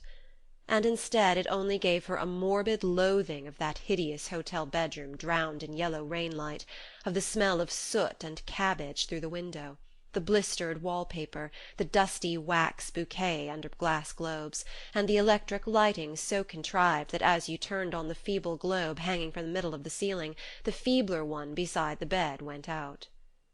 What a sham world she and Nick had lived in during their few months together! What right had either of them to those exquisite settings of the life of leisure, the long white house hidden in camellias and cypresses above the lake, or the great rooms on the Giudecca with the shimmer of the canal always playing over their frescoed ceilings? Yet she had come to imagine that these places really belonged to them, that they would always go on living, fondly and irreproachably, in the frame of other people's wealth. That, again, was the curse of her love of beauty, the way she always took to it as if it belonged to her. Well, the awakening was bound to come, and it was perhaps better that it should have come so soon. At any rate, there was no use in letting her thoughts wander back to that shattered fool's paradise of theirs. Only, as she sat there and reckoned up the days till Strefford arrived, what else in the world was there to think of? Her future and his? But she knew that future by heart already. She had not spent her life among the rich and fashionable without having learned every detail of the trappings of a rich and fashionable marriage. She had calculated long ago just how many dinner dresses, how many tea gowns, and how much lacy lingerie would go to make up the outfit of the future Countess of Altringham. She had even decided to which dressmaker she would go for her chinchilla cloak, for she meant to have one, and down to her feet, and softer and more voluminous and more extravagantly sumptuous than Violet's or Ursula's, not to speak of silver foxes and sables, nor yet of the Altringham jewels. She knew all this by heart, had always known it. It all belonged to the make-up of the life of elegance. There was nothing new about it. What had been new to her was just that short interval with Nick, a life unreal indeed in its setting, but so real in its essentials, the one reality she had ever known. As she looked back on it she saw how much it had given her besides the golden flush of her happiness, the sudden flowering of sensuous joy in heart and body. Yes, there had been the flowering, too, in pain like birth-pangs, of something graver, stronger, fuller of future power, something she had hardly heeded in her first light rapture, but that always came back and possessed her stilled soul when the rapture sank, the deep disquieting sense of something that Nick and love had taught her, but that reached out even beyond love and beyond Nick. Her nerves were racked by the ceaseless swish, swish of the rain on the dirty panes, and the smell of cabbage and coal that came in under the door when she shut the window. This nauseating foretaste of the luncheon she must presently go down to was more than she could bear. It brought with it a vision of the dank coffee-room below, the sooty Smyrna rug, the rain on the skylight, the listless waitresses handing about food that tasted as if it had been rained on too. There was really no reason why she should let such material miseries add to her depression. She sprang up, put on her hat and jacket, and calling for a taxi drove to the London branch of the Nouveau Luxe Hotel. It was just 1 o'clock and she was sure to pick up a luncheon, for though London was empty that great establishment was not. It never was. Along those sultry velvet-carpeted halls, in that great flowered and scented dining-room, there was always a come and go of rich aimless people, the busy people who, having nothing to do, perpetually pursue their inexorable task from one end of the earth to the other. Oh, the monotony of those faces, the faces one always knew, whether one knew the people they belonged to or not. A fresh disgust seized her at the sight of them. She wavered, and then turned and fled. But on the threshold a still more familiar figure met her, that of a lady in exaggerated pearls and sables, descending from an exaggerated motor, like the motors in magazine advertisements, the huge arcs in which jewelled beauties and slender youths pause to gaze at snow-peaks from an Alpine summit. It was Ursula Gillow, dear old Ursula, on her way to Scotland, and she and Susy fell on each other's necks. It appeared that Ursula, detained till the next evening by a dressmaker's delay, was also out of a job and killing time, and the two were soon smiling at each other over the exquisite preliminaries of a luncheon which the head waiter had authoritatively asked Mrs. Gillow to leave to him as usual. Ursula was in a good humour. It did not often happen, but when it did her benevolence knew no bounds. Like Mrs. Melrose, like all her tribe, in fact, she was too much absorbed in her own affairs to give more than a passing thought to anyone else's, but she was delighted at the meeting with Susy, as her wandering kind always were when they ran across fellow wanderers, unless the meeting happened to interfere with choicer pleasures. Not to be alone was the urgent thing, and Ursula, who had been 48 hours alone in London, at once exacted from her friend a promise that they should spend the rest of the day together. But once the bargain struck her mind turned again to her own affairs, as she poured out her confidences to Susy over a succession of dishes that manifested the head waiter's understanding of the case. Ursula's confidences were always the same, though they were usually about a different person. She demolished and rebuilt her sentimental life with the same frequency and impetuosity as that with which she changed her dressmakers, did over her drawing-rooms, ordered new motors, altered the mounting of her jewels, and generally renewed the setting of her life. Susy knew in advance what the tale would be, but to listen to it over perfect coffee, an amber-scented cigarette at her lips, was pleasanter than consuming cold mutton alone in a mouldy coffee-room. The contrast was so soothing that she even began to take a languid interest in her friend's narrative. After luncheon they got into the motor together and began a systematic round of the West End shops, furriers, jewellers, and dealers in old furniture. Nothing could be more unlike Violet Melrose's long hesitating sessions before the things she thought she wanted till the moment came to decide. Ursula pounced on silver foxes and old lacquer as promptly and decisively as on the objects of her surplus sentimentality. She knew at once what she wanted, and valued it more after it was hers. "And now, I wonder if you couldn't help me choose a grand piano," she suggested, as the last antiquarian bowed them out. "A piano?" "Yes, for Rouen. I'm sending one down for Grace Fulmer. She's coming to stay. Did I tell you? I want people to hear her. I want her to get engagements in London. My dear, she's a genius." "A genius? Grace?" Susy gasped. "I thought it was Nat." "Nat? Nat Fulmer!" Ursula laughed derisively. "Ah, of course, you've been staying with that silly Violet. The poor thing is off her head about Nat. It's really pitiful. Of course he has talent. I saw that long before Violet had ever heard of him. Why, on the opening day of the American Artists' Exhibition last winter, I stopped short before his spring snowstorm, which nobody else had noticed till that moment, and said to the Prince, who was with me, 'The man has talent.' But genius? Why, it's his wife who has genius. Have you ever heard Grace play the violin? Poor Violet, as usual, is off on the wrong tack. I've given Fulmer my garden house to do, no doubt Violet has told you, because I wanted to help him. But Grace is my discovery, and I'm determined to make her known, and to have everyone understand that she is the genius of the two. I've told her she simply must come to Rouen, and bring the best accompanist that she can find. You know poor Nerone is dreadfully bored by sport, though of course he goes out with the guns. And if one didn't have a little art in the evening... Oh, Susy, do you mean to tell me you don't know how to choose a piano? I thought you were so fond of music." "I am fond of it, but without knowing anything about it, in the way we're all of us fond of the worthwhile things in our stupid set," she added to herself, since it was obviously useless to impart such reflections to Ursula. "But are you sure Grace is coming?" she questioned aloud. "Quite sure. Why shouldn't she? I wired to her yesterday. I'm giving her $1,000 and all her expenses." It was not till they were having tea in a Piccadilly tea-room that Mrs. Gillow began to manifest some interest in her companion's plans. The thought of losing Susy became suddenly intolerable to her. The Prince, who did not see why he should be expected to linger in London out of season, was already at Rouen, and Ursula could not face the evening and the whole of the next day by herself. "But what are you doing in town, darling? I don't remember if I've asked you," she said, resting her firm elbows on the tea-table while she took a light from Susy's cigarette. Susy hesitated. She had foreseen that the time must soon come when she should have to give some account of herself, and why should she not begin by telling Ursula? But telling her what? Her silence appeared to strike Mrs. Gillow as a reproach, and she continued with compunction, "And Nick's with you? How is he? I thought you and he still were in Venice with Ellie Vanderlyn." "We were, for a few weeks." She steadied her voice. "It was delightful, but now we're both on our own again, for a while." Mrs. Gillow scrutinized her more searchingly. "Oh, you're alone here, then? Quite alone?" "Yes, Nick's cruising with some friends in the Mediterranean." Ursula's shallow gaze deepened singularly. "But, Susy, darling, then if you're alone, and out of a job just for the moment?" Susy smiled. "Well, I'm not sure." "Oh, but if you are, darling, and you would come to Rouen... I know Fred asked you, didn't he?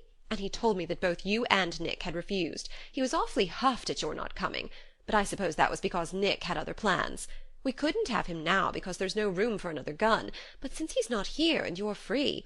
Why, you know, dearest, don't you, how we'd love to have you. Fred would be too glad, too outrageously glad, but you don't much mind Fred's love-making, do you? And you'd be such a help to me, if that's any argument, with that big house full of men, and people flocking over every night to dine, and Fred caring only for sport, and Nerone simply loathing it and ridiculing it. Not a minute to myself to try to keep him in a good humour. Oh, Susy, darling, don't say no, but let me telephone at once for a place in the train tomorrow night." Susy leaned back, letting the ash lengthen on her cigarette. How familiar, how hatefully familiar was that old appeal! Ursula felt the pressing need of someone to flirt with Fred for a few weeks, and here was the very person she needed. Susy shivered at the thought. She had never really meant to go to Rouen. She had simply used the moor as a pretext when Violet Melrose had gently put her out of doors. Rather than do what Ursula asked, she would borrow a few £100 of Strefford, as he had suggested, and then look about for some temporary occupation until she became Lady Altringham. Well, perhaps. At any rate, she was not going back to slave for Ursula. She shook her head with a faint smile. "I'm so sorry, Ursula. Of course I want awfully to oblige you." Mrs. Gillow's gaze grew reproachful. "I should have supposed you would," she murmured. Susy, meeting her eyes, looked into them down a long vista of favours bestowed, and perceived that Ursula was not the woman to forget on which side the obligation lay between them. Susy hesitated. She remembered the weeks of ecstasy she had owed to the Gillows' wedding cheque, and it hurt her to appear ungrateful. "If I could, Ursula, but really I'm not free at the moment." She paused, and then took an abrupt decision. "The fact is, I'm waiting here to see Strefford." "Strefford? Lord Altringham?" Ursula stared. "Oh, yes, I remember. You and he used to be great friends, didn't you?" Her roving attention deepened. But if Susy were waiting to see Lord Altringham, one of the richest men in England... Suddenly Ursula opened her gold-meshed bag and snatched a miniature diary from it. "But wait a moment. Yes, it is next week. I knew it was next week he's coming to Rouen. But, you darling, that makes everything all right. You'll send him a wire at once and come with me tomorrow, and meet him there instead of in this nasty, sloppy desert. Oh, Susy, if you only knew how hard life is for me in Scotland between the Prince and Fred, you couldn't possibly say no." Susy still wavered. But after all, if Strefford were really bound for Rouen, why not see him there, agreeably and at leisure, instead of spending a dreary day with him in roaming the wet London streets, or screaming at him through the rattle of a restaurant orchestra? She knew he would not be likely to postpone his visit to Rouen in order to linger in London with her. Such concessions had never been his way, and were less than ever likely to be, now that he could do so thoroughly and completely as he pleased. For the first time she fully understood how difficult his destiny had become. Now, of course, all his days and hours were mapped out in advance. Invitations assailed him, opportunities pressed on him. He had only to choose. And the women! She had never before thought of the women. All the girls in England would be wanting to marry him, not to mention her own enterprising compatriots. And there were the married women, who were even more to be feared. Streff might, for the time, escape marriage, though she could guess the power of persuasion, family pressure, all the converging traditional influences he had so often ridiculed, yet, as she knew, had never completely thrown off. Yes, those quiet, invisible women at Altringham, his uncle's widow, his mother, the spinster sisters, it was not impossible that, with tact and patience, and the stupidest women could be tactful and patient on such occasions, they might eventually persuade him that it was his duty, they might put just the right young loveliness in his way. But meanwhile, now, at once, there were the married women. Ah, they wouldn't wait. They were doubtless laying their traps already. Susy shivered at the thought. She knew too much about the way the trick was done, had followed too often all the sinuosities of such approaches. Not that they were very sinuous nowadays. More often there was just a swoop and a pounce when the time came. But she knew all the arts and the wiles that led up to it. She knew them. Oh, how she knew them! Though with Streff, thank heaven, she had never been called upon to exercise them. His love was there for the asking. Would she not be a fool to refuse it? Perhaps, though on that point her mind still wavered. But at any rate she saw that, decidedly, it would be better to yield to Ursula's pressure, better to meet him at Rouen, in a congenial setting, where she would have time to get her bearings, observe what dangers threatened him, and make up her mind whether, after all, it was to be her mission to save him from the other women. "Well, if you like, then, Ursula." "Oh, you angel, you! I'm so glad. We'll go to the nearest post-office and send off the wire ourselves." As they got into the motor, Mrs. Gillow seized Susy's arm with a pleading pressure. "And you will let Fred make love to you a little, won't you, darling?" End of chapter 17.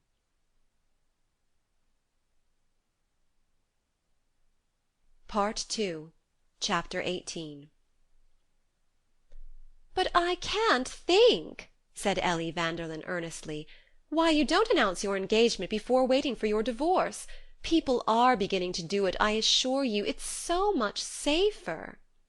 Mrs. Vanderlyn, on the way back from St. Moritz to England, had paused in Paris to renew the depleted wardrobe which, only 2 months earlier, had filled so many trunks to bursting.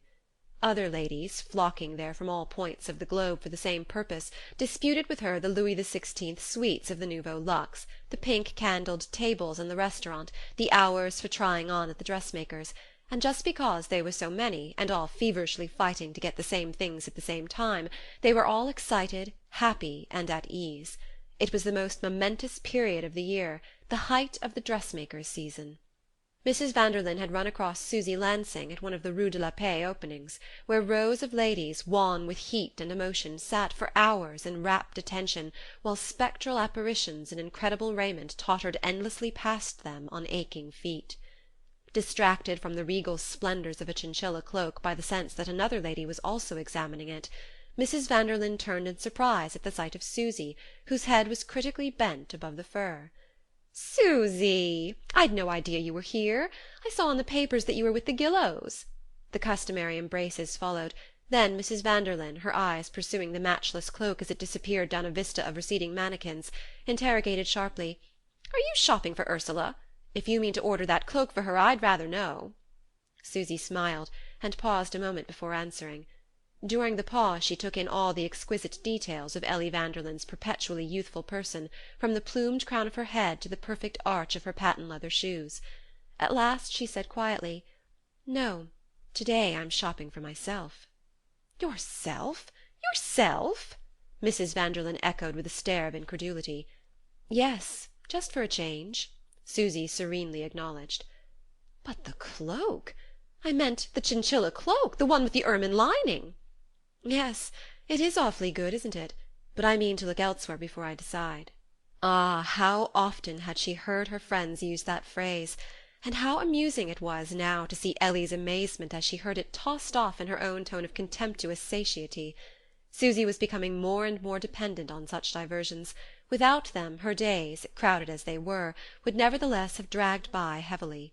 But it still amused her to go to the big dressmakers, watch the mannequins sweep by, and be seen by her friends superciliously examining all the most expensive dresses in the procession. She knew the rumour was abroad that she and Nick were to be divorced, and that Lord Altringham was devoted to her.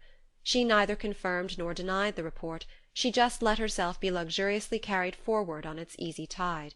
But although it was now 3 months since Nick had left the Palazzo Vanderlyn, she had not yet written to him, nor he to her. Meanwhile, in spite of all that she packed into them, the days passed more and more slowly, and the excitements that she had counted on no longer excited her. Strefford was hers. She knew that he would marry her as soon as she was free. They had been together at Rouen for 10 days, and after that she had motored south with him, stopping on the way to see Altringham, from which, at the moment, his mourning relatives were absent. At Altringham they had parted, and after 1 or 2 more visits in England she had come back to Paris, where he was now about to join her. After her few hours at Altringham she had understood that he would wait for her as long as was necessary. The fear of the other women had ceased to trouble her. But perhaps for that very reason the future seemed less exciting than she had expected. Sometimes she thought it was the sight of that great house which had overwhelmed her. It was too vast, too venerable, too like a huge monument built of ancient territorial traditions and obligations. Perhaps it had been lived in for too long by too many serious-minded and conscientious women. Somehow she could not picture it invaded by bridge and debts and adultery. And yet that was what would have to be, of course. She could hardly picture either Strefford or herself continuing there the life of heavy county responsibilities, dull parties, laborious duties, weekly church-going, and presiding over local committees. What a pity they couldn't sell it and have a little house on the Thames. Nevertheless, she was not sorry to let it be known that Altringham was hers when she chose to take it. At times she wondered whether Nick knew, whether rumours had reached him. If they had, he had only his own letter to thank for it. He had told her what course to pursue, and she was pursuing it. For a moment the meeting with Ellie Vanderlyn had been a shock to her. She had hoped never to see Ellie again. But now that they were actually face to face, Susy perceived how dulled her own sensibilities were. In a few moments she had grown used to Ellie, as she was growing used to everybody and to everything in the old life she had returned to. What was the use of making such a fuss about things? She and Mrs. Vanderlyn left the dressmakers together, and after an absorbing session at a new milliner's were now taking tea in Ellie's drawing-room at the Nouveau Luxe. Ellie, with her spoiled child's persistency, had come back to the question of the chinchilla cloak. It was the only one she had seen that she fancied in the very least, and as she hadn't a decent fur garment left to her name, she was naturally in somewhat of a hurry. But, of course, if Susy had been choosing that model for a friend... Susy, leaning back against her cushions, examined through half-closed lids Mrs. Vanderlyn's small, delicately restored countenance, which wore the same expression of childish eagerness as when she discoursed of the young Davenant of the moment. Once again Susy remarked that, in Ellie's agitated existence, every interest appeared to be on exactly the same plane. "The poor shivering dear," she answered, laughing. "Of course it shall have its nice warm winter cloak, and I'll choose another one instead." "Oh, you darling, you! If you would! Of course whoever you were ordering it for need never know." "Ah, you can't comfort yourself with that, I'm afraid. I've already told you that I was ordering it for myself."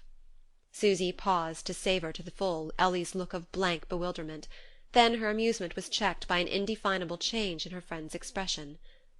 "Oh, dearest, seriously, I didn't know there was someone." Susy flushed the forehead. A horror of humiliation overwhelmed her. That Ellie should dare to think that of her, that anyone should dare to. "Someone buying chinchilla cloaks for me? Thanks!" she flared out. "I suppose I ought to be glad that the idea didn't immediately occur to you. At least there was a decent interval of doubt." She stood up, laughing again, and began to wander about the room. In the mirror above the mantel she caught sight of her flushed, angry face, and of Mrs. Vanderlyn's disconcerted stare. She turned toward her friend. "I suppose everybody else will think it if you do, so perhaps I'd better explain." She paused and drew a quick breath.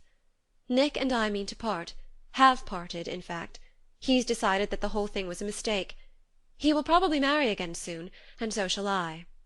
She flung the avowal out breathlessly, in her nervous dread of letting Ellie Vanderlyn think for an instant longer that any other explanation was conceivable. She had not meant to be so explicit, but once the words were spoken she was not altogether sorry. Of course people would soon begin to wonder why she was again straying about the world alone, and since it was by Nick's choice, why should she not say so? Remembering the burning anguish of those last hours in Venice, she asked herself what possible consideration she owed to the man who had so humbled her. Ellie Vanderlyn glanced at her in astonishment. "You and Nick are going to part?" A light appeared to dawn on her. "Ah, then that's why he sent me back my pin, I suppose." "Your pin?" Susy wondered, not at once remembering. "The poor little scarf pin I gave him before I left Venice. He sent it back almost at once, with the oddest note, just 'I haven't earned it, really.' I couldn't think why he didn't care for the pin, but now I suppose it was because you and he had quarrelled, though really, even so, I can't see why he should bear me a grudge." Susy's quick blood surged up. Nick had sent back the pin, the fatal pin. And she, Susy, had kept the bracelet, locked it up out of sight, shrunk away from the little packet whenever her hand touched it in packing or unpacking, but never thought of returning it, no, not once. Which of the two, she wondered, had been right? Was it not an indirect slight to her that Nick should fling back the gift to poor uncomprehending Ellie? Or was it not rather another proof of his finer moral sensitiveness? And how could one tell in their bewildering world? "It was not because we've quarrelled. We haven't quarrelled," she said slowly, moved by the sudden desire to defend her privacy and Nick's, to screen from every eye their last bitter hour together. "We've simply decided that our experiment was impossible for two paupers." "Ah, well, of course we all felt that at the time. And now somebody else wants to marry you. And it's your trousseau you were choosing that cloak for," Ellie cried in incredulous rapture. Then she flung her arms about Susy's shrinking shoulders. "You lucky, lucky girl! You clever, clever darling! But who on earth can he be?" And it was then that Susy, for the first time, had pronounced the name of Lord Altringham. "Streff! Streff! Our dear old Streff! You mean to say he wants to marry you?" As the news took possession of her mind, Ellie became dithyrambic. "But, my dearest, what a miracle of luck! Of course, I always knew he was awfully gone on you. Fred Davenant used to say so, I remember. And even Nelson, who's so stupid about such things, noticed it in Venice. But then it was so different. No one could possibly have thought of marrying him then, whereas now, of course, every woman is trying for him. Oh, Susy, whatever you do, don't miss your chance. You can't conceive of the wicked plotting and intriguing there will be to get him, on all sides, and even where one least suspects it. You don't know what horrors women will do, and even girls." A shudder ran through her at the thought, and she caught Susy's wrists in vehement fingers. But I can't think, my dear, why you don't announce your engagement at once. People are beginning to do it, I assure you. It's so much safer." Susy looked at her, wondering. Not a word of sympathy for the ruin of her brief bliss, not even a gleam of curiosity as to its cause. No doubt Ellie Vanderlyn, like all Susy's other friends, had long since discounted the brevity of her dream, and perhaps planned a sequel to it before she herself had seen the glory fading. She and Nick had spent the greater part of their few weeks together under Ellie Vanderlyn's roof, but to Ellie, obviously, the fact meant no more than her own escapade, at the same moment, with young Davenant's supplanter, the bounder whom Strefford had never named. Her one thought for her friend was that Susy should at last secure her prize, her incredible prize. And therein, at any rate, Ellie showed the kind of cold disinterestedness that raised her above the smiling perfidy of the majority of her kind. At least her advice was sincere, and perhaps it was wise. Why should Susy not let everyone know that she meant to marry Strefford as soon as the formalities were fulfilled? She did not immediately answer Mrs. Vanderlyn's question, and the latter, repeating it, added impatiently: "I don't understand you. If Nick agrees—" "Oh, he agrees," said Susy. "Then what more do you want? Oh, Susy, if you'd only follow my example." "Your example?" Susy paused, weighed the word, was struck by something embarrassed, arch, yet half apologetic in her friend's expression. "Your example?" she repeated. "Why, Ellie, what on earth do you mean? Not that you're going to part from poor Nelson?" Mrs. Vanderlyn met her reproachful gaze with a crystalline glance. "I don't want to, heaven knows. Poor dear Nelson! I assure you I simply hate it. He's always such an angel to Clarissa. And then we're used to each other. But what in the world am I to do? Algy's so rich, so appallingly rich, that I have to be perpetually on the watch to keep other women away from him, and it's too exhausting." "Algy?" Mrs. Vanderlyn's lovely eyebrows rose. "Algy Bockheimer. Didn't you know, I think he said you've dined with his parents? Nobody else in the world is as rich as the Bockheimers, and Algy's their only child. Yes, it was with him I was so dreadfully happy last spring, and now I'm in mortal terror of losing him, and I do assure you there's no other way of keeping them when they're as hideously rich as that." Susy rose to her feet. A little shudder ran over her. She remembered now having seen Algy Bockheimer at one of his parents' first entertainments in their newly inaugurated marble halls in Fifth Avenue. She recalled his too faultless clothes and his small, glossy, furtive countenance. She looked at Ellie Vanderlyn with sudden scorn. "I think you're abominable," she exclaimed. The other's perfect little face collapsed. "Abominable? Abominable? Susy!" "Yes, with Nelson and Clarissa and your past together and all the money you can possibly want and that man! Abominable." Ellie stood up trembling. She was not used to scenes, and they disarranged her thoughts as much as her complexion. "You're very cruel, Susy, so cruel and dreadful that I hardly know how to answer you," she stammered. "But you simply don't know what you're talking about. As if anybody ever had all the money they wanted." She wiped her dark-rimmed eyes with a cautious handkerchief, glanced at herself in the mirror, and added magnanimously, "But I shall try to forget what you've said." End of chapter 18.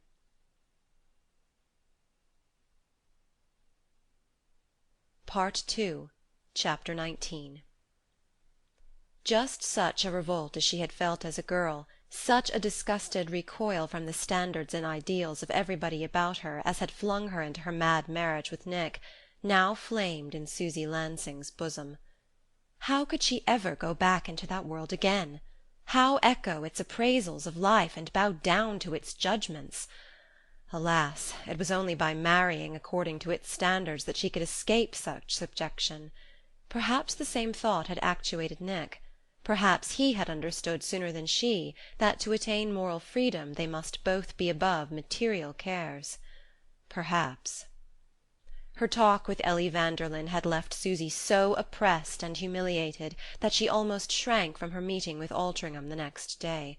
She knew that he was coming to Paris for his final answer. He would wait as long as was necessary, if only she would consent to take immediate steps for a divorce.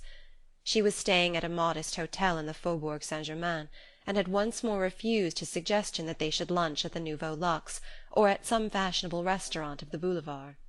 As before, she insisted on going to an out-of-the-way place near the Luxembourg, where the prices were moderate enough for her own purse. "I can't understand," Strefford objected, as they turned from her hotel door towards this obscure retreat, "why you insist on giving me bad food and depriving me of the satisfaction of being seen with you. Why must we be so dreadfully clandestine? Don't people know by this time that we're to be married?" Susy winced a little. She wondered if the word would always sound so unnatural on his lips. "No," she said, with a laugh. "They simply think that, for the present, you're giving me pearls and chinchilla cloaks." He wrinkled his brows good-humouredly. "Well, so I would, with joy, at this particular minute. Don't you think perhaps you'd better take advantage of it? I don't wish to insist, but I foresee that I'm much too rich not to become stingy." She gave a slight shrug. "At present there's nothing I loathe more than pearls and chinchilla, or anything else in the world that's expensive and enviable." Suddenly she broke off, colouring with the consciousness that she had said exactly the kind of thing that all the women who were trying for him, except the very cleverest, would be sure to say, and that he would certainly suspect her of attempting the conventional comedy of disinterestedness, than which nothing was less likely to deceive or to flatter him. His twinkling eyes played curiously over her face, and she went on, meeting them with a smile. "But don't imagine, all the same, that if I should decide, it would be altogether for your beaux yeux." He laughed, she thought, rather dryly. "No," he said, "I don't suppose that's ever likely to happen to me again." "Oh, Streff," she faltered with compunction. It was odd. Once upon a time she had known exactly what to say to the man of the moment, whomever he was, and whatever kind of talk he required. She had even, in the difficult days before her marriage, reeled off glibly enough the sort of limelight sentimentality that plunged poor Fred Gillow into such speechless beatitude. But since then she had spoken the language of real love, looked with its eyes, embraced with its hands, and now the other trumpery art had failed her, and she was conscious of bungling and groping like a beginner under Strefford's ironic scrutiny. They had reached their obscure destination, and he opened the door and glanced in. "It's jammed, not a table, and stifling. Where shall we go? Perhaps they could give us a room to ourselves," he suggested. She assented, and they were led up a corkscrew staircase to a squat-ceilinged closet lit by the arched top of a high window, the lower panes of which served the floor below. Strefford opened the window, and Susy, throwing her cloak on the divan, leaned on the balcony while he ordered luncheon. On the whole she was glad they were to be alone. Just because she felt so sure of Strefford it seemed ungenerous to keep him longer in suspense. The moment had come when they must have a decisive talk, and in the crowded rooms below it would have been impossible. Strefford, when the waiter had brought the first course and left them to themselves, made no effort to revert to personal matters. He turned instead to the topic always most congenial to him, the humours and ironies of the human comedy, as presented by his own particular group. His malicious commentary on life had always amused Susy because of the shrewd flashes of philosophy he shed on the social antics they had so often watched together. He was in fact the one person she knew, excepting Nick, who was in the show and yet outside of it, and she was surprised, as the talk proceeded, to find herself so little interested in his scraps of gossip and so little amused by his comments on them. With an inward shrug of discouragement she said to herself that probably nothing would ever really amuse her again. Then, as she listened, she began to understand that her disappointment arose from the fact that Strefford, in reality, could not live without these people whom he saw through and satirized, and that the rather commonplace scandals he narrated interested him as much as his own racy considerations on them, and she was filled with terror at the thought that the inmost core of the richly decorated life of the Countess of Altringham would be just as poor and low-ceilinged a place as the little room in which he and she now sat, elbow to elbow, yet so unapproachably apart. If Strefford could not live without these people, neither could she and Nick, but for reasons how different! And if his opportunities had been theirs, what a world they would have created for themselves! Such imaginings were vain, and she shrank back from them into the present.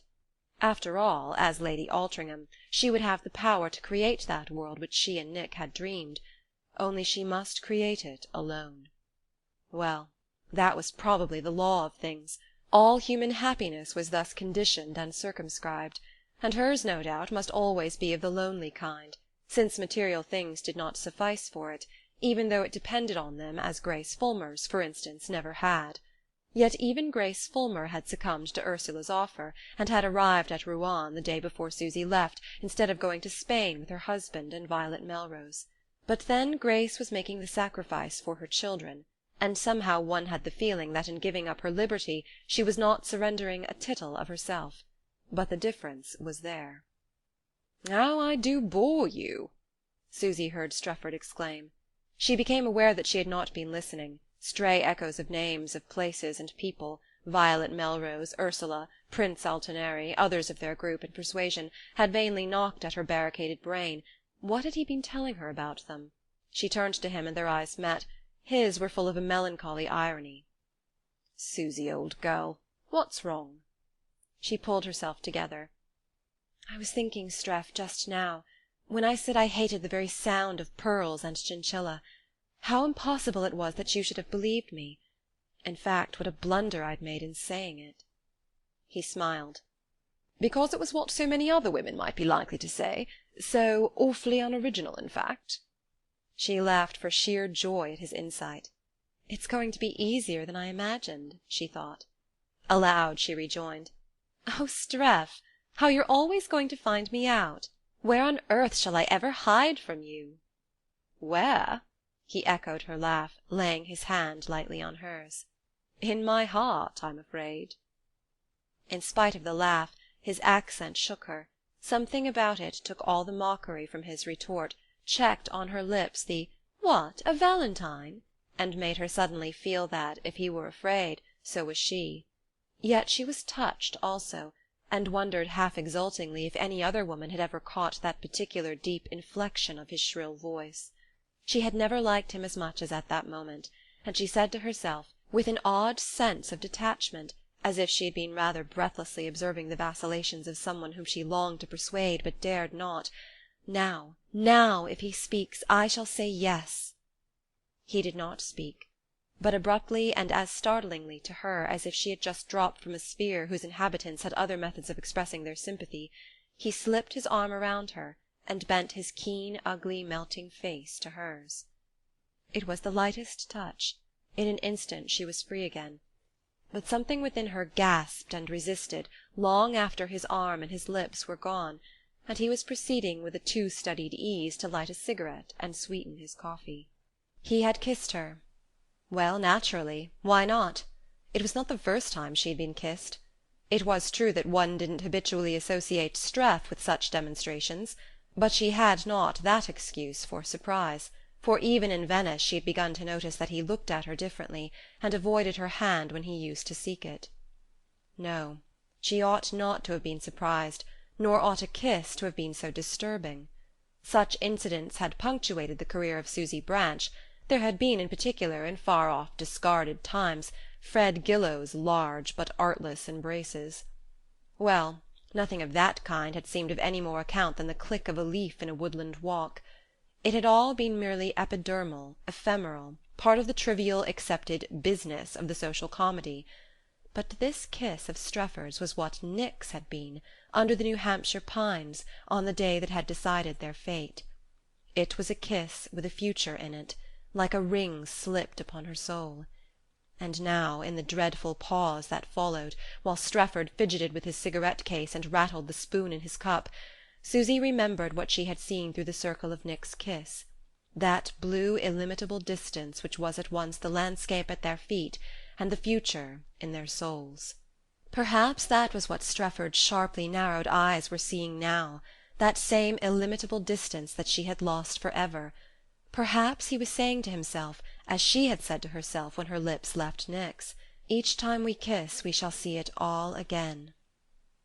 Whereas all she herself had felt was the gasping recoil from Strefford's touch, and an intenser vision of the sordid room in which he and she sat, and of their two selves, more distant from each other than if their embrace had been a sudden thrusting apart.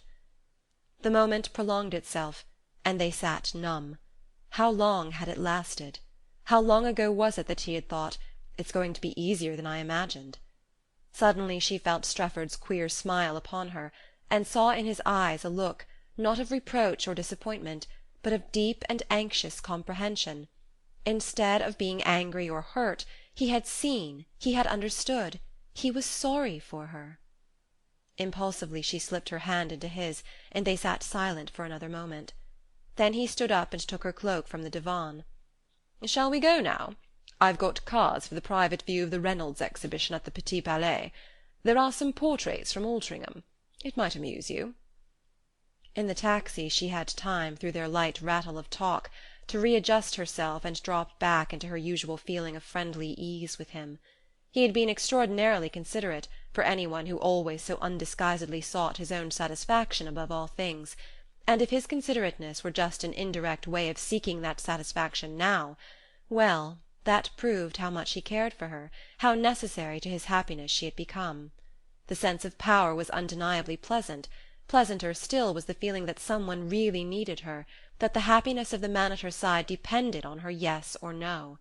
She abandoned herself to the feeling, forgetting the abysmal interval of his caress, or at least saying to herself that in time she would forget it, that really there was nothing to make a fuss about in being kissed by anyone she liked as much as Streff. She had guessed at once why he was taking her to see the Reynoldses. Fashionable and artistic Paris had recently discovered English 18th-century art. The principal collections of England had yielded up their best examples of the great portrait painter's work, and the private view at the Petit Palais was to be the social event of the afternoon. Everybody, Strefford's everybody and Susy's, was sure to be there, and these, as she knew, were the occasions that revived Strefford's intermittent interest in art. He really liked picture shows as much as the races, if one could be sure of seeing as many people there. With Nick, how different it would have been. Nick hated openings and varnishing days, and worldly aesthetics in general. He would have waited till the tide of fashion had ebbed, and slipped off with Susy to see the pictures some morning when they were sure to have the place to themselves. But Susy divined that there was another reason for Strefford's suggestion. She had never yet shown herself with him publicly, among their group of people. Now he had determined that she should do so, and she knew why. She had humbled his pride. He had understood and forgiven her. But she still continued to treat him as she had always treated the Strefford of old, Charlie Strefford, dear old negligible impecunious Streff, and he wanted to show her, ever so casually and adroitly, that the man who had asked her to marry him was no longer Strefford, but Lord Altrincham. At the very threshold, his ambassador's greeting marked the difference. It was followed, wherever they turned, by ejaculations of welcome from the rulers of the world they moved in. Everybody rich enough or titled enough or clever enough or stupid enough to have forced a way into the social citadel was there, waving and flag flying from the battlements, and to all of them Lord Altrincham had become a marked figure. During their slow progress through the dense mass of important people who made the approach to the pictures so well worth fighting for, he never left Susy's side, or failed to make her feel herself a part of his triumphal advance. She heard her name mentioned. Lansing, a Mrs. Lansing, an American. Susy Lansing? Yes, of course. You remember her. At Newport, at St. Moritz. Exactly. Divorced already? They say so. Susy, darling, I'd no idea you were here. And Lord Altrincham. You've forgotten me, I know, Lord Altrincham. Yes, last year in Cairo. Or at Newport. Or in Scotland. Susy, dearest, when will you bring Lord Altrincham to dine? Any night that you and he are free I'll arrange to be. You and he. They were you and he already. "Ah, there's one of them, of my great-grandmother's," Strefford explained, giving a last push that drew him and Susy to the front rank, before a tall isolated portrait, which, by sheer majesty of presentment, sat in its great carved golden frame as on a throne above the other pictures. Susy read on the scroll beneath it, "The Honourable Diana Le Fanu, 15th Countess of Altrincham," and heard Strefford say, "Do you remember? It hangs where you notice the empty space above the mantelpiece in the Van Dyck room. They say Reynolds stipulated that it should be put with the Van Dykes." She had never before heard him speak of his possessions, whether ancestral or merely material, in just that full and satisfied tone of voice, the rich man's voice. She saw that he was already feeling the influence of his surroundings, that he was glad the portrait of a Countess of Altrincham should occupy the central place in the principal room of the exhibition, that the crowd about it should be denser there than before any of the other pictures, and that he should be standing there with Susy, letting her feel, and letting all the people about them guess, that the day she chose she could wear the same name as his pictured ancestress. On the way back to her hotel, Strefford made no farther allusion to their future. They chatted like old comrades in their respective corners of the taxi. But as the carriage stopped at her door he said: "I must go back to England the day after tomorrow, worse luck. Why not dine with me tonight at the Nouveau Luxe? I've got to have the Ambassador and Lady Ascot, with their youngest girl, and my old Dune's aunt, the Dowager Duchess, who's over here hiding from her creditors. But I'll try to get 2 or 3 amusing men to leaven the lump. We might go on to a boite afterwards, if you're bored, unless the dancing amuses you more." She understood that he had decided to hasten his departure rather than linger on in uncertainty. She also remembered having heard the Ascots' youngest daughter, Lady Joan Seneschal, spoken of as one of the prettiest girls of the season, and she recalled the almost exaggerated warmth of the Ambassador's greeting at the private view. "Of course I'll come, Streff dear," she cried, with an effort at gaiety that sounded successful to her own strained ears, and reflected itself in the sudden lighting up of his face. She waved a good-bye from the step, saying to herself as she looked after him, "He'll drive me home tonight, and I shall say yes, and then he'll kiss me again. But the next time it won't be nearly as disagreeable." She turned into the hotel, glanced automatically at the empty pigeon-hole for letters under her key-hook, and mounted the stairs following the same train of images. "Yes, I shall say yes tonight," she repeated firmly, her hand on the door of her room. "That is, unless they've brought up a letter." She never re-entered the hotel without imagining that the letter she had not found below had already been brought up. Opening the door, she turned on the light and sprang to the table on which her correspondence sometimes awaited her. There was no letter, but the morning papers, still unread, lay at hand, and glancing listlessly down the column which chronicles the doings of society, she read: "After an extended cruise in the Aegean and the Black Sea on their steam yacht Ibis, Mr. and Mrs. Mortimer Hicks and their daughter are established at the Nouveau Luxe in Rome. They have lately had the honour of entertaining at dinner the reigning Prince of Teutoburger Waldhain and his mother, the Princess Dowager, with their suite. Among those invited to meet their Serene Highnesses were the French and Spanish ambassadors, the Duchesse de Vichy, Prince and Princess Bagni di Lucca, Lady Penelope Pantiles" Susy's eye flew impatiently on the long list of titles, "and Mr. Nicholas Lansing of New York, who has been cruising with Mr. and Mrs. Hicks on the Ibis for the last few months." End of chapter 19.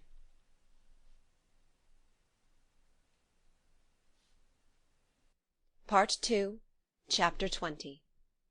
The Mortimer Hickses were in Rome, not, as they would in former times have been, in one of the antiquated hostelries of the Piazza di Spagna or the Porta del Popolo, where of old they had so gaily defied fever and nourished themselves on local colour, but spread out, with all the ostentation of Philistine millionaires, under the piano nobile ceilings of one of the high-perched palaces, where, as Mrs. Hicks shamelessly declared, they could "rely on the plumbing" and have the privilege of overlooking the Queen Mother's gardens.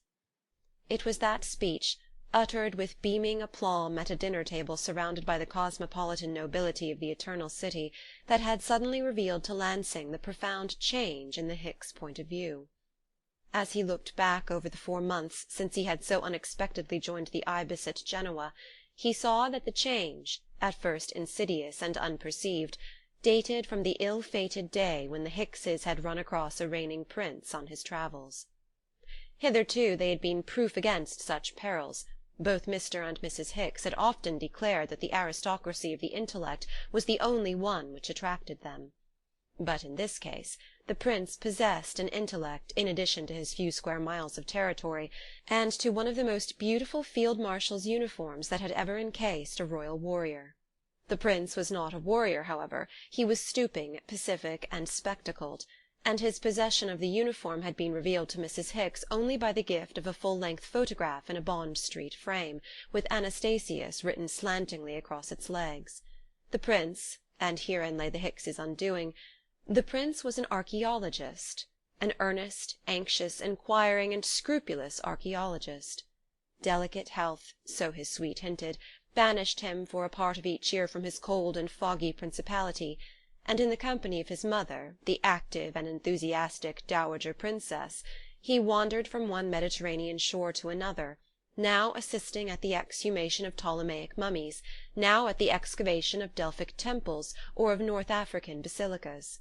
The beginning of winter usually brought the prince and his mother to Rome or Nice, unless indeed they were summoned by family duties to Berlin, Vienna, or Madrid, for an extended connection with the principal royal houses of Europe compelled them, as the princess mother said, to be always burying or marrying a cousin.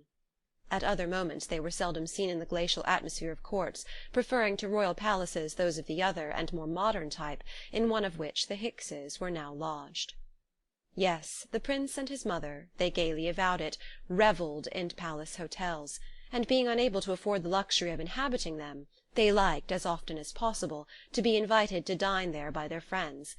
"Or even to tea, my dear," the princess laughingly avowed, "for I'm so awfully fond of buttered scones, and Anastasius gives me so little to eat in the desert." The encounter with these ambulant highnesses had been fatal, Lansing now perceived it, to Mrs. Hicks's principles.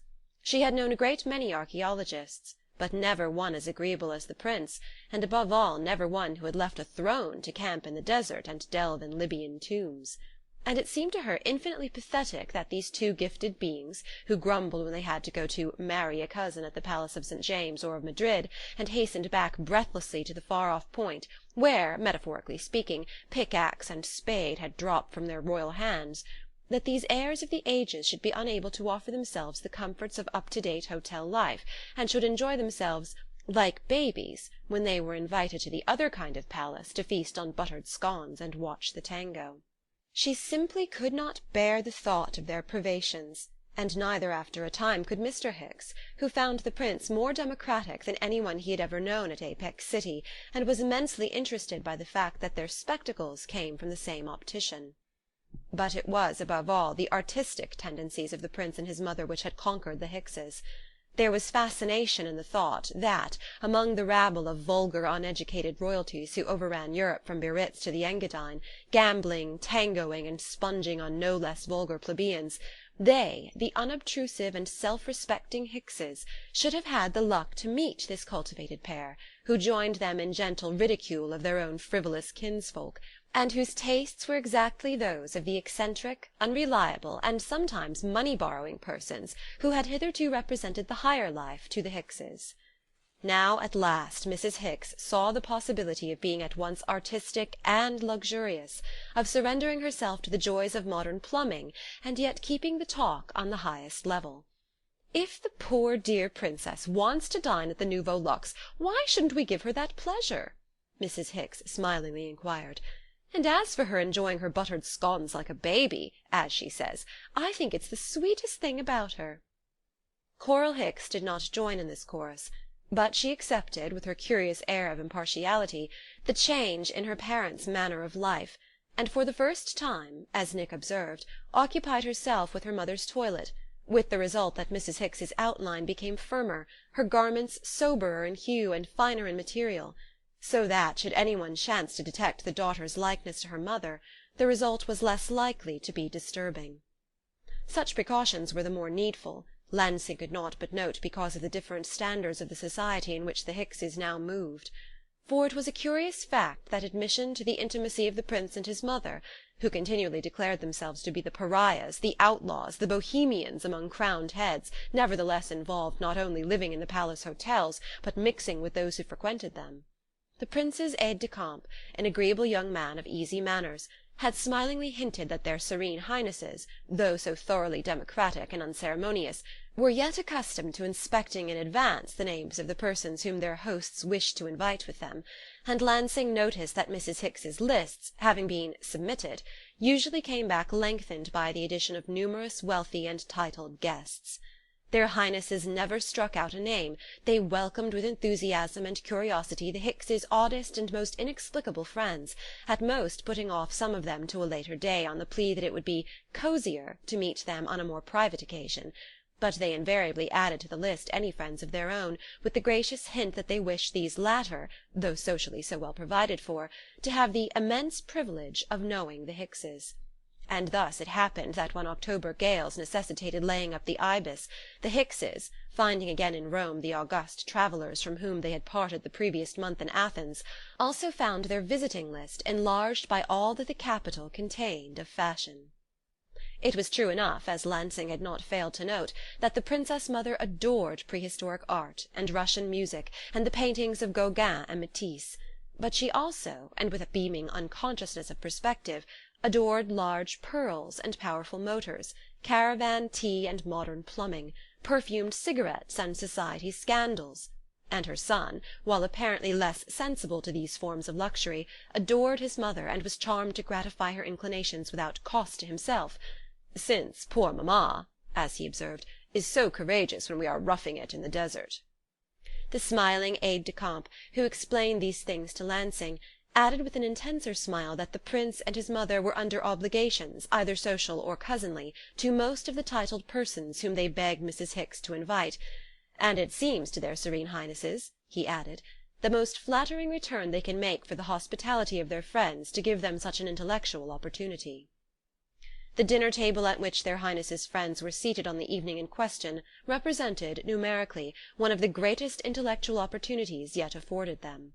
30 guests were grouped about the flower-wreathed board, from which Eldorada and Mr. Beck had been excluded on the plea that the Princess Mother liked cosy parties, and begged her host that there should never be more than 30 at table.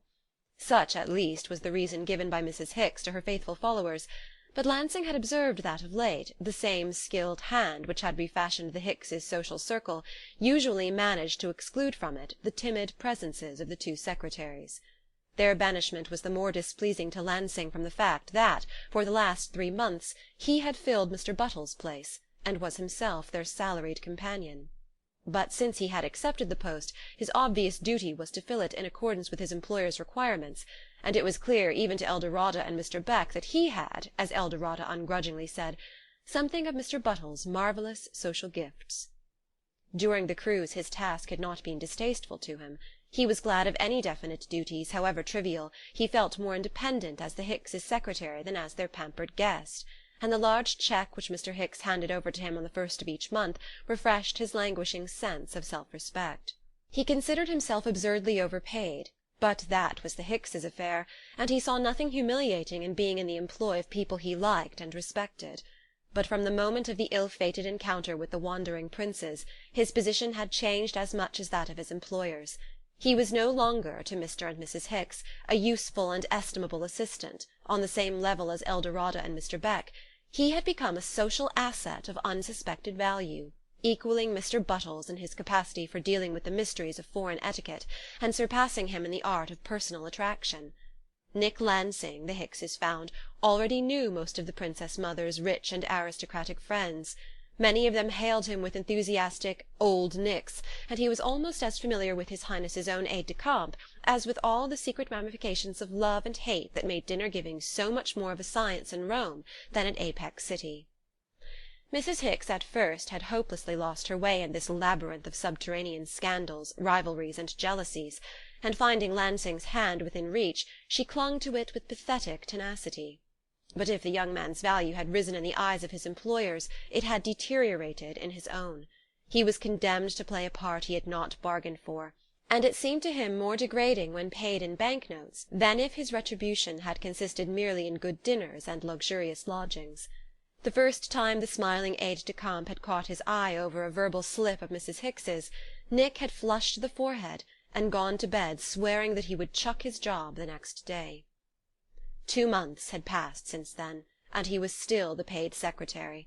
He had contrived to let the aide-de-camp feel that he was too deficient in humour to be worth exchanging glances with, but even this had not restored his self-respect, and on the evening in question, as he looked about the long table, he said to himself for the 100th time that he would give up his position on the morrow.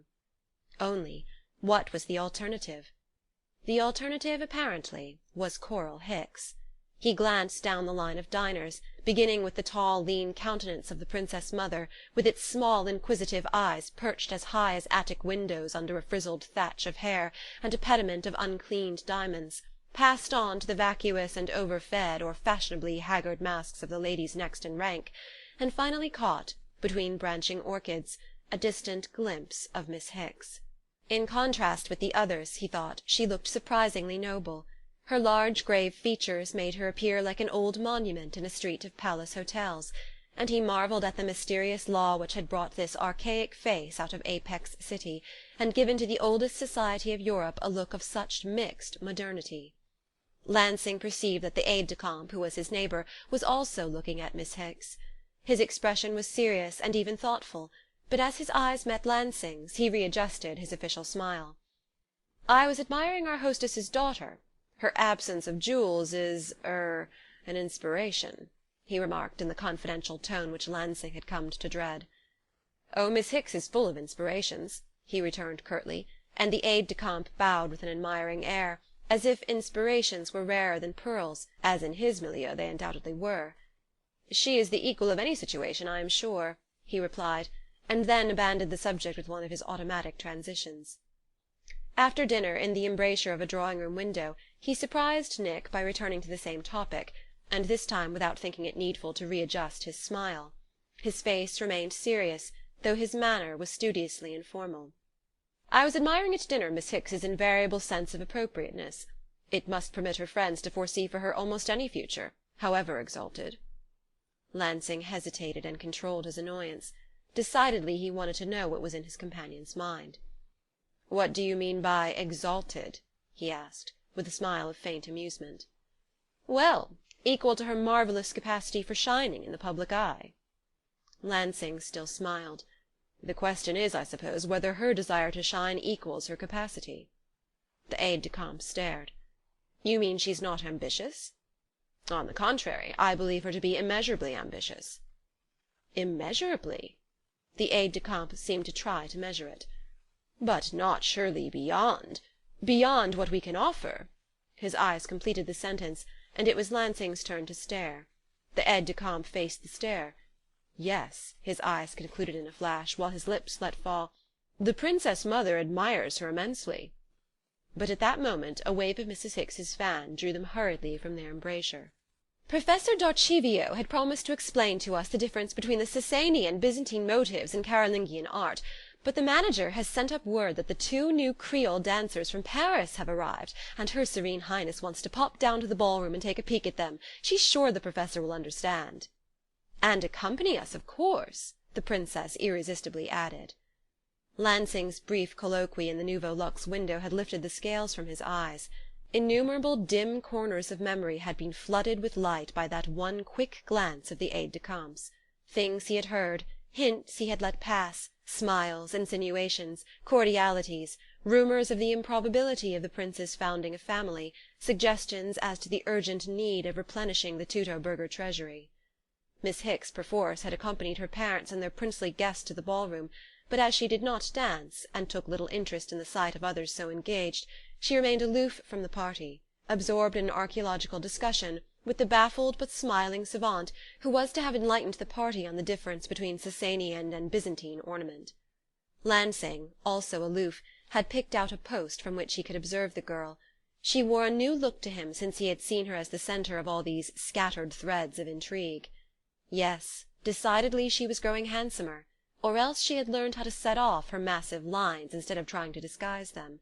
As she held up her long eyeglass to glance absently at the dancers, he was struck by the large beauty of her arm and the careless assurance of the gesture. There was nothing nervous or fussy about Coral Hicks, and he was not surprised that, plastically at least, the Princess Mother had discerned her possibilities. Nick Lansing, all that night, sat up and stared at his future. He knew enough of the society into which the Hickses had drifted to guess that, within a very short time, the hint of the Prince's aide-de-camp would reappear in the form of a direct proposal. Lansing himself would probably, as the one person in the Hicks entourage with whom one could intelligibly commune, be entrusted with the next step in the negotiations. He would be asked, as the aide-de-camp would have said, to feel the ground. It was clearly part of the state policy of Teutoburg to offer Miss Hicks, with the hand of its sovereign, an opportunity to replenish its treasury. What would the girl do? Lansing could not guess, yet he dimly felt that her attitude would depend in a great degree upon his own, and he knew no more what his own was going to be than on the night, 4 months earlier, when he had flung out of his wife's room in Venice to take the midnight express for Genoa. The whole of his past, and above all the tendency on which he had once prided himself to live in the present and take whatever chances it offered, now made it harder for him to act. He began to see that he had never, even in the closest relations of life, looked ahead of his immediate satisfaction. He had thought it rather fine to be able to give himself so intensely to the fullness of each moment, instead of hurrying past it in pursuit of something more, or something else, in the manner of the over-scrupulous or the under-imaginative, whom he had always grouped together and equally pitied. It was not till he had linked his life with Susy's that he had begun to feel it reaching forward into a future he longed to make sure of, to fasten upon and shape to his own wants and purposes, till by an imperceptible substitution that future had become his real present, his all-absorbing moment of time. Now the moment was shattered, and the power to rebuild it failed him. He had never before thought about putting together broken bits. He felt like a man whose house has been wrecked by an earthquake, and who, for lack of skilled labour, is called upon for the first time to wield a trowel and carry bricks. He simply did not know how. Will-power, he saw, was not a thing one could suddenly decree oneself to possess. It must be built up imperceptibly and laboriously out of a succession of small efforts to meet definite objects, out of the facing of daily difficulties instead of cleverly eluding them, or shifting their burden on others. The making of the substance called character was a process about as slow and arduous as the building of the pyramids, and the thing itself, like those awful edifices, was mainly useful to lodge one's descendants in after they too were dust. Yet the pyramid instinct was the one which had made the world, made man, and caused his fugitive joys to linger like fading frescoes on imperishable walls. End of chapter 20.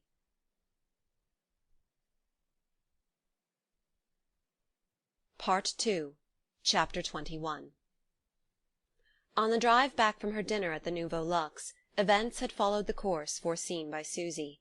She had promised Strefford to seek legal advice about her divorce, and he had kissed her, and the promise had been easier to make than she had expected, the kiss less difficult to receive. She had gone to the dinner aquiver with the mortification of learning that her husband was still with the Hickses. Morally sure of it though she had been, the discovery was a shock, and she measured for the first time the abyss between fearing and knowing. No wonder he had not written. The modern husband did not have to. He had only to leave it to time and the newspapers to make known his intentions. Susy could imagine Nick saying to himself, as he sometimes used to say when she reminded him of an unanswered letter, "But there are lots of ways of answering a letter, and writing doesn't happen to be mine." Well, he had done it in his way, and she was answered. For a minute, as she laid aside the paper, darkness submerged her, and she felt herself dropping down into the bottomless anguish of her dreadful vigil in the Palazzo Vanderlyn. But she was weary of anguish. Her healthy body and nerves instinctively rejected it. The wave was spent, and she felt herself irresistibly struggling back to light and life and youth. He didn't want her. Well, she would try not to want him. There lay all the old expedients at her hand: the rouge for her white lips, the atropine for her blurred eyes, the new dress on her bed, the thought of Strefford and his guests awaiting her, and of the conclusions that the diners of the Nouveau Luxe would draw from seeing them together. Thank heaven no one would say, "Poor old Susy, did you know Nick has chucked her?" They would all say, "Poor old Nick! Yes, I dare say she was sorry to chuck him, but Altringham's mad to marry her, and what could she do?" And once again events had followed the course she had foreseen. Seeing her at Lord Altringham's table, with the Ascots and the old Duchess of Dunes, the interested spectators could not but regard the dinner as confirming the rumour of her marriage. As Ellie said, people didn't wait nowadays to announce their engagements till the tiresome divorce proceedings were over. Ellie herself, prodigally pearled and ermined, had floated in late with Algie Bockheimer in her wake, and sat in conspicuous tete-a-tete, nodding and signalling her sympathy to Susy. Approval beamed from every eye. It was awfully exciting, they all seemed to say, seeing Susy Lansing pull it off. As the party, after dinner, drifted from the restaurant back into the hall, she caught in the smiles and hand-pressures crowding about her the scarcely repressed hint of official congratulations, and Violet Melrose, seated in a corner with Fulmer, drew her down with a wan jade-circled arm to whisper tenderly, "It's most awfully clever of you, darling, not to be wearing any jewels." In all the women's eyes she read the reflected lustre of the jewels she could wear when she chose. It was as though their glitter reached her from the far-off bank where they lay sealed up in the Altringham strong-box. What a fool she had been to think that Strefford would ever believe she didn't care for them. The ambassadress, a blank perpendicular person, had been a shade less affable than Susy could have wished, but then there was Lady Joan, and the girl was handsome, alarmingly handsome to account for that. Probably every one in the room had guessed it. And the old Duchess of Dunes was delightful. She looked rather like Strefford in a wig and false pearls. Susy was sure they were as false as her teeth.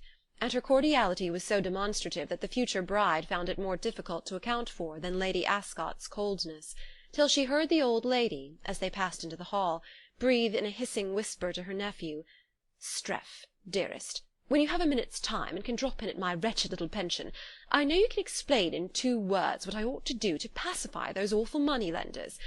And you'll bring your exquisite American to see me, won't you? No, Joan Seneschal's too fair for my taste. Insipid."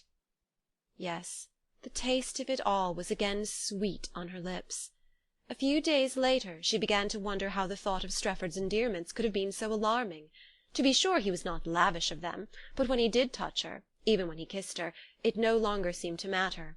An almost complete absence of sensation had mercifully succeeded to the first wild flurry of her nerves. And so it would be, no doubt, with everything else in her new life.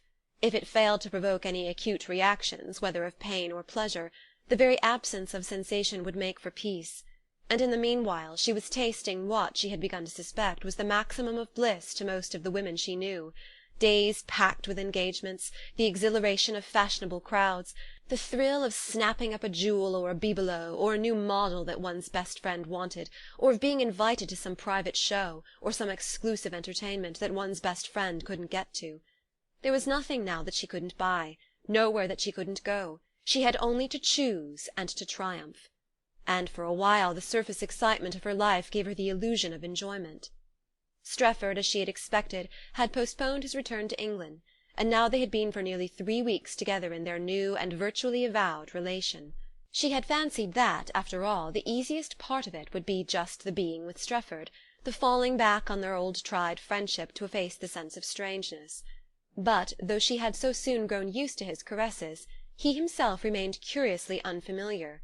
She was hardly sure at times that it was the old Strefford she was talking to. It was not that his point of view had changed, but that new things occupied and absorbed him.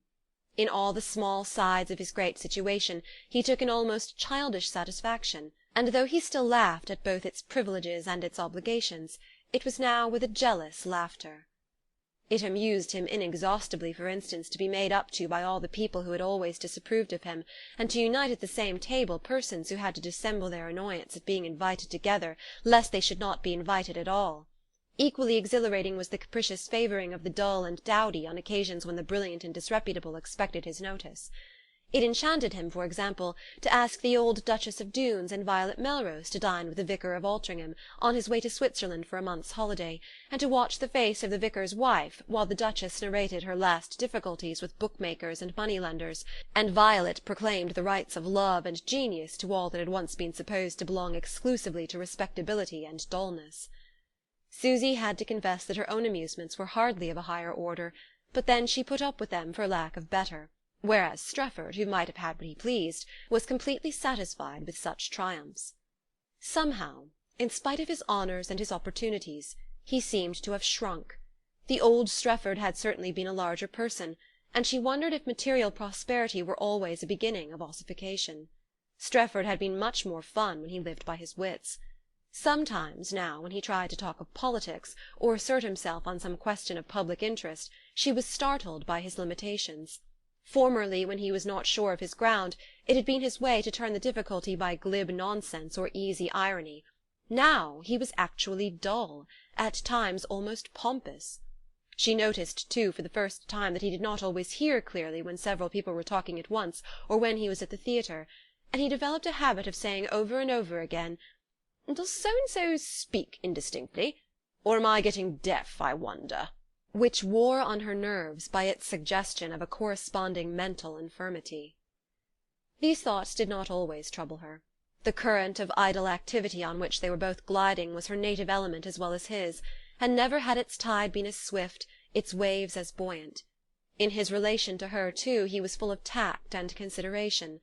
She saw that he still remembered their frightened exchange of glances after their first kiss, and the sense of this little hidden spring of imagination in him was sometimes enough for her thirst.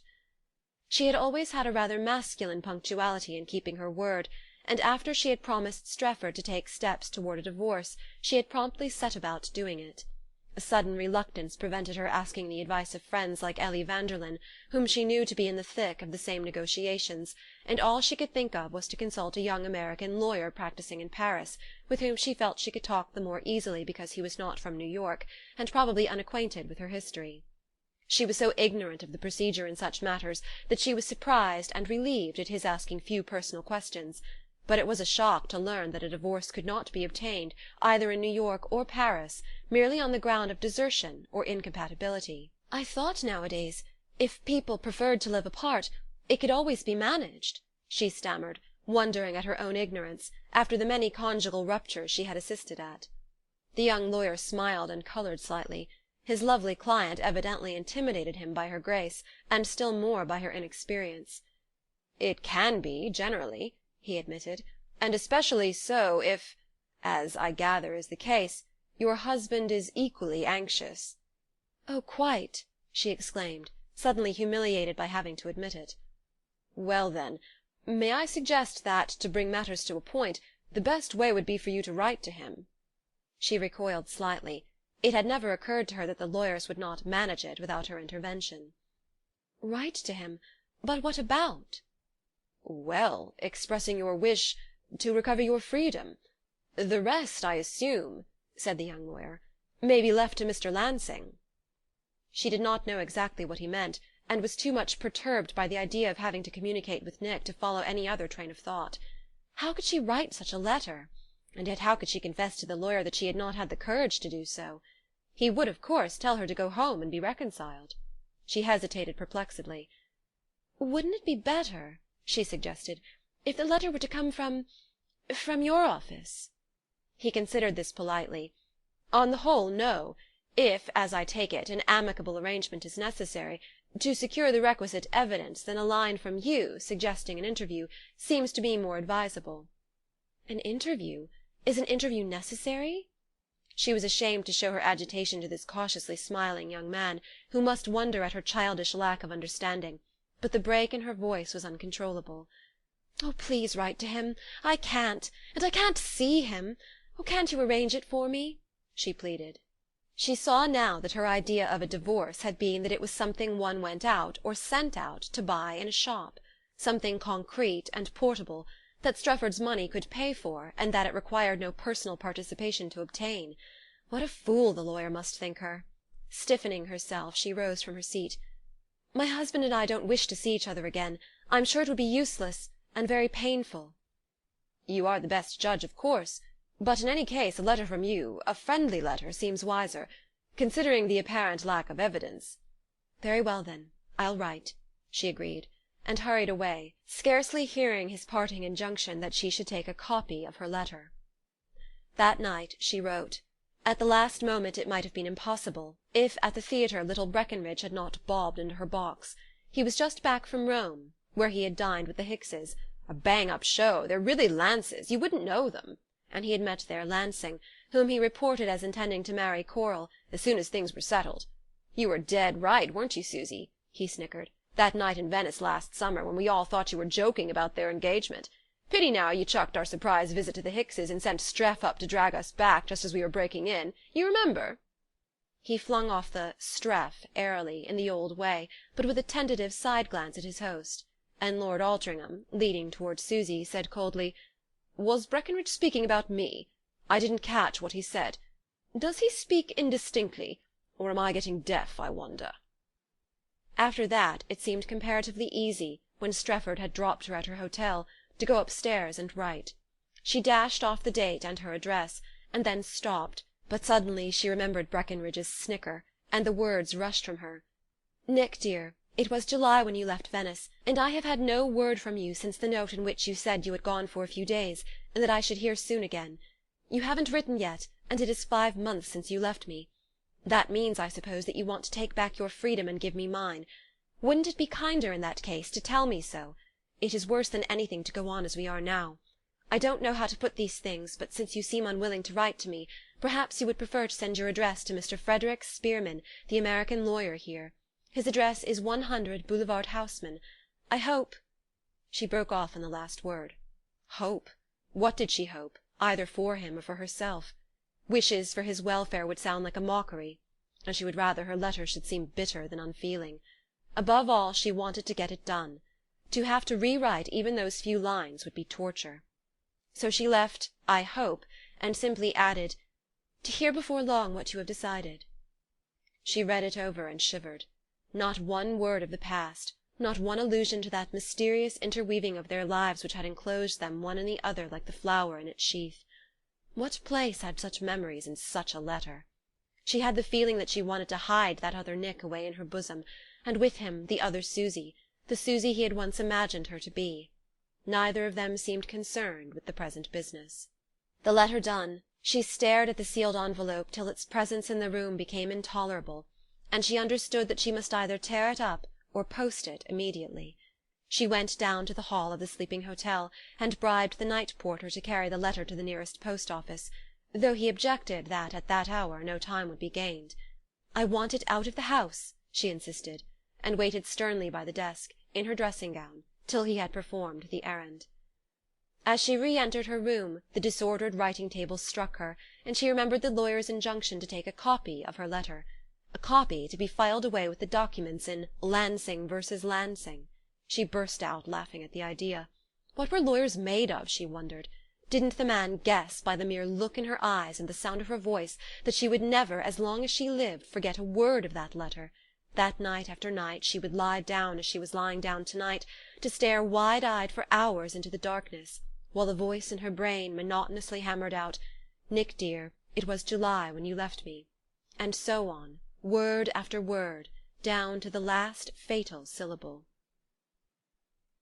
End of chapter 21.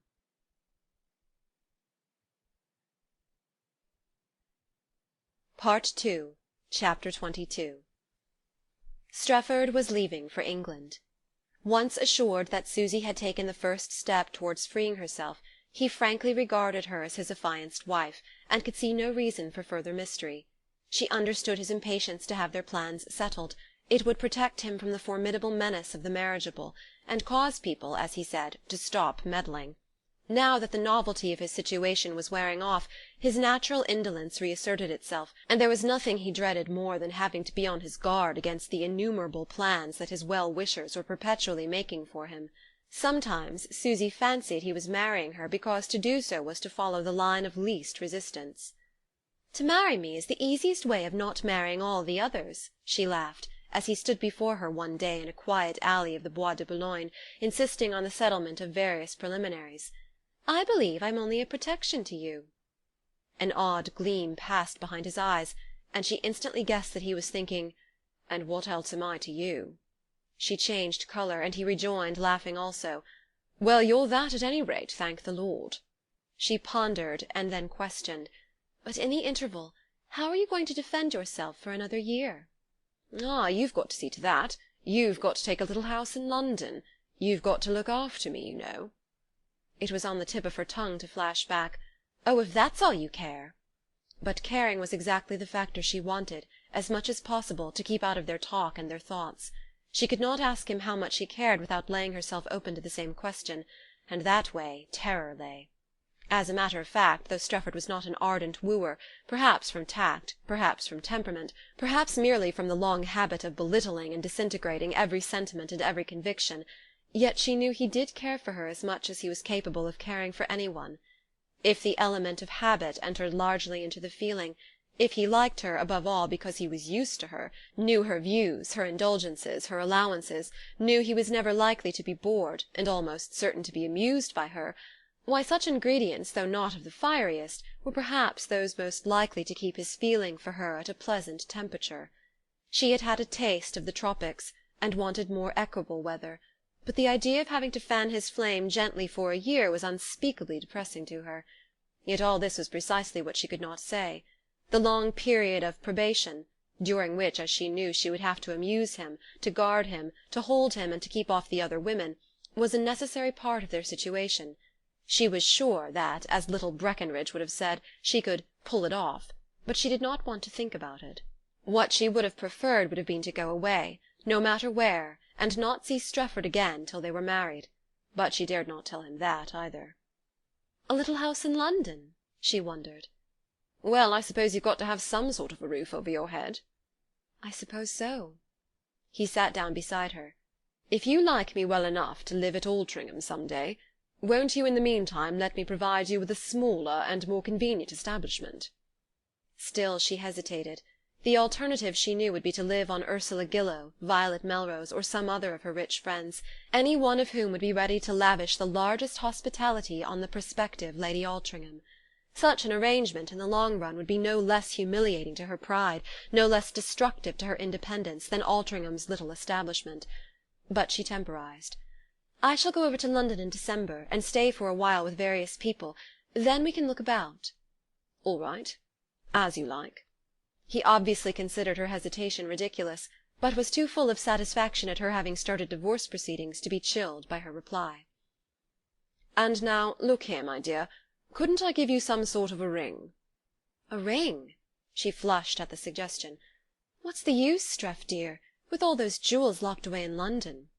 "Oh, I daresay you'll think them old-fashioned. And hang it, why shouldn't I give you something new? I ran across Ellie and Bockheimer yesterday in the Rue de la Paix, picking out sapphires. Do you like sapphires? Or emeralds? Or just a diamond? I've seen a thumping one. I'd like you to have it." Ellie and Bockheimer. How she hated the conjunction of the names! Their case always seemed to her like a caricature of her own, and she felt an unreasoning resentment against Ellie for having selected the same season for her unmating and remating. "I wish you wouldn't speak of them, Streff, as if they were like us. I can hardly bear to sit in the same room with Ellie Vanderlyn." "Hullo, what's wrong? You mean because of her giving up Clarissa?" "Not that only. You don't know. I can't tell you." She shivered at the memory, and rose restlessly from the bench where they had been sitting. Strefford gave his careless shrug. "Well, my dear, you can hardly expect me to agree, for after all it was to Ellie I owed the luck of being so long alone with you in Venice. If she and Algy hadn't prolonged their honeymoon at the villa—" He stopped abruptly, and looked at Susy. She was conscious that every drop of blood had left her face. She felt it ebbing away from her heart, flowing out of her as if from all her severed arteries, till it seemed as though nothing were left of life in her but one point of irreducible pain. "Ellie? At your villa? What do you mean? Was it Ellie and Bockheimer who—" Strefford still stared. "You mean to say you didn't know?" "Who came after Nick and me?" she insisted. "Why, do you suppose I'd have turned you out otherwise? That beastly Bockheimer simply smothered me with gold. Ah, well, there's one good thing. I shall never have to let the villa again. I rather like the little place myself, and I daresay once in a while we might go there for a day or two." "Susy, what's the matter?" he exclaimed. She returned his stare, but without seeing him. Everything swam and danced before her eyes.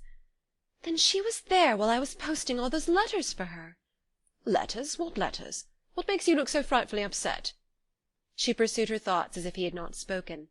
"She and Algy Bockheimer arrived there the very day that Nick and I left." "I suppose so. I thought she'd told you.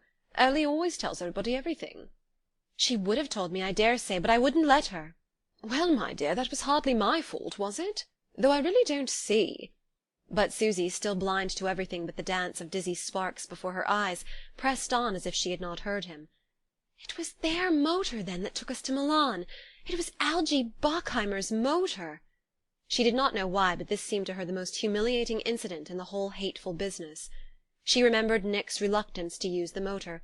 She remembered his look when she had boasted of her managing. The nausea mounted to her throat. Strefford burst out laughing.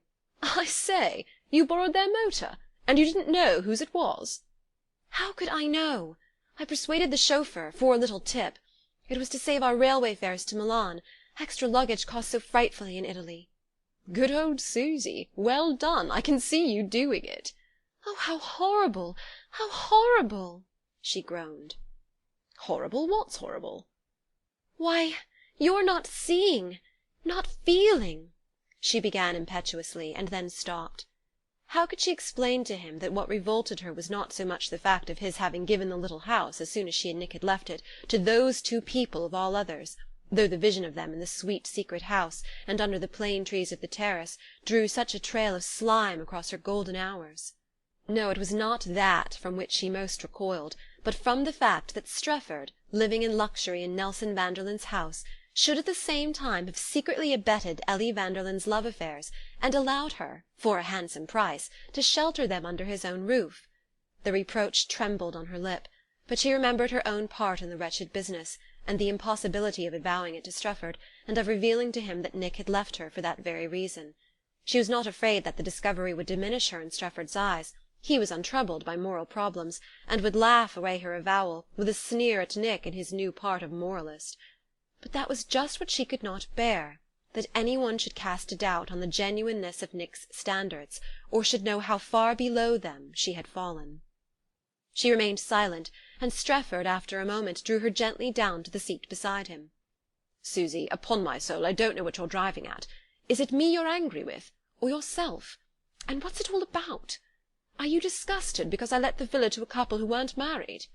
But hang it, they're the kind that pay the highest price, and I had to earn my living somehow. One doesn't run across a bridal pair every day." She lifted her eyes to his puzzled, incredulous face. Poor Streff! No, it was not with him that she was angry. Why should she be? Even that ill-advised disclosure had told her nothing she had not already known about him. It had simply revealed to her once more the real point of view of the people he and she lived among, had shown her that, in spite of the superficial difference, he felt as they felt, judged as they judged, was blind as they were, and as she would be expected to be, should she once again become one of them. What was the use of being placed by fortune above such shifts and compromises, if in one's heart one still condoned them? And she would have to. She would catch the general note, grow blunted as those other people were blunted, and gradually come to wonder at her own revolt, as Strefford now honestly wondered at it.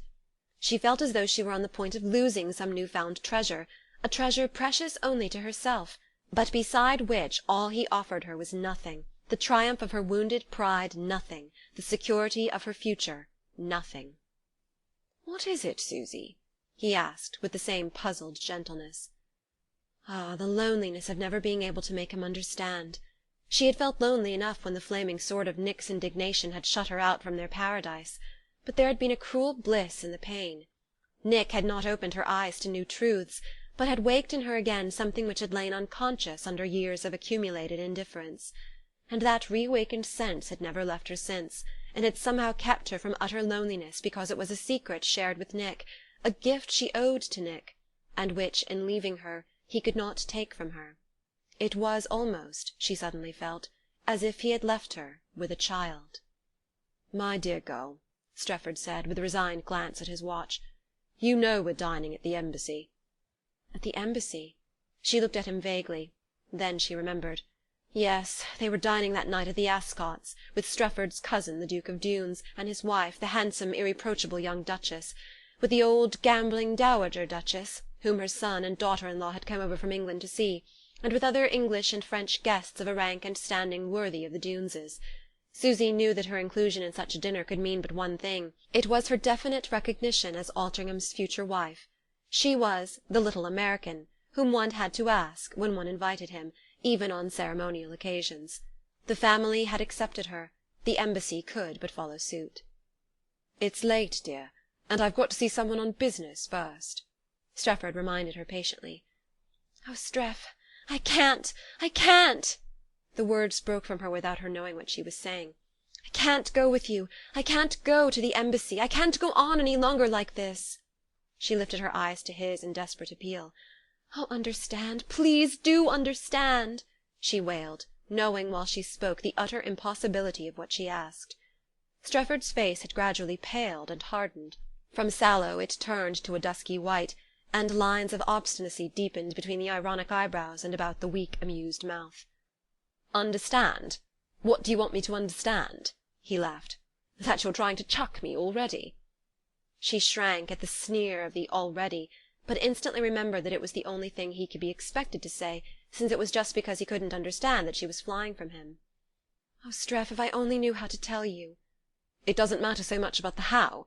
Is that what you're trying to say?" Her head drooped, and she saw the dead leaves whirling across the path at her feet, lifted on a sudden wintry gust. "The reason," he continued, clearing his throat with a stiff smile, "is not quite as important to me as the fact." She stood speechless, agonized by his pain. But still she thought he had remembered the dinner at the Embassy. The thought gave her courage to go on. "It wouldn't do, Streff. I'm not a bit the kind of person to make you happy." "Oh, leave that to me, please, won't you?" "No, I can't. Because I should be unhappy too." He clicked at the leaves as they whirled past. "You've taken a rather long time to find it out?" She saw that his newborn sense of his own consequence was making him suffer even more than his wounded affection, and that again gave her courage. "If it's taken long, it's all the more reason why I shouldn't take longer. If I've made a mistake, it's you who would have suffered from it." "Thanks," he said, "for your extreme solicitude." She looked at him helplessly, penetrated by the despairing sense of their inaccessibility to each other. Then she remembered that Nick, during their last talk together, had seemed as inaccessible, and wondered if, when human souls try to get too near each other, they do not inevitably become mere blurs to each other's vision. She would have liked to say this to Streff, but he would not have understood it either. The sense of loneliness once more enveloped her, and she groped in vain for a word that should reach him. "Let me go home alone, won't you?" she appealed to him. "Alone?" She nodded. "Tomorrow. Tomorrow." He tried rather valiantly to smile. "Hang tomorrow. Whatever is wrong, it needn't prevent my seeing you home." He glanced toward the taxi that awaited them at the end of the deserted drive. "No, please, you're in a hurry. Take the taxi. I want immensely a long walk by myself, through the streets with the lights coming out." He laid his hand on her arm. "I say, my dear, you're not ill?" "No, I'm not ill. But you may say I am, tonight at the Embassy." He released her and drew back. "Oh, very well," he answered coldly, and she understood by his tone that the knot was cut, and that at that moment he almost hated her. She turned away, hastening down the deserted alley, flying from him, and knowing as she fled that he was still standing there motionless, staring after her, wounded, humiliated, uncomprehending. It was neither her fault nor his. End of chapter 22.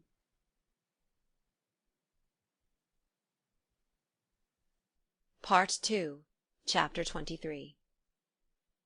As she fled on toward the lights of the streets, a breath of freedom seemed to blow into her face. Like a weary load, the accumulated hypocrisies of the last months had dropped from her. She was herself again, Nick's Susy, and no one else's. She sped on, staring with bright, bewildered eyes at the stately facades of the La Muette quarter, the perspectives of bare trees, the awakening glitter of shop windows holding out to her all the things she would never again be able to buy. In an avenue of shops she paused before a milliner's window and said to herself, "Why shouldn't I earn my living by trimming hats?" She met work-girls streaming out under a doorway and scattering to catch trams and omnibuses, and she looked with newly wakened interest at their tired, independent faces. "Why shouldn't I earn my living as well as they do?" she thought. A little farther on she passed a sister of charity with softly trotting feet, a calm, anonymous glance, and hands hidden in her capacious sleeves. Susy looked at her and thought, "Why shouldn't I be a sister, and have no money to worry about, and trot about under a white coif helping poor people?" All these strangers on whom she smiled in passing and glanced back at enviously were free from the necessities that enslaved her, and would not have known what she meant if she had told them that she must have so much money for her dresses, so much for her cigarettes, so much for bridge and cabs and tips and all kinds of extras, and that at that moment she ought to be hurrying back to a dinner at the British Embassy, where her permanent right to such luxuries was to be solemnly recognized and ratified. The artificiality and unreality of her life overcame her as with stifling fumes. She stopped at a street corner, drawing long, panting breaths as if she had been running a race. Then, slowly and aimlessly, she began to saunter along a street of small private houses in damp gardens that led to the Avenue du Bois. She sat down on a bench. Not far off, the Arc de Triomphe raised its august bulk, and beyond it a river of lights streamed down toward Paris, and the stir of the city's heart-beats troubled the quiet in her bosom. But not for long. She seemed to be looking at it all from the other side of the grave, and as she got up and wandered down the Champs-Élysées, half empty in the evening lull between dusk and dinner, She felt as if the glittering avenue were really changed into the field of shadows from which it takes its name, and as if she were a ghost among ghosts. Half-way home, a weakness of loneliness overcame her, and she seated herself under the trees near the rond-point. Lines of motors and carriages were beginning to animate the converging thoroughfares, streaming abreast, crossing, winding in and out of each other in a tangle of hurried pleasure-seeking. She caught the light on jewels and shirt-fronts, and hard, bored eyes emerging from dim billows of fur and velvet. She seemed to hear what the couples were saying to each other. She pictured the drawing-rooms, restaurants, dance-halls they were hastening to, the breathless routine that was hurrying them along, as time, the old vacuum-cleaner, swept them away with the dust of their carriage-wheels. And again the loneliness vanished in a sense of release. At the corner of the Place de la Concorde she stopped, recognizing a man in evening dress who was hailing a taxi. Their eyes met, and Nelson Vanderlyn came forward. Here was the last person she cared to run across, and she shrank back involuntarily. What did he know, what had he guessed of her complicity in his wife's affairs? No doubt Ellie had blabbed it all out by this time. She was just as likely to confide her love affairs to Nelson as to anyone else, now that the Bockheimer prize was landed. "Well, well, well, so I've caught you at it. Glad to see you, Susy, my dear." She found her hand cordially clasped in Vanderlyn's, and his round pink face bent on her with all its old urbanity. Did nothing matter, then, in this world she was fleeing from? Did no one love or hate or remember? "No idea you were in Paris. Just got here myself," Vanderlyn continued, visibly delighted at the meeting. "Look here, don't suppose you're out of a job this evening by any chance, and would come and cheer up a lone bachelor, eh? No? You are? Well, that's luck for once. I say, where shall we go? One of the places where they dance, I suppose. Yes, I twirl the light fantastic once in a while myself. Got to keep up with the times. Hold on, taxi. Here, I'll drive you home first, and wait while you jump into your toggery. Lots of time." As he steered her toward the carriage, she noticed that he had a gouty limp, and pulled himself in after her with difficulty. "Mayn't I come as I am, Nelson? I don't feel like dancing. Let's go and dine in one of those nice smoky little restaurants by the Place de la Bourse." He seemed surprised, but relieved at the suggestion, and they rolled off together. In a corner at Bauge's they found a quiet table, screened from the other diners, and while Vanderlyn adjusted his eyeglasses to study the cart, Susy stole a long look at him. He was dressed with even more than his usual formal trimness, and she detected, in an ultra-flat wrist-watch and discreetly expensive waistcoat buttons, an attempt at smartness altogether new. His face had undergone the same change. Its familiar look of worn optimism had been, as it were, done up to match his clothes, as though a sort of moral cosmetic had made him pinker, shinier, and sprightlier without really rejuvenating him.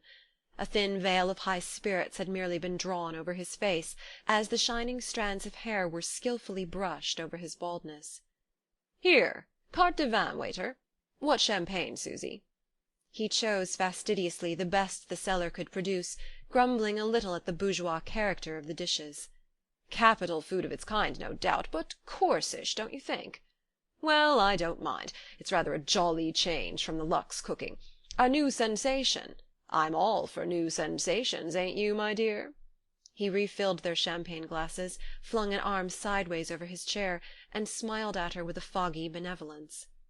As the champagne flowed, his confidences flowed with it. "Suppose you know what I'm here for, this divorce business. We wanted to settle it quietly without a fuss, and of course Paris is the best place for that sort of job. Live and let live, no questions asked, none of your dirty newspapers. Great country, this. No hypocrisy. They understand life over here."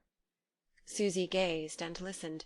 She remembered that people had thought Nelson would make a row when he found out. He had always been addicted to truculent anecdotes about unfaithful wives, and the very formula of his perpetual ejaculation, "Caught you at it, eh?" seemed to hint at a constant preoccupation with such ideas. But now it was evident that, as the saying was, he had "swallowed his dose" like all the others. No strong blast of indignation had momentarily lifted him above his normal stature. He remained a little man among little men, and his eagerness to rebuild his life with all the old smiling optimism reminded Susy of the patient industry of an ant remaking its ruined ant-heap. "Tell you what, great thing, this liberty. Everything's changed nowadays. Why shouldn't marriage be, too? A man can get out of a business partnership when he wants to, but the parsons want to keep us noosed up to each other for life because we blundered into a church one day and said yes before one of 'em. No, no, that's too easy. We've got beyond that. Science and all these new discoveries. I say the 10 Commandments were made for man, and not man for the commandments, and there ain't a word against divorce in 'em anyhow. That's what I tell my poor old mother, who builds everything on her Bible. Find me the place where it says, 'Thou shalt not sue for divorce.' It makes her wild, poor old lady, because she can't, and she don't know how they happen to have left it out. I rather think Moses left it out because he knew more about human nature than these snivelling modern parsons do. Not that they'll always bear investigating, either, but I don't care about that. Live and let live, eh, Susy? Haven't we all got a right to our affinities? I hear you're following our example yourself. First-rate idea. I don't mind telling you I saw it coming on last summer at Venice. Caught you at it, so to speak. Old Nelson ain't as blind as people think. Here, let's open another bottle to the health of Streff and Mrs. Streff." She caught the hand with which he was signalling to the sommelier. This flushed and garrulous Nelson moved her more poignantly than a more heroic figure. "No more champagne, please, Nelson. Besides," she suddenly added, "it's not true." He stared. "Not true that you're going to marry Altringham?" "No." "By George, then what on earth did you chuck Nick for? Ain't you got an affinity, my dear?" She laughed and shook her head. "Do you mean to tell me it's all Nick's doing, then?" "I don't know." "Let's talk of you instead, Nelson. I'm glad you're in such good spirits. I rather thought—" He interrupted her quickly. "Thought I'd cut up a rumpus? Do some shooting? I know, people did." He twisted his moustache, evidently proud of his reputation. "Well, maybe I did see red for a day or two, but I'm a philosopher first and last. Before I went into banking I'd made and lost 2 fortunes out west. Well, how did I build 'em up again? Not by shooting anybody, even myself. By just buckling to and beginning all over again. And that's what I am doing now. Beginning all over again." His voice dropped from boastfulness to a note of wistful melancholy, the look of strained jauntiness fell from his face like a mask, and for an instant she saw the real man, old, ruined, lonely. Yes, that was it. He was lonely, desperately lonely, foundering in such deep seas of solitude that any presence out of the past was like a spar to which he clung. Whatever he knew or guessed of the part she had played in his disaster, it was not callousness that had made him greet her with such forgiving warmth, but the same sense of smallness, insignificance and isolation, which perpetually hung like a cold fog on her own horizon. Suddenly she too felt old and unspeakably tired. "It's been nice seeing you, Nelson, but now I must be getting home." He offered no objection, but asked for the bill, resumed his jaunty air while he scattered largesse among the waiters, and sauntered out behind her after calling for a taxi. They drove off in silence. Susy was thinking, "And Clarissa?" but dared not ask. Vanderlyn lit a cigarette, hummed a dance tune, and stared out of the window. Suddenly she felt his hand on hers. "Susy, do you ever see her?" "See Ellie?" He nodded without turning toward her. "Not often. Sometimes." "If you do, for God's sake tell her I'm happy. Happy as a king. Tell her you could see for yourself that I was." His voice broke in a little gasp. I'll be damned if she shall ever be unhappy about me, if I can help it." The cigarette dropped from his fingers, and with a sob he covered his face. "Oh, poor Nelson, Susy breathed. While their cab rattled across the Place du Carrousel and over the bridge, he continued to sit beside her with hidden face. At last he pulled out a scented handkerchief, rubbed his eyes with it, and groped for another cigarette. "I'm all right. Tell her that, will you, Susy? There are some of our old times I don't suppose I shall ever forget, but they make me feel kindly to her, and not angry. I didn't know it would be so beforehand, but it is. And now the thing's settled I'm as right as a trivet, and you can tell her so. Look here, Susy." He caught her by the arm as the taxi drew up at her hotel. "Tell her I understand, will you? I'd rather like her to know that." "I'll tell her, Nelson," she promised, and climbed the stairs alone to her dreary room. Susy's one fear was that Strefford, when he returned the next day, should treat their talk of the previous evening as a fit of nerves to be jested away. He might, indeed, resent her behaviour too deeply to seek to see her at once, but his easy-going modern attitude toward conduct and convictions made that improbable. She had an idea that what he had most minded was her dropping so unceremoniously out of the Embassy dinner. But after all, why should she see him again? She had had enough of explanations during the last months to have learned how seldom they explain anything. If the other person did not understand at the first word, at the first glance even, subsequent elucidation served only to deepen the obscurity. And she wanted, above all, and especially since her hour with Nelson Vanderlyn, to keep herself free, aloof, to retain her hold on her precariously recovered self. She sat down and wrote to Strefford, and the letter was only a little less painful to write than the one she had dispatched to Nick. It was not that her own feelings were in any like measure engaged, but because, as the decision to give up Strefford affirmed itself, she remembered only his kindness, his forbearance, his good humour, and all the other qualities she had always liked in him, and because she felt ashamed of the hesitations which must cause him so much pain and humiliation. Yes, humiliation chiefly. She knew that what she had to say would hurt his pride, in whatever way she framed her renunciation, and her pen wavered, hating its task. Then she remembered Vanderlyn's words about his wife. "There are some of our old times I don't suppose I shall ever forget," and a phrase of Grace Fulmer's that she had but half grasped at the time. You haven't been married long enough to understand how trifling such things seem in the balance of one's memories. Here were two people who had penetrated farther than she into the labyrinth of the wedded state, and struggled through some of its thorniest passages, and yet both, one consciously, the other half unaware, testified to the mysterious fact which was already dawning on her, that the influence of a marriage begun in mutual understanding is too deep not to reassert itself even in the moment of flight and denial. "The real reason is that you're not Nick," was what she would have said to Strefford if she had dared to set down the bare truth, and she knew that, whatever she wrote, he was too acute not to read that into it.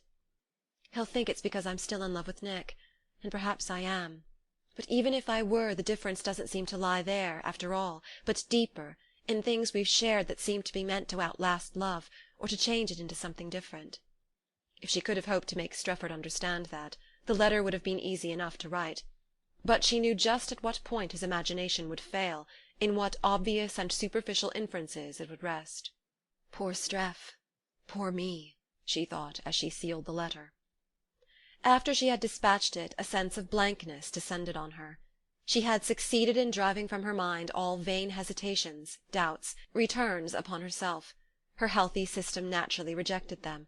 But they left a queer emptiness in which her thoughts rattled about as thoughts might, she supposed, in the first moments after death, before one got used to it. To get used to being dead, that seemed to be her immediate business. And she felt such a novice at it, felt so horribly alive. How had those others learned to do without living? Nelson, well, he was still in the throes, and probably would never understand or be able to communicate the lesson when he mastered it. But Grace Fulmer, she suddenly remembered that Grace was in Paris, and set forth to find her. End of chapter 23. Part 2, Chapter 24. Nick Lansing had walked out a long way into the Campagna. His hours were seldom his own, for both Mr. and Mrs. Hicks were becoming more and more addicted to sudden and somewhat imperious demands upon his time. But on this occasion he had simply slipped away after luncheon, and taking the tram to the Porta Salaria, had wandered on thence in the direction of the Ponte Nomentanto. He wanted to get away and think, but now that he had done it, the business proved as unfruitful as everything he had put his hand to since he had left Venice. Think about what? His future seemed to him a negligible matter since he had received, 2 months earlier, the few lines in which Susy had asked him for her freedom. The letter had been a shock, though he had fancied himself so prepared for it, yet it had also in another sense been a relief, since now that at last circumstances compelled him to write to her they also told him what to say, and he had said it as briefly and simply as possible, telling her that he would put no obstacle in the way of her release, that he held himself at her lawyer's disposal to answer any further communication, and that he would never forget their days together, or cease to bless her for them. That was all. He gave his Roman banker's address and waited for another letter, but none came. Probably the formalities, whatever they were, took longer than he had supposed, and being in no haste to recover his own liberty, he did not try to learn the cause of the delay. From that moment, however, he considered himself virtually free, and ceased, by the same token, to take any interest in his own future. His life seemed as flat as a convalescent's first days after the fever has dropped. The only thing he was sure of was that he was not going to remain in the Hickses' employ. When they left Rome for Central Asia he had no intention of accompanying them. The part of Mr. Buttle's successor was becoming daily more intolerable to him, for the very reasons that had probably made it most gratifying to Mr. Buttles. To be treated by Mr. and Mrs. Hicks as a paid oracle, a paraded and petted piece of property, was a good deal more distasteful than he could have imagined any relation with these kindly people could be. And since their aspirations had become frankly social, he found his task, if easier, yet far less congenial than during his first months with them. He preferred patiently explaining to Mrs. Hicks, for the 100th time, that Sasania and Saracenic were not interchangeable terms, to unravelling for her the genealogies of her titled guests, and reminding her, when she seated her dinner-parties, that dukes ranked higher than princes. No, the job was decidedly intolerable, and he would have to look out for another means of earning his living. But that was not what he had really got away to think about. He knew he should never starve. He had even begun to believe again in his book. What he wanted to think of was Susy. Or rather, it was Susy that he could not help thinking of, on whatever train of thought he set out. Again and again he fancied he had established a truce with the past. He had come to terms, the terms of defeat and failure, with that bright enemy called happiness. And, in truth, he had reached the point of definitely knowing that he could never return to the kind of life that he and Susy had embarked on. It had been the tragedy of their relation that loving her roused in him ideals she could never satisfy. He had fallen in love with her because she was, like himself, amused, unprejudiced, and disenchanted, and he could not go on loving her unless she ceased to be all these things. From that circle there was no issue, and in it he desperately revolved. If he had not heard such persistent rumours of her remarriage to Lord Altringham, he might have tried to see her again; but aware of the danger and the hopelessness of a meeting, he was, on the whole, glad to have a reason for avoiding it. Such, at least, he honestly supposed to be his state of mind until he found himself, as on this occasion, free to follow out his thought to its end. That end, invariably, was Susy, not the bundle of qualities and defects into which his critical spirit had tried to sort her out, but the soft blur of identity, of personality, of eyes, hair, mouth, laugh, tricks of speech and gesture, that were all so solely and profoundly her own, and yet so mysteriously independent of what she might do, say, think, in crucial circumstances. He remembered her once saying to him, "After all, you were right when you wanted me to be your mistress," and the indignant stare of incredulity with which he had answered her. Yet in these hours it was the palpable image of her that clung closest, till, as invariably happened, his vision came full circle, and feeling her on his breast he wanted her also in his soul. Well, such all-encompassing loves were the rarest of human experiences. He smiled at his presumption in wanting no other. Wearily he turned, and tramped homeward through the winter twilight. At the door of the hotel he ran across the Prince of Teutoburg's aide-de-camp. They had not met for some days, and Nick had a vague feeling that if the prince's matrimonial designs took definite shape, he himself was not likely, after all, to be their chosen exponent.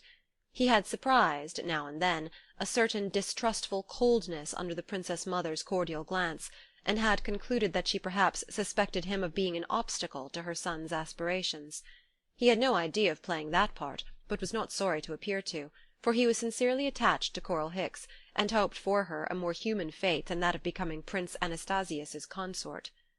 This evening, however, he was struck by the beaming alacrity of the aide-de-camp's greeting.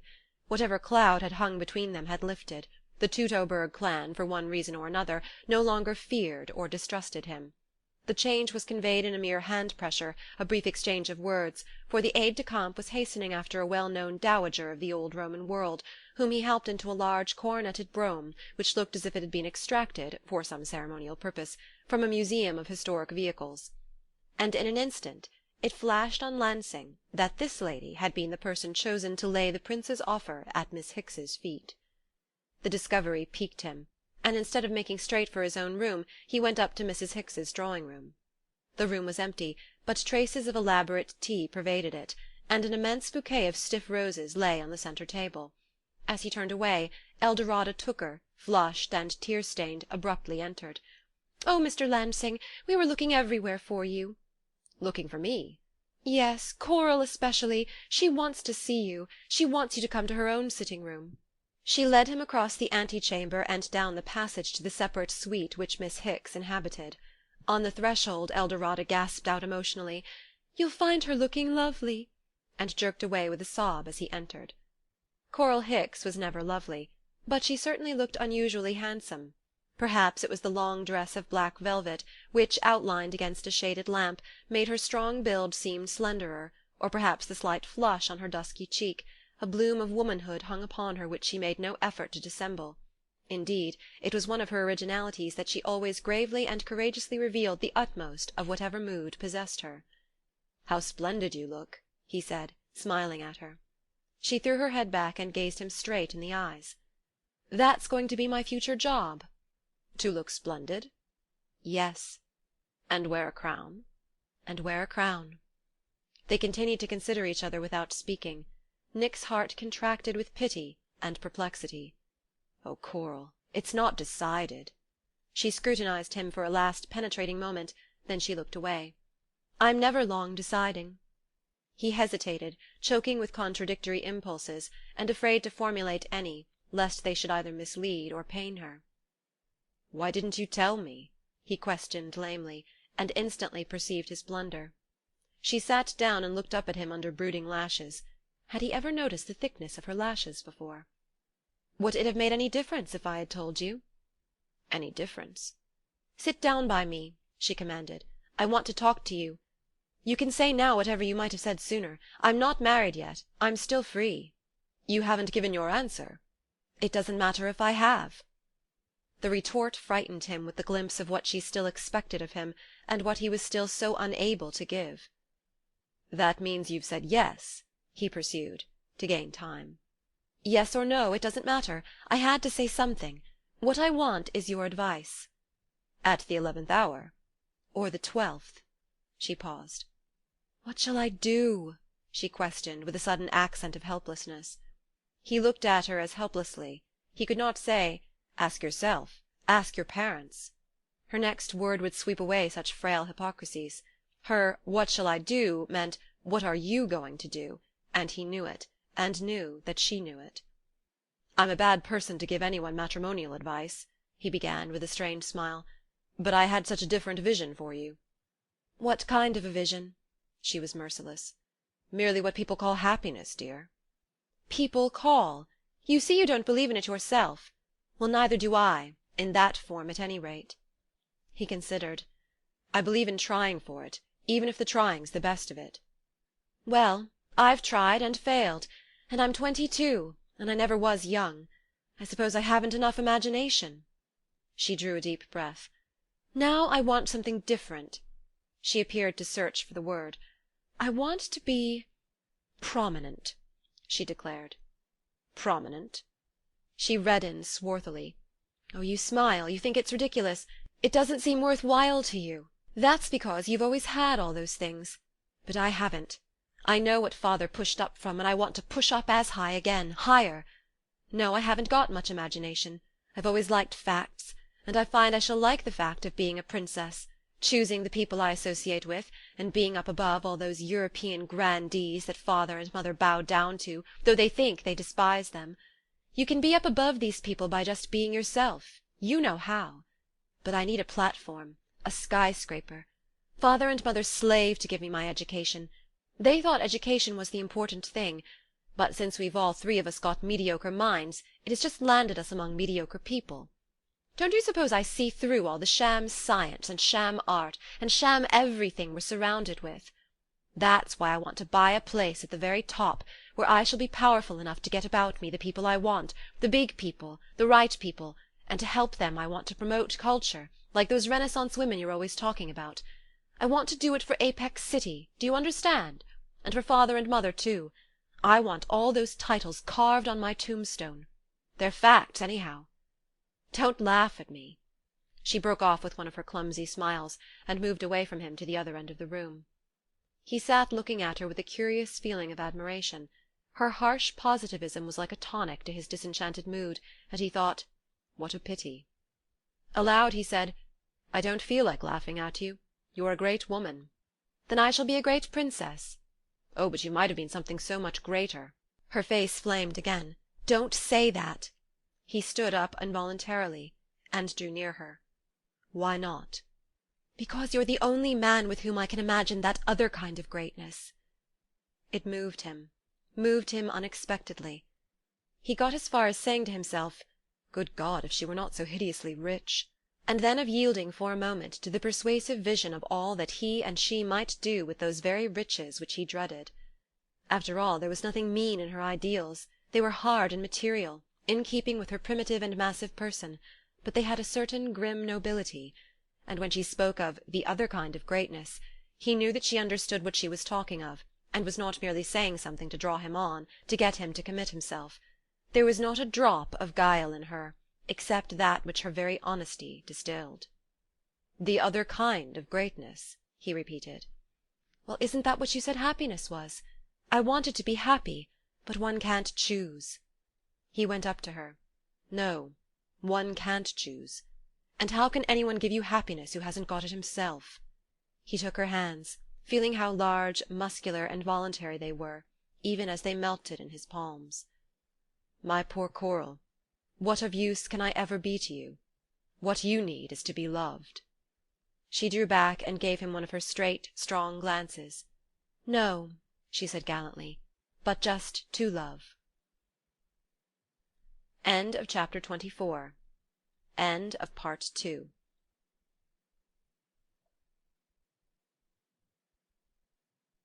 Part 3, chapter 25. In the persistent drizzle of a Paris winter morning, Susy Lansing walked back alone from the school at which she had just deposited the 4 eldest Fulmers to the little house in Passy where, for the last 2 months, she had been living with them. She had on ready-made boots, an old waterproof, and a last year's hat, but none of these facts disturbed her, though she took no particular pride in them. The truth was that she was too busy to think much about them. Since she had assumed the charge of the Fulmer children, in the absence of both their parents in Italy, she had had to pass through such an arduous apprenticeship of motherhood that every moment of her waking hours was packed with things to do at once, and other things to remember to do later. There were only 5 Fulmers, but at times they were like an army with banners, and their power of self-multiplication was equalled only by the manner in which they could dwindle, vanish, grow mute, and become, as it were, a single tumbled brown head bent over a book, in some corner of the house in which nobody would ever have thought of hunting for them, and which, of course, were it the bonne's room in the attic, or the subterranean closet where the trunks were kept, had been singled out by them for that very reason. These changes from ubiquity to invisibility would have seemed to Susy, a few months earlier, one of the most maddening of many characteristics not calculated to promote repose. But now she felt differently. She had grown interested in her charges, and the search for a clue to their methods, whether tribal or individual, was as exciting to her as the development of a detective story. What interested her most in the whole stirring business was the discovery that they had a method. These little creatures, pitched upward into experience on the tossing waves of their parents' agitated lives, had managed to establish a rough and ready system of self-government. Junie, the eldest, the one who already chose her mother's hats and tried to put order in her wardrobe, was the recognized head of the state. At 12 she knew lots of things which her mother had never thoroughly learned, and Susy, her temporary mother, had never even guessed at.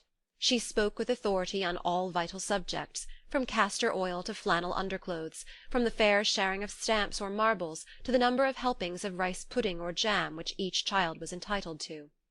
There was hardly any appeal from her verdict, yet each of her subjects revolved in his or her own orbit of independence, according to laws which Junie acknowledged and respected, and the interpreting of this mysterious charter of rights and privileges had not been without difficulty for Susy.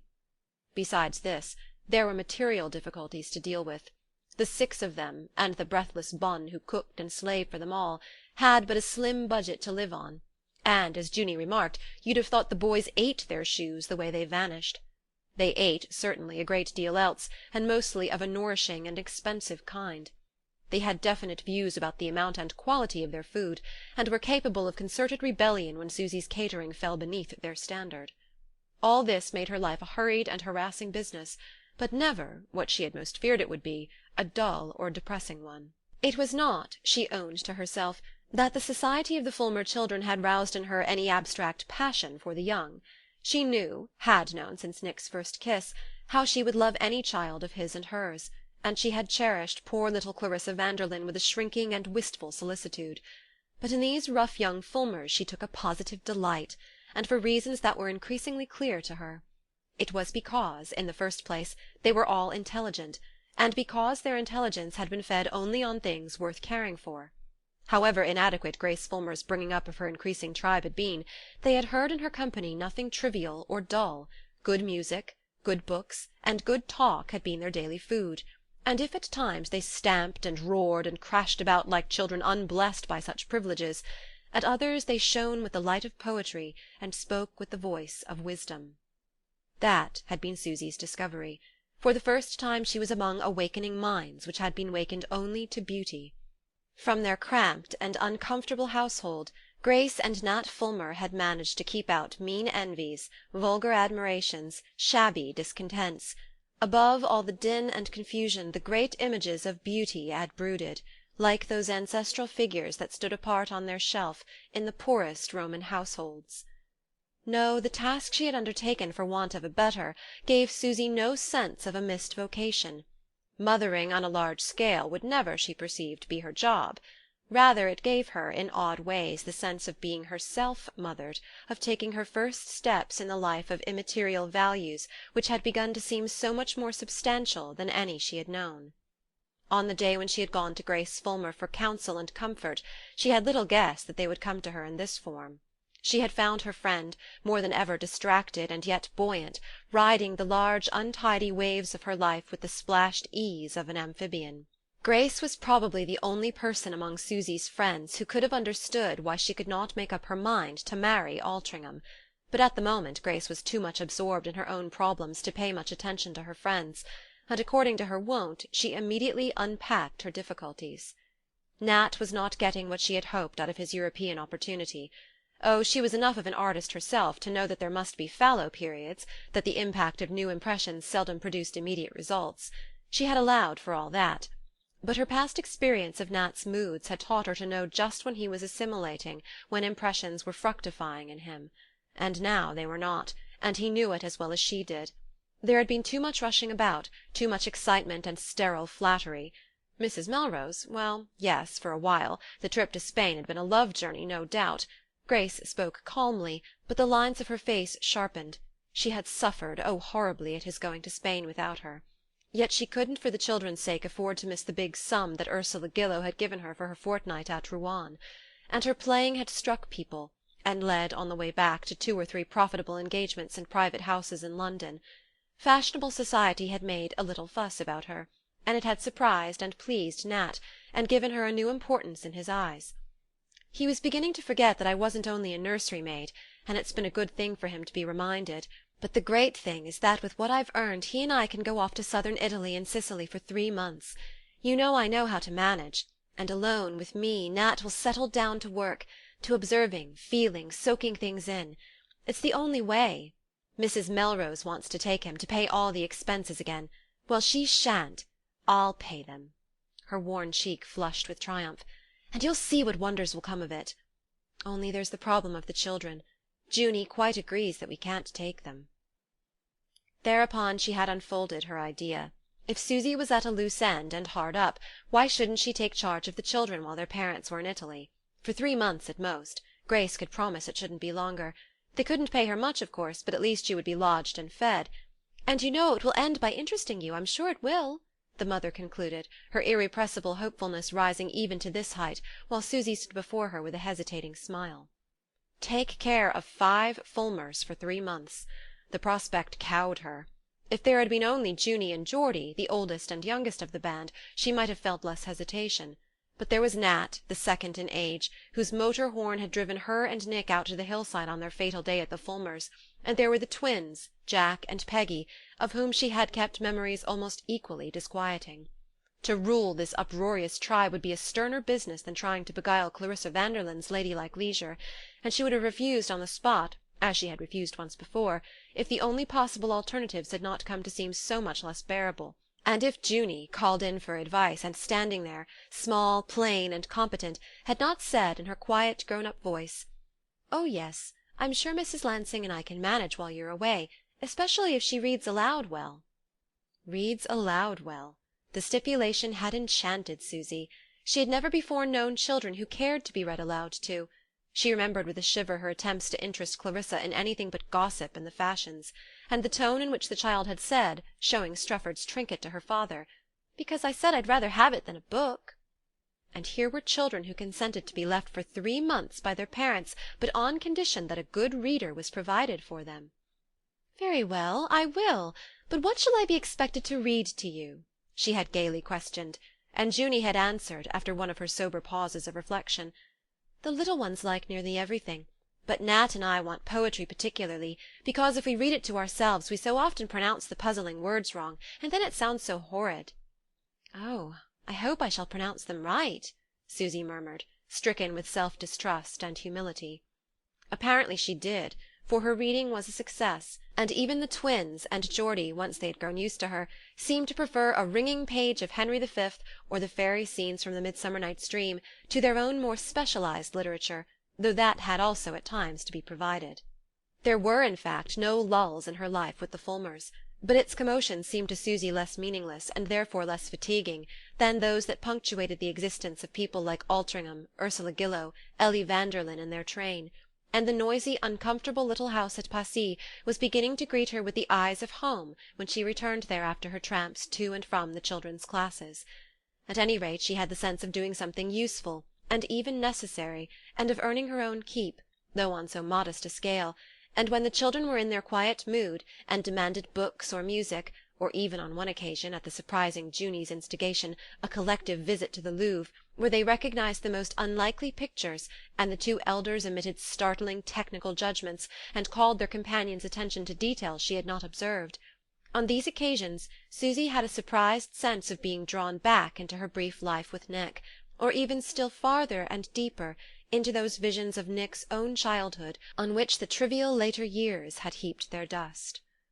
It was curious to think that if he and she had remained together, and she had had a child, the vision used to come to her in her sleepless hours when she looked at little Geordie in his cot by her bed. Their life together might have been very much like the life she was now leading, a small obscure business to the outer world, but to themselves how wide and deep and crowded. She could not bear at that moment the thought of giving up this mystic relation to the life she had missed. In spite of the hurry and fatigue of her days, the shabbiness and discomfort of everything, and the hours when the children were as horrid as any other children, and turned a conspiracy of hostile faces to all her appeals, in spite of all this she did not want to give them up, and had decided, when their parents returned, to ask to go back to America with them. Perhaps, if Nat's success continued, and Grace was able to work at her music, they would need a kind of governess companion. At any rate, she could picture no future less distasteful. She had not sent to Mr. Spearman Nick's answer to her letter. In the interval between writing to him and receiving his reply she had broken with Strefford. She had therefore no object in seeking her freedom. If Nick wanted his, he knew he had only to ask for it, and his silence as the weeks passed woke a faint hope in her. The hope flamed high when she read one day in the newspapers a vague but evidently inspired allusion to the possibility of an alliance between His Serene Highness the reigning Prince of Teutoburg Waldhain and Miss Coral Hicks of Apex City.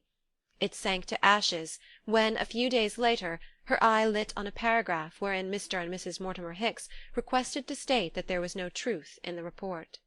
On the foundation of these two statements Susy raised one watch-tower of hope after another, feverish edifices, demolished or rebuilt by every chance hint from the outer world wherein Nick's name figured with the Hickses. And still, as the days passed and she heard nothing, either from him or from her lawyer, her flag continued to fly from the quaking structures. Apart from the custody of the children, there was indeed little to distract her mind from these persistent broodings. She winced sometimes at the thought of the ease with which her fashionable friends had let her drop out of sight. In the perpetual purposeless rush of their days, the feverish making of winter plans, hurrying off to the Riviera or San Moritz, Egypt or New York, there was no time to hunt up the vanished or to wait for the laggard. Had they learned that she had broken her engagement, how she hated the word, to Strefford, and had the fact gone about that she was once more only a poor hanger-on, to be taken up when it was convenient, and ignored in the intervals? She did not know, though she fancied Strefford's newly developed pride would prevent his revealing to anyone what had passed between them. For several days after her abrupt flight he had made no sign, and though she longed to write and ask his forgiveness, she could not find the words. Finally it was he who wrote, A short note, from Altringham, typical of all that was best in the old Strefford. He said he had gone down to Altringham to think quietly over their last talk, and to try to understand what she had been driving at. He had to own that he couldn't, but that, he supposed, was the very head and front of his offending. Whatever he had done to displease her he was sorry for, but he asked, in view of his invincible ignorance, to be allowed not to regard his offence as a cause for a final break. The possibility of that, he found, would make him even more unhappy than he had foreseen. As she knew, his own happiness had always been his first object in life, and he therefore begged her to suspend her decision a little longer. He expected to be in Paris within another 2 months, and before arriving he would write again, and ask her to see him. The letter moved her, but did not make her waver. She simply wrote that she was touched by his kindness, and would willingly see him if he came to Paris later, though she was bound to tell him that she had not yet changed her mind, and did not believe it would promote his happiness to have her try to do so. He did not reply to this, and there was nothing further to keep her thoughts from revolving endlessly about her inmost hopes and fears. On the rainy afternoon in question, tramping home from the Cours, to which she was to return at 6, she had said to herself that it was 2 months that very day since Nick had known she was ready to release him, and that after such a delay he was not likely to take any further steps.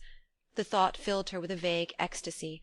She had had to fix an arbitrary date as the term of her anguish, and she had fixed that one, and behold, she was justified. For what could his silence mean but that he too... On the hall table lay a typed envelope with the Paris postage mark. She opened it carelessly, and saw that the letterhead bore Mr. Spearman's office address. The words beneath spun round before her eyes. "Has notified us that he is at your disposal. Carry out your wishes. Arriving in Paris. Fix an appointment with his lawyers." Nick! It was Nick the words were talking of. It was the fact of Nick's return to Paris that was being described in those preposterous terms. She sank down on the bench beside the dripping umbrella-stand and stared vacantly before her. It had fallen at last, this blow in which she now saw that she had never really believed. And yet she had imagined that she was prepared for it, had expected it, was already planning her future life in view of it, an effaced, impersonal life in the service of somebody else's children, when, in reality, under that thin surface of abnegation and acceptance, all the old hopes had been smouldering red-hot in their ashes.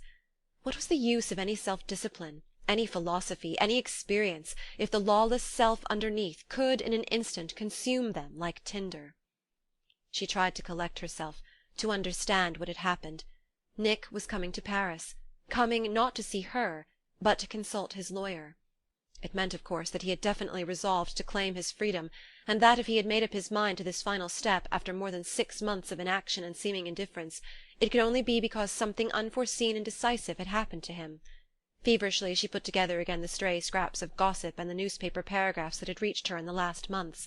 It was evident that Miss Hicks's projected marriage with the Prince of Teutoburg-Waldheim had been broken off at the last moment, and broken off because she intended to marry Nick. The announcement of his arrival in Paris, and the publication of Mr. and Mrs. Hicks's formal denial of their daughter's betrothal, coincided too closely to admit of any other inference. Susy tried to grasp the reality of these assembled facts, to picture to herself their actual tangible results. She thought of Coral Hicks bearing the name of Mrs. Nick Lansing, her name, Susy's own, and entering drawing-rooms with Nick in her wake, gaily welcomed by the very people who, a few months before, had welcomed Susy with the same warmth. In spite of Nick's growing dislike of society and Coral's attitude of intellectual superiority, their wealth would fatally draw them back into the world to which Nick was attached by all his habits and associations. And no doubt it would amuse him to re-enter that world as a dispenser of hospitality, to play the part of host where he had so long been a guest, just as Susy had once fancied it would amuse her to re-enter it as Lady Altringham.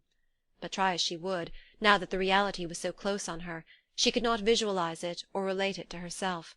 The mere juxtaposition of the two names, Coral, Nick, which in old times she had so laughingly coupled, now produced a blur in her brain. She continued to sit helplessly beside the hall table, the tears running down her cheeks. The appearance of the bonne aroused her. Her youngest charge, Geordie, had been feverish for a day or two. He was better, but still confined to the nursery, and he had heard Susy unlock the house door, and could not imagine why she had not come straight up to him. He now began to manifest his indignation in a series of racking howls, and Susy, shaken out of her trance, dropped her cloak and umbrella and hurried up. "Oh, that child!" she groaned. Under the Fulmer roof there was little time or space for the indulgence of private sorrows. From morning till night there was always some immediate practical demand on one's attention, and Susy was beginning to see how, in contracted households, children may play a part less romantic but not less useful than that assigned to them in fiction, through the mere fact of giving their parents no leisure to dwell on irremediable grievances. Though her own apprenticeship to family life had been so short, she had already acquired the knack of rapid mental readjustment, and as she hurried up to the nursery her private cares were dispelled by a dozen problems of temperature, diet, and medicine.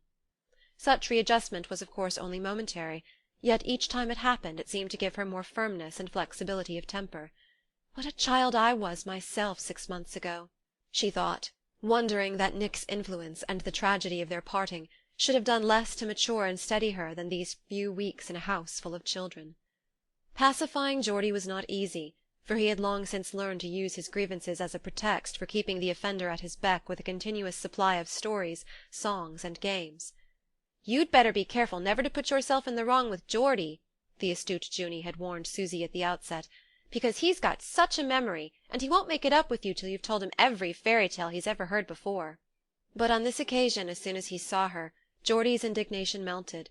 She was still in the doorway, compunctious, abject, and racking her dazed brain for his favourite stories, when she saw, by the smoothing out of his mouth and the sudden serenity of his eyes, that he was going to give her the delicious but not wholly reassuring shock of being a good boy. Thoughtfully he examined her face as she knelt down beside the cot, then he poked out a finger and pressed it on her tearful cheek. "Poor Susy got a pain too," he said, putting his arms about her, and as she hugged him close he added philosophically, "Tell Geordie a new story, darling, and you'll forget all about it." End of chapter 25.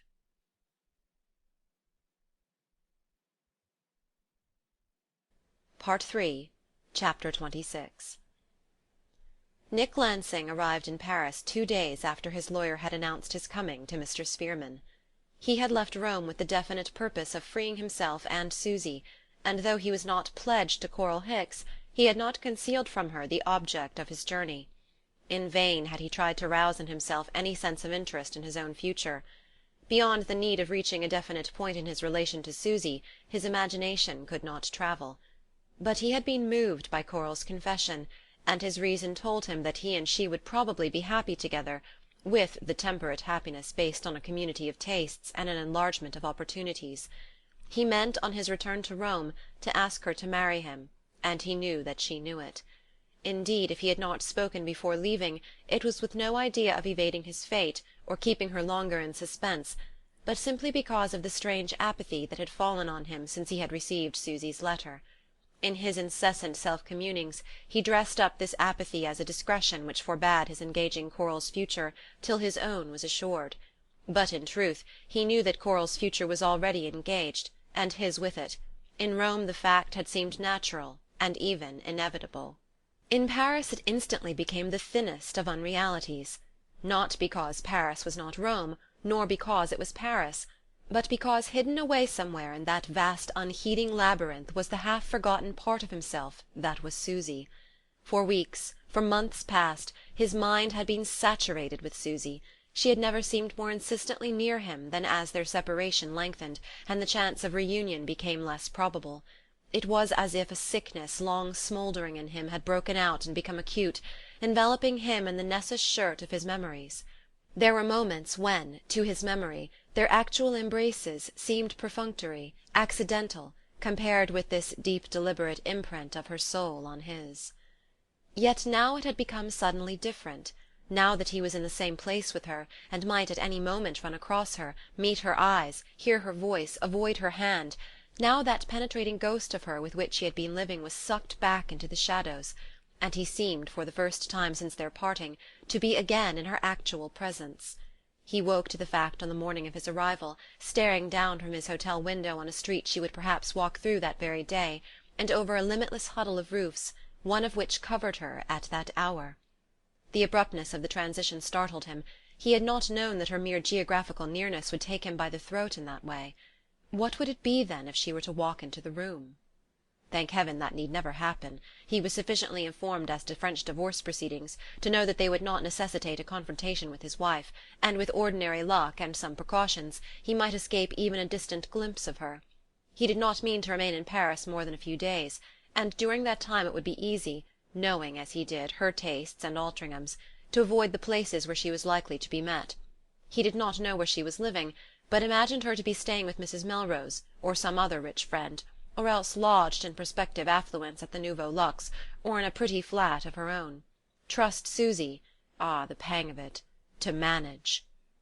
His first visit was to his lawyers, and as he walked through the familiar streets each approaching face, each distant figure seemed hers. The obsession was intolerable. It would not last, of course, but meanwhile he had the exposed sense of a fugitive in a nightmare, who feels himself the only creature visible in a ghostly and besetting multitude. The eye of the metropolis seemed fixed on him in an immense unblinking stare. At the lawyer's he was told that, as a first step to freedom, he must secure a domicile in Paris. He had of course known of this necessity; he had seen too many friends through the divorce court in one country or another not to be fairly familiar with the procedure. But the fact presented a different aspect as soon as he tried to relate it to himself and Susy. It was as though Susy's personality were a medium through which events still took on a transfiguring colour. He found the domicile that very day, a tawdrily furnished rez-de-chaussée, obviously destined to far different uses. And as he sat there, after the concierge had discreetly withdrawn with the first quarter's payment in her pocket, and stared about him at the vulgar plushy place, he burst out laughing at what it was about to figure in the eyes of the law. A home, and a home desecrated by his own act, the home in which he and Susy had reared their precarious bliss, and seen it crumble at the brutal touch of his unfaithfulness and his cruelty, for he had been told that he must be cruel to her as well as unfaithful. He looked at the walls hung with sentimental photogravures, at the shiny bronze nudes, the moth-eaten animal skins in the bedizened bed, and once more the unreality, the impossibility of all that was happening to him entered like a drug into his veins. To rouse himself he stood up, turned the key on the hideous place, and returned to his lawyers. He knew that in the hard dry atmosphere of the office the act of giving the address of the flat would restore some kind of reality to the phantasmal transaction. And with wonder he watched the lawyer, as a matter of course, pencil the street and the number on one of the papers enclosed in a folder on which his own name was elaborately engrossed. As he took leave it occurred to him to ask where Susy was living. At least he imagined that it had just occurred to him, and that he was making the enquiry merely as a measure of precaution, in order to know what quarter of Paris to avoid; but in reality the question had been on his lips since he had first entered the office, and lurking in his mind since he had emerged from the railway station that morning. The fact of not knowing where she lived made the whole of Paris a meaningless, unintelligible place, as useless to him as the face of a huge clock that has lost its hour hand. The address in Passy surprised him. He had imagined that she would be somewhere in the neighbourhood of the Champs-Élysées or the Place de l'Étoile. But probably either Mrs. Melrose or Ellie Vanderlyn had taken a house at Passy. Well, it was something of a relief to know that she was so far off. No business called him to that almost suburban region beyond the Trocadero, and there was much less chance of meeting her than if she had been in the centre of Paris.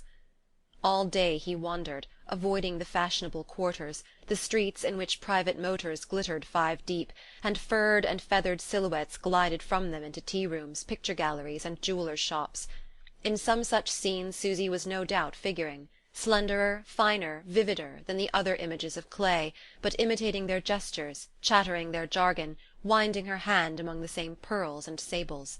He struck away across the Seine, along the quay to the Cité, the network of old Paris, the great grey vaults of Saint Eustache, the swarming streets of the Marais. He gazed at monuments, dawdled before shop windows, sat in squares and on quays, watching people bargain, argue, philander, quarrel. Work-girls stroll past in linked bands, beggars whine on the bridges, derelicts doze in the pale winter sun, mothers in mourning hasten by taking children to school, and street-walkers beat their weary rounds before the cafes.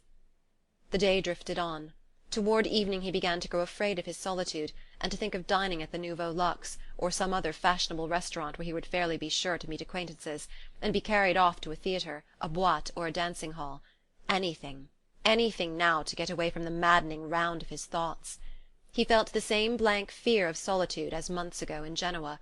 Even if he were to run across Susy and Altringham, What of it? Better get the job over. People had long since ceased to take on tragedy airs about divorce.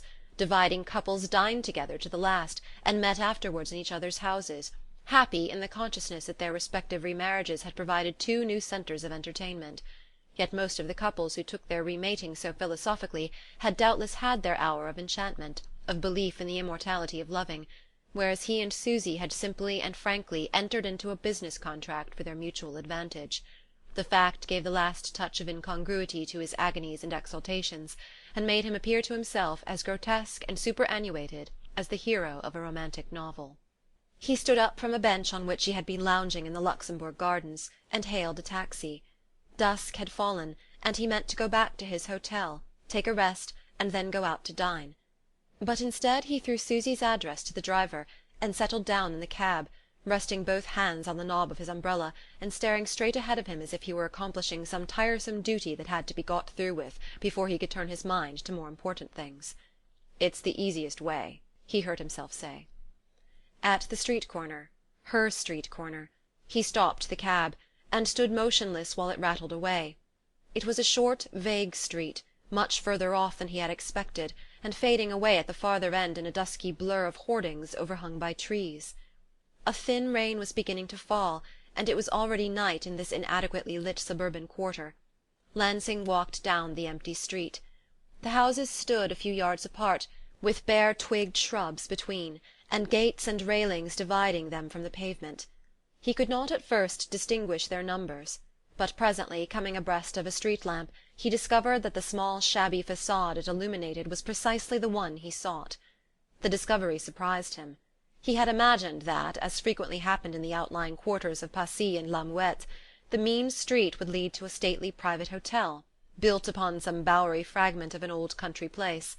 It was the latest whim of the wealthy to establish themselves on these outskirts of Paris, where there was still space for verdure, and he had pictured Susy behind some pillared house front, with lights pouring across glossy turf to sculptured gate-posts. Instead, he saw a six-windowed house, huddled among neighbours of its kind, with the family wash fluttering between meagre bushes. The arc light beat ironically on its front, which had the worn look of a tired workwoman's face, and Lansing, as he leaned against the opposite railing, vainly tried to fit his vision of Susy into so humble a setting. The probable explanation was that his lawyer had given him the wrong address, not only the wrong number, but the wrong street. He pulled out the slip of paper, and was crossing over to decipher it under the lamp, when an errand-boy appeared out of the obscurity and approached the house. Nick drew back, and the boy, unlatching the gate, ran up the steps and gave the bell a pull. Almost immediately the door opened, and there stood Susy, the light full upon her, and upon a red-cheeked child against her shoulder. The space behind them was dark, or so dimly lit that it formed a black background to her vivid figure. She looked at the errand-boy without surprise, took his parcel, and after he had turned away, lingered a moment in the door, glancing down the empty street. That moment, to her watcher, seemed quicker than a flash, yet as long as a lifetime. There she was, a stone's throw away, but utterly unconscious of his presence. His Susy, the old Susy, and yet a new Susy, curiously transformed, transfigured almost, by the new attitude in which he beheld her. In the first shock of the vision he forgot his surprise at her being in such a place, forgot to wonder whose house she was in, or whose was the sleepy child in her arms. For an instant she stood out from the blackness behind her, and through the veil of the winter night, a thing apart, an unconditioned vision, the eternal image of the woman and the child, and in that instant everything within him was changed and renewed. His eyes were still absorbing her, finding again the familiar curves of her light body, noting the thinness of the lifted arm that upheld the little boy, the droop of the shoulder he weighed on, the brooding way in which her cheek leaned to his even while she looked away. Then she drew back, the door closed, and the street lamp again shone on blackness. "But she's mine!" Nick cried, in a fierce triumph of recovery. His eyes were so full of her that he shut them to hold in the crowding vision. It remained with him at first as a complete picture, then gradually it broke up into its component parts. The child vanished, the strange house vanished, and Susy alone stood before him, his own Susy, only his Susy, yet changed, worn, tempered, older even, with sharper shadows under the cheek-bones, the brows drawn, the joint of the slim wrist more prominent. It was not thus that his memory had evoked her, and he recalled, with a remorseful pang, the fact that something in her look, her dress, her tired and drooping attitude suggested poverty, dependence, seemed to make her after all a part of the shabby house in which at first sight her presence had seemed so incongruous. "But she looks poor," he thought, his heart tightening. And instantly it occurred to him that these must be the Fulmer children with whom she was living, while their parents travelled in Italy. Rumours of Nat Fulmer's sudden ascension had reached him, and he had heard that the couple had lately been seen in Naples and Palermo. No one had mentioned Susy's name in connection with them, and he could hardly tell why he had arrived at this conclusion, except perhaps because it seemed natural that, if Susy were in trouble, she should turn to her old friend Grace. But why in trouble? What trouble? What could have happened to check her triumphant career? "That's what I mean to find out!" he exclaimed. His heart was beating with a tumult of new hopes and old memories. The sight of his wife, so remote in mien and manner from the world in which he had imagined her to be reabsorbed, changed in a flash his own relation to life, and flung a mist of unreality over all that he had been trying to think most solid and tangible. Nothing now was substantial to him but the stones of the street in which he stood, the front of the house which hid her, the bell handle he already felt in his grasp. He started forward, and was halfway to the threshold when a private motor turned the corner, the twin glitter of its lamps carpeting the wet street with gold to Susy's door. Lansing drew back into the shadow as the motor swept up to the house. A man jumped out, and the light fell on Strefford's shambling figure, its lazy, disjointed movements so unmistakably the same under his fur coat and in the new setting of prosperity. Lansing stood motionless, staring at the door. Strefford rang, and waited. Would Susy appear again? Perhaps she had done so before only because she had been on the watch. But no. After a slight delay a bonne appeared, the breathless maid-of-all-work of a busy household, and at once effaced herself, letting the visitor in. Lansing was sure that not a word passed between the two of enquiry on Lord Altringham's part, or of acquiescence on the servant's. There could be no doubt that he was expected. The door closed on him, and a light appeared behind the blind of the adjoining window. The maid had shown the visitor into the sitting-room and lit the lamp. Upstairs, meanwhile, Susy was no doubt running skilful fingers through her tumbled hair and daubing her pale lips with red. Ah, how Lansing knew every movement of that familiar rite, even to the pucker of the brow and the pouting thrust out of the lower lip. He was seized with a sense of physical sickness as the succession of remembered gestures pressed upon his eyes. And the other man? The other man inside the house was perhaps at that very instant smiling over the remembrance of the same scene.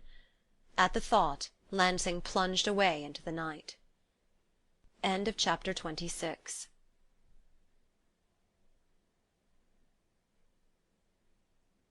Part 3, Chapter 27. Susy and Lord Altringham sat in the little drawing-room, divided from each other by a table carrying a smoky lamp and heaped with tattered school-books. In another half-hour the bonne, dispatched to fetch the children from their classes, would be back with her flock, and at any moment Geordie's imperious cries might summon his slave up to the nursery. In the scant time allotted them, the two sat, and visibly wondered what to say. Strefford, on entering, had glanced about the dreary room, with its piano laden with tattered music, the children's toys littering the lame sofa, the bunches of dyed grass and impaled butterflies flanking the cast bronze clock. Then he had turned to Susy and asked simply, "Why on earth are you here?" She had not tried to explain. From the first she had understood the impossibility of doing so. And she would not betray her secret longing to return to Nick, now that she knew that Nick had taken definite steps for his release. In dread lest Strefford should have heard of this and should announce it to her, coupling it with the news of Nick's projected marriage, and lest, hearing her fears thus substantiated, she should lose her self-control, she had preferred to say, in a voice that she tried to make indifferent, "The proceedings, or whatever the lawyers call them, have begun. While they're going on I like to stay quite by myself. I don't know why." Strefford, at that, had looked at her keenly. "Ah," he murmured, and his lips were twisting into their old mocking smile. "Speaking of proceedings," he went on carelessly, "what stage have Ellie's reached, I wonder? I saw her and Vanderlyn and Bockheimer all lunching cheerfully together to-day at Larue's." The blood rushed to Susy's forehead. She remembered her tragic evening with Nelson Vanderlyn only 2 months earlier, and thought to herself, "In time, then, I suppose, Nick and I..." Aloud she said, I can't imagine how Nelson and Ellie can ever want to see each other again, and in a restaurant of all places." Strefford continued to smile. "My dear, you're incorrigibly old-fashioned. Why should two people who've done each other the best turn they could by getting out of each other's way at the right moment behave like sworn enemies ever afterward? It's too absurd, the humbug's too flagrant. Whatever our generation has failed to do, it's got rid of humbug, and that's enough to immortalize it. I dare say Nelson and Ellie never liked each other better than they do today. 20 years ago they'd have been afraid to confess it, but why shouldn't they now?"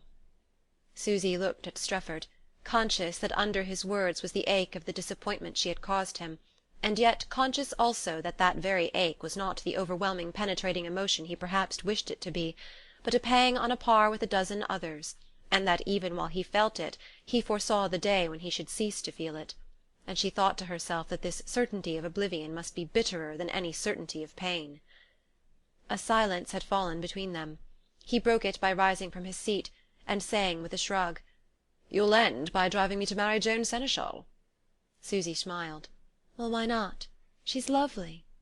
"Yes, but she'll bore me." "Poor Streff! So should I." "Perhaps, but nothing like as soon."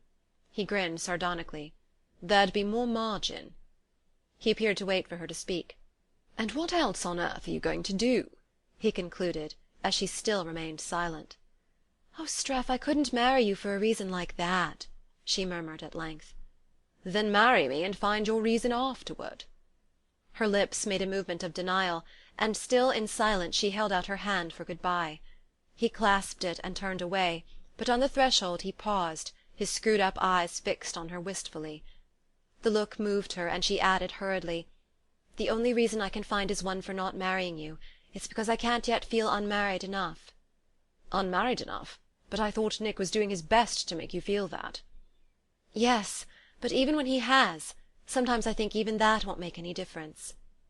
He still scrutinized her hesitatingly, with the gravest eyes she had ever seen in his careless face. "My dear, that's rather the way I feel about you," he said simply as he turned to go. That evening, after the children had gone to bed, Susy sat up late in the cheerless sitting-room. She was not thinking of Strefford, but of Nick. He was coming to Paris. Perhaps he had already arrived.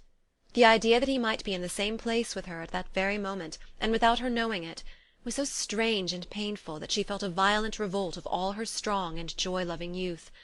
Why should she go on suffering so unbearably, so abjectly, so miserably? If only she could see him, hear his voice, even hear him say again such cruel and humiliating words as he had spoken on that dreadful day in Venice, when that would be better than this blankness, this utter and final exclusion from his life. He had been cruel to her, unimaginably cruel, hard, arrogant, unjust, and had been so perhaps deliberately because he already wanted to be free. But she was ready to face even that possibility, to humble herself still farther than he had humbled her. She was ready to do anything, if only she might see him once again. She leaned her aching head on her hands and pondered. Do anything, but what could she do? Nothing that should hurt him, interfere with his liberty, be false to the spirit of their pact. On that she was more than ever resolved. She had made a bargain, and she meant to stick to it, not for any abstract reason, but simply because she happened to love him in that way. Yes, but to see him again, only once. Suddenly she remembered what Strefford had said about Nelson Vanderlyn and his wife.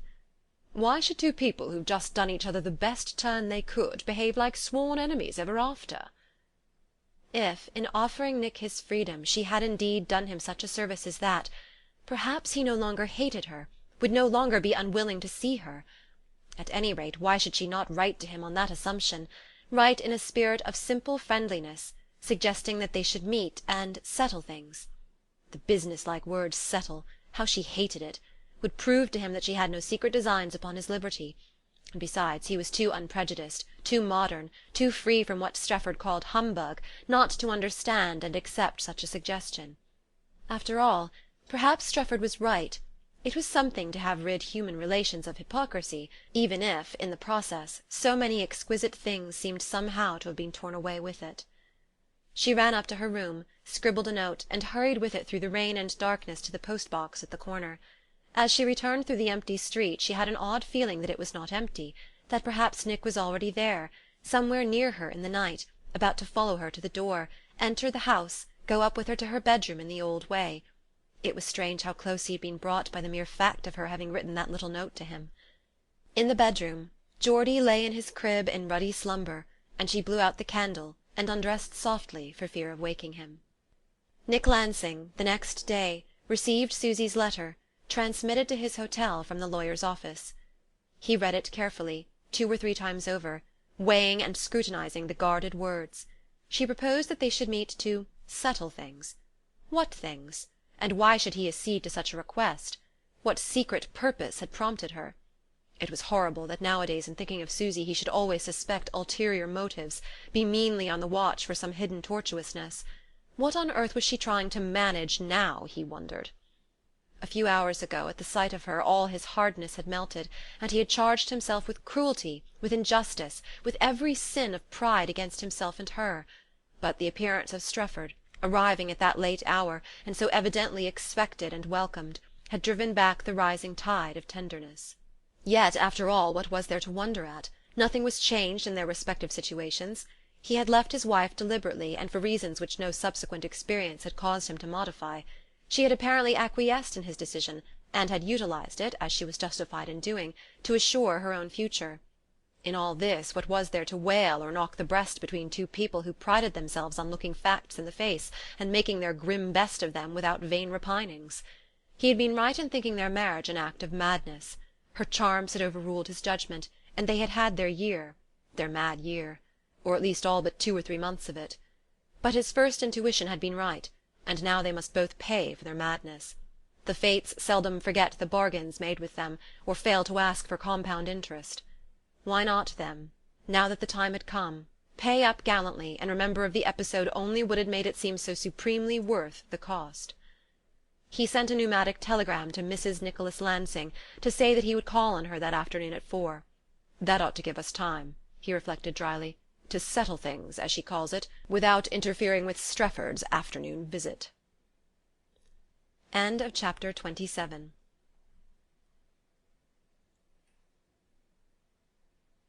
Part 3, Chapter 28. Her husband's note had briefly said, "Today at 4 o'clock, N.L." All day she pored over the words in an agony of longing, trying to read into them regret, emotion, memories, some echo of the tumult in her own bosom. But she had signed Susy, and he signed N.L. That seemed to put an abyss between them. After all, she was free and he was not. Perhaps, in view of his situation, she had only increased the distance between them by her unconventional request for a meeting. She sat in the little drawing-room, and the cast bronze clock ticked out the minutes. She would not look out of the window. It might bring bad luck to watch for him. And it seemed to her that 1,000 invisible spirits, hidden demons of good and evil, pressed about her, spying out her thoughts, counting her heart-beats, ready to pounce upon the least symptom of over-confidence and turn it deftly to derision. Oh, for an altar on which to pour out propitiatory offerings! But what sweeter could they have than her smothered heart-beats, her choked-back tears? The bell rang, and she stood up as if a spring had jerked her to her feet. In the mirror between the dried grasses her face looked long, pale, inanimate. Ah, if he should find her too changed! If there were but time to dash upstairs and put on a touch of red! The door opened. It shut on him. He was there. He said, "You wanted to see me?" She answered, "Yes," and her heart seemed to stop beating. At first she could not make out what mysterious change had come over him, and why it was that in looking at him she seemed to be looking at a stranger. Then she perceived that his voice sounded as it used to sound when he was talking to other people, and she said to herself, with a sick shiver of understanding, that she had become an other person to him. There was a deathly pause, then she faltered out, not knowing what she said, "Nick, you'll sit down?" He said, "Thanks," but did not seem to have heard her, for he continued to stand motionless, half the room between them. And slowly the uselessness, the hopelessness of his being there overcame her. A wall of granite seemed to have built itself up between them. She felt as if it hid her from him, as if with those remote new eyes of his he were staring into the wall and not at her. Suddenly she said to herself, "He's suffering more than I am, because he pities me, and is afraid to tell me that he is going to be married." The thought stung her pride, and she lifted her head and met his eyes with a smile. "Don't you think," she said, "it's more sensible, with everything so changed in our lives, that we should meet as friends in this way? I wanted to tell you that you needn't feel in the least unhappy about me." A deep flush rose to his forehead. "Oh, I know that," he declared hastily, and added with a factitious animation, "but thank you for telling me." "There's nothing, is there," she continued, "to make our meeting in this way in the least embarrassing or painful to either of us, when both have found—" She broke off and held her hand out to him. "I've heard about you and Coral," she ended. He just touched her hand with cold fingers, and let it drop. "Thank you," he said for the third time. "You won't sit down?" He sat down.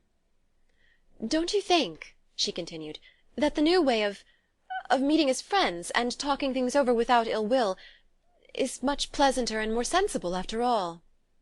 He smiled. "It's immensely kind of you to feel that." "Oh, I do feel it." She stopped short, and wondered what on earth she had meant to say next, and why she had so abruptly lost the thread of her discourse. In the pause she heard him cough slightly and clear his throat. "Let me say, then," he began, "that I'm glad too, immensely glad that your own future is so satisfactorily settled." She lifted her glance again to his walled face, in which not a muscle stirred. "Yes, it makes everything easier for you, doesn't it?" "For you too, I hope." He paused, and then went on.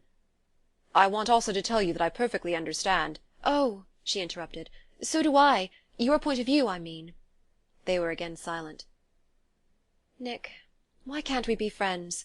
Real friends? Won't it be easier?" she broke out at last with twitching lips. "Easier?" "I mean, about talking things over, arrangements. There are arrangements to be made, I suppose." "I suppose so." He hesitated. "I'm doing what I'm told, simply following out instructions. The business is easy enough, apparently. I'm taking the necessary steps." She reddened a little and drew a gasping breath. "The necessary steps? What are they? Everything the lawyer tells one is so confusing. I don't understand yet how it's done." "My share, you mean? Oh, it's very simple." He paused, and added in a tone of laboured ease, "I'm going down to Fontainebleau tomorrow." She stared, not understanding. "To Fontainebleau?" Her bewilderment drew from him his first frank smile. "Well, I chose Fontainebleau, I don't know why, except that we've never been there together." At last she suddenly understood, and the blood rushed to her forehead. She stood up without knowing what she was doing, her heart in her throat. "How grotesque! How utterly disgusting!" He gave a slight shrug. "I didn't make the laws." "But isn't it too stupid and degrading that such things should be necessary when two people want to part?" She broke off again, silenced by the echo of that fatal "want to part." He seemed to prefer not to dwell farther on the legal obligations involved. "You haven't yet told me," he suggested, "how you happen to be living here." "Here? With the Fulmer children?" She roused herself, trying to catch his easier note. "Oh, I've simply been governessing them for a few weeks while Nat and Grace are in Sicily." She did not say, "It's because I've parted with Strefford." Somehow it helped her wounded pride a little to keep from him the secret of her precarious independence. He looked his wonder. "All alone with that bewildered bonne?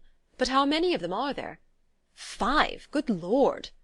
He contemplated the clock with unseeing eyes, and then turned them again on her face.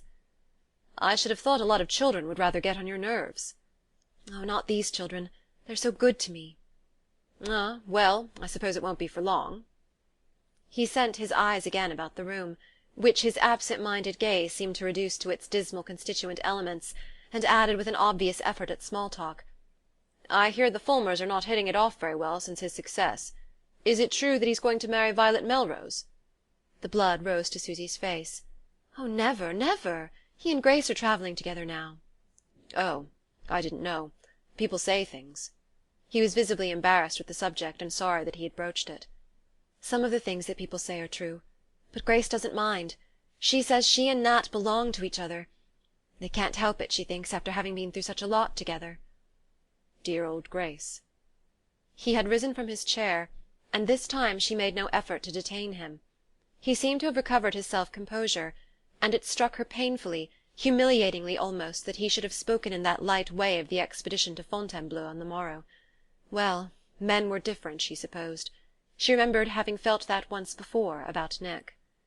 It was on the tip of her tongue to cry out, "But wait, wait! I'm not going to marry Strefford after all!" But to do so would seem like an appeal to his compassion, to his indulgence, and that was not what she wanted.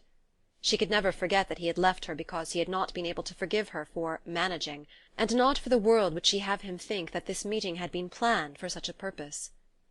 "If he doesn't see that I am different in spite of appearances, and that I never was what he said I was that day, if in all these months it hasn't come over him, what's the use of trying to make him see it now?" she mused. And then, her thoughts hurrying on, "Perhaps he's suffering too. I believe he is suffering. At any rate, he's suffering for me, if not for himself. But if he's pledged to Coral, what can I do? What would he think of me if I tried to make him break his word to her?" There he stood, the man who was going to Fontainebleau tomorrow, who called it taking the necessary steps, who could smile as he made the careless statement. A world seemed to divide them already. It was as if their parting were already over. All the words, cries, arguments, beating loud wings in her dropped back into silence. The only thought left was, how much longer does he mean to go on standing there? He may have read the question in her face, for, turning back from an absorbed contemplation of the window curtains, he said, "There's nothing else?" "Nothing else?" "I mean, you spoke of things to be settled." She flushed, suddenly remembering the pretext she had used to summon him. "Oh," she faltered, "I didn't know. I thought there might be... But the lawyers, I suppose..." She saw the relief on his contracted face. "Exactly. I've always thought it was best to leave it to them. I assure you..." Again, for a moment, the smile strained his lips. "I shall do nothing to interfere with a quick settlement." She stood motionless, feeling herself turn to stone. He appeared already a long way off, like a figure vanishing down a remote perspective. "Then good-bye," she heard him say from its farther end. "Oh, good-bye," she faltered, as if she had not had the word ready, and was relieved to have him supply it. He stopped again on the threshold, looked back at her, began to speak. "I've..." he said. Then he repeated, "Good-bye," as though to make sure he had not forgotten to say it, and the door closed on him. It was over. She had had her last chance, and missed it. Now, whatever happened, the one thing she had lived and longed for would never be. He had come, and she had let him go again. How had it come about? Would she ever be able to explain it to herself? How was it that she, so fertile in strategy, so practised in feminine arts, had stood there before him, helpless, inarticulate, like a schoolgirl achoke with her first love-longing? If he was gone, and gone never to return, it was her own fault, and none but hers. What had she done to move him, detain him, make his heart beat and his head swim as hers were beating and swimming? She stood aghast at her own inadequacy, her stony inexpressiveness. And suddenly she lifted her hands to her throbbing forehead and cried out, "But this is love! This must be love!" She had loved him before, she supposed, for what else was she to call the impulse that had drawn her to him, taught her how to overcome his scruples, and whirled him away with her on their mad adventure? Well, if that was love, this was something so much larger and deeper that the other feelings seemed the mere dancing of her blood in tune with his. But no, real love, great love, the love that poets sang, and privileged and tortured beings lived and died of, that love had its own superior expressiveness and the sure command of its means. The petty arts of coquetry were no farther from it than the numbness of the untaught girl. Great love was wise, strong, powerful, like genius, like any other dominant form of human power. It knew itself, and what it wanted, and how to attain its ends. Not great love, then, but just the common, humble average of human love was hers. And it had come to her so newly, so overwhelmingly, with a face so grave, a touch so startling, that she had stood there petrified, humbled at the first look of its eyes, recognizing that what she had once taken for love was merely pleasure and springtime, and the flavour of youth. "But how was I to know? And now it's too late," she wailed. End of chapter 28.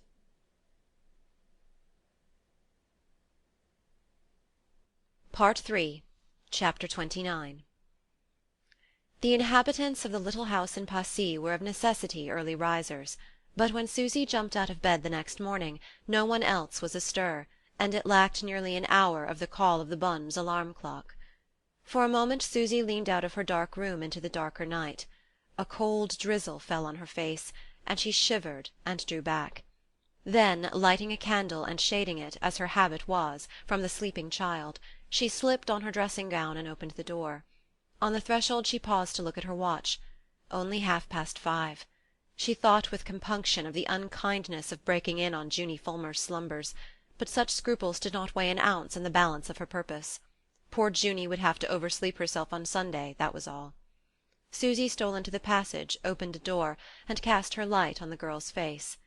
"Junie, dearest Junie, you must wake up." Junie lay in the abandonment of youthful sleep, but at the sound of her name she sat up with the promptness of a grown person on whom domestic burdens have long weighed. "Which one of them is it?" she asked, one foot already out of bed. "Oh, Junie dear, no, it's nothing wrong with the children, or with anybody," Susy stammered on her knees by the bed. In the candlelight she saw Junie's anxious brow darken reproachfully. "Oh, Susy, then why? I was just dreaming we were all driving about Rome in a great big motor car with father and mother." "I'm so sorry, dear. What a lovely dream. I'm a brute to have interrupted it." She felt the little girl's awakening scrutiny. "If there's nothing wrong with anybody, why are you crying, Susy? Is it you there's something wrong with? What has happened?" "Am I crying?" Susy rose from her knees and sat down on the counterpane. "Yes, it is me, and I had to disturb you." "Oh, Susy, darling, what is it?" Junie's arms were about her in a flash, and Susy grasped them in burning fingers. "Junie, listen, I've got to go away at once, to leave you all for the whole day. I may not be back till late this evening, late tonight, I can't tell. I promised your mother I'd never leave you, but I've got to. Junie considered her agitated face with fully awakened eyes. "Oh, I won't tell, you know, you old brick," she said with simplicity. Susy hugged her. "Oh, Junie, you darling! But that wasn't what I meant. Of course you may tell. You must tell. I shall write to your mother myself. But what worries me is the idea of having to go away from Paris for the whole day with Geordie still coughing a little, and no one but that silly Angele to stay with him while you're out, and no one but you to take yourself and the others to school. But Junie, I've got to do it," she sobbed out, clutching the child tighter. Junie Fulmer, with her strangely mature perception of the case, and seemingly of every case that fate might call on her to deal with, sat for a moment motionless in Susy's hold. Then she freed her wrists with an adroit twist, and leaning back against the pillows, said judiciously: "You'll never in the world bring up a family of your own if you take on like this over other people's children." Through all her turmoil of spirit the observation drew a laugh from Susy. "Oh, a family of my own! I don't deserve one, the way I'm behaving to your—" Junie still considered her. "My dear, a change will do you good. You need it," she pronounced. Susy rose with a laughing sigh. "I'm not at all sure it will. But I've got to have it all the same. Only I do feel anxious, and I can't even leave you my address." Junie still seemed to examine the case. "Can't you even tell me where you're going?" she ventured, as if not quite sure of the delicacy of asking. "Well, no, I don't think I can, not till I get back. Besides, even if I could it wouldn't be much use, because I couldn't give you my address there. I don't know what it will be." "But what does it matter if you're coming back tonight?" "Of course I'm coming back. How could you possibly imagine I should think of leaving you for more than one day?" "Oh, I shouldn't be afraid. Not much, that is, with the poker and Nat's water pistol," amended Junie, still judicious. Susy again enfolded her vehemently, and then turned to more practical matters. She explained that she wished if possible to catch an 8:30 train from the Gare de Lyon, and that there was not a moment to lose if the children were to be dressed and fed, and full instructions written out for Junie and Angele before she rushed for the Underground. While she bathed Geordie, and then hurried into her own clothes, she could not help wondering at her own extreme solicitude for her charges. She remembered with a pang how often she had deserted Clarissa Vanderlyn for the whole day, and even for 2 or 3 in succession.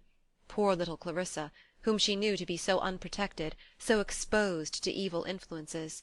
She had been too much absorbed in her own greedy bliss to be more than intermittently aware of the child. But now she felt no sorrow however ravaging, no happiness however absorbing, would ever again isolate her from her kind. And then these children were so different. The exquisite Clarissa was already the predestined victim of her surroundings, Her budding soul was divided from Susy's by the same barrier of incomprehension that separated the latter from Mrs. Vanderlyn. Clarissa had nothing to teach Susy but the horror of her own hard little appetites, whereas the company of the noisy argumentative Fulmers had been a school of wisdom and abnegation. As she applied the brush to Geordie's shining head and the handkerchief to his snuffling nose, the sense of what she owed him was so borne in on Susy that she interrupted the process to catch him to her bosom. "I'll have such a story to tell you when I get back tonight, if you'll promise me to be good all day," she bargained with him; and Geordie, always astute, bargained back, "Before I promise, I'd like to know what story."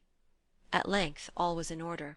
Junie had been enlightened, and Angele stunned by the minuteness of Susy's instructions, and the latter, waterproofed and stoutly shod, descended the doorstep, and paused to wave at the pyramid of heads yearning to her from an upper window. It was hardly light, and still raining when she turned into the dismal street. As usual, it was empty, but at the corner she perceived a hesitating taxi, with luggage piled beside the driver. Perhaps it was some early traveller, just arriving, who would release the carriage in time for her to catch it, and thus avoid the walk to the metro, and the subsequent strap-hanging, for it was the work-people's hour. Susy raced toward the vehicle, which, overcoming its hesitation, was beginning to move in her direction. Observing this, she stopped to see where it would discharge its load. Thereupon the taxi stopped also, and the load discharged itself in front of her, in the shape of Nick Lansing. The two stood staring at each other through the rain, till Nick broke out, "Where are you going? I came to get you." "To get me? To get me?" she repeated. Beside the driver she had suddenly remarked the old suit-case from which her husband had obliged her to extract Strefford's cigars as they were leaving Como, and everything that had happened since seemed to fall away and vanish in the pang and rapture of that memory. "To get you, yes, of course." He spoke the words peremptorily, almost as if they were an order. "Where were you going?" he repeated. Without answering, she turned toward the house. He followed her, and the laden taxi closed the procession. "Why are you out in such weather without an umbrella?" he continued in the same severe tone, drawing her under the shelter of his. "Oh, because Junie's umbrella is in tatters, and I had to leave her mine, as I was going away for the whole day." She spoke the words like a person in a trance. "For the whole day? At this hour? Where?" They were on the doorstep, and she fumbled automatically for her key, let herself in, and led the way to the sitting-room. It had not been tidied up since the night before. The children's school-books lay scattered on the table and sofa, and the empty fireplace was grey with ashes. She turned to Nick in the pallid light. "I was going to see you," she stammered. "I was going to follow you to Fontainebleau, if necessary, to tell you, to prevent you—" He repeated in the same aggressive tone, "Tell me what? Prevent what?" "Tell you that there must be some other way, some decent way of our separating without that horror of your going off with a woman." He stared, and then burst into a laugh. The blood rushed to her face. She had caught a familiar ring in his laugh, and it wounded her. What business had he at such a time to laugh in the old way? "I'm sorry, but there is no other way, I'm afraid. No other way but one," he corrected himself. She raised her head sharply. "Well?" "That you should be the woman."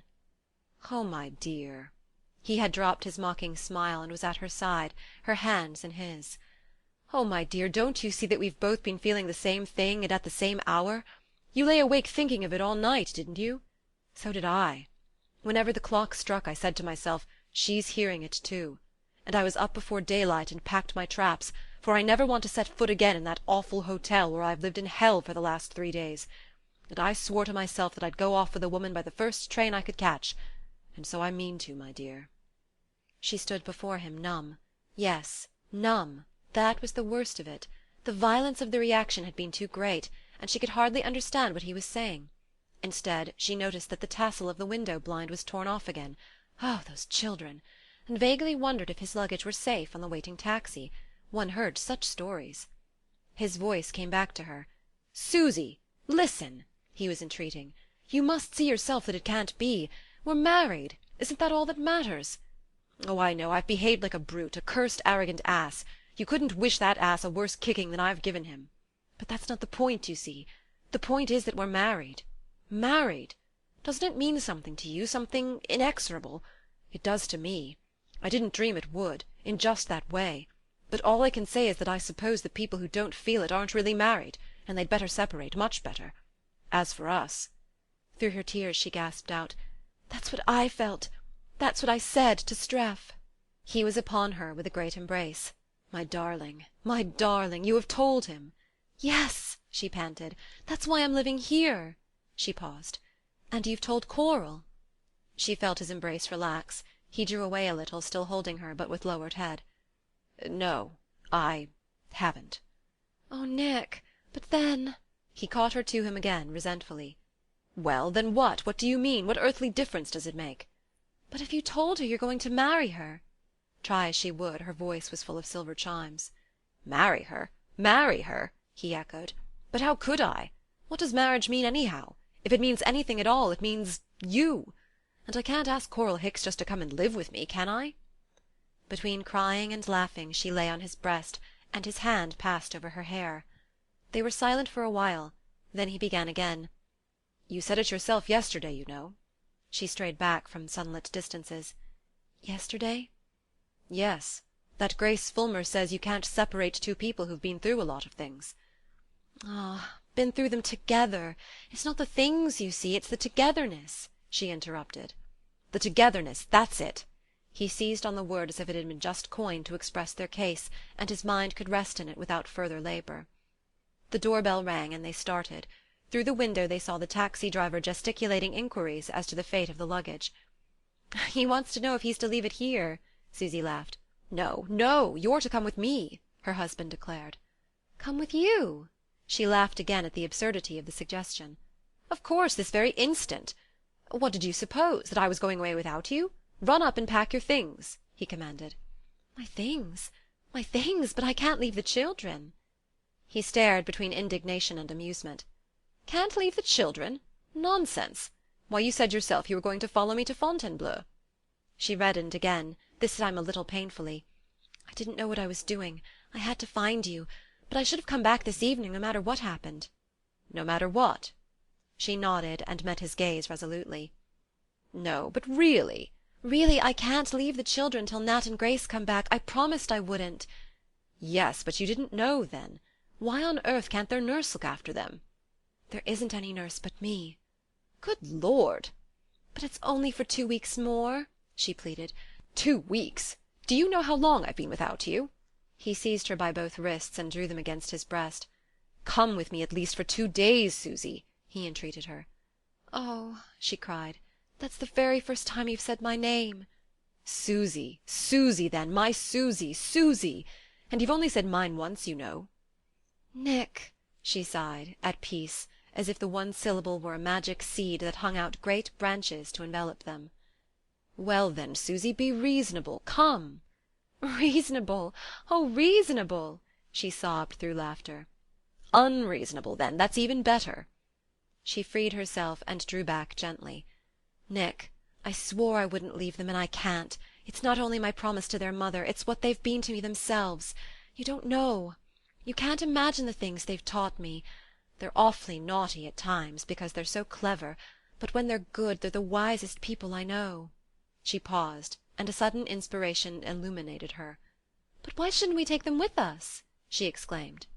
Her husband's arms fell away from her, and he stood dumbfounded. "Take them with us?" "Why not?" "All 5 of them?" "Of course I couldn't possibly separate them.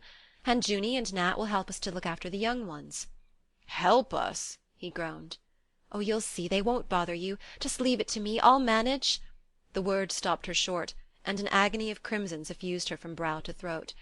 Their eyes met, and without a word he stooped and laid his lips gently on the stain of red on her neck.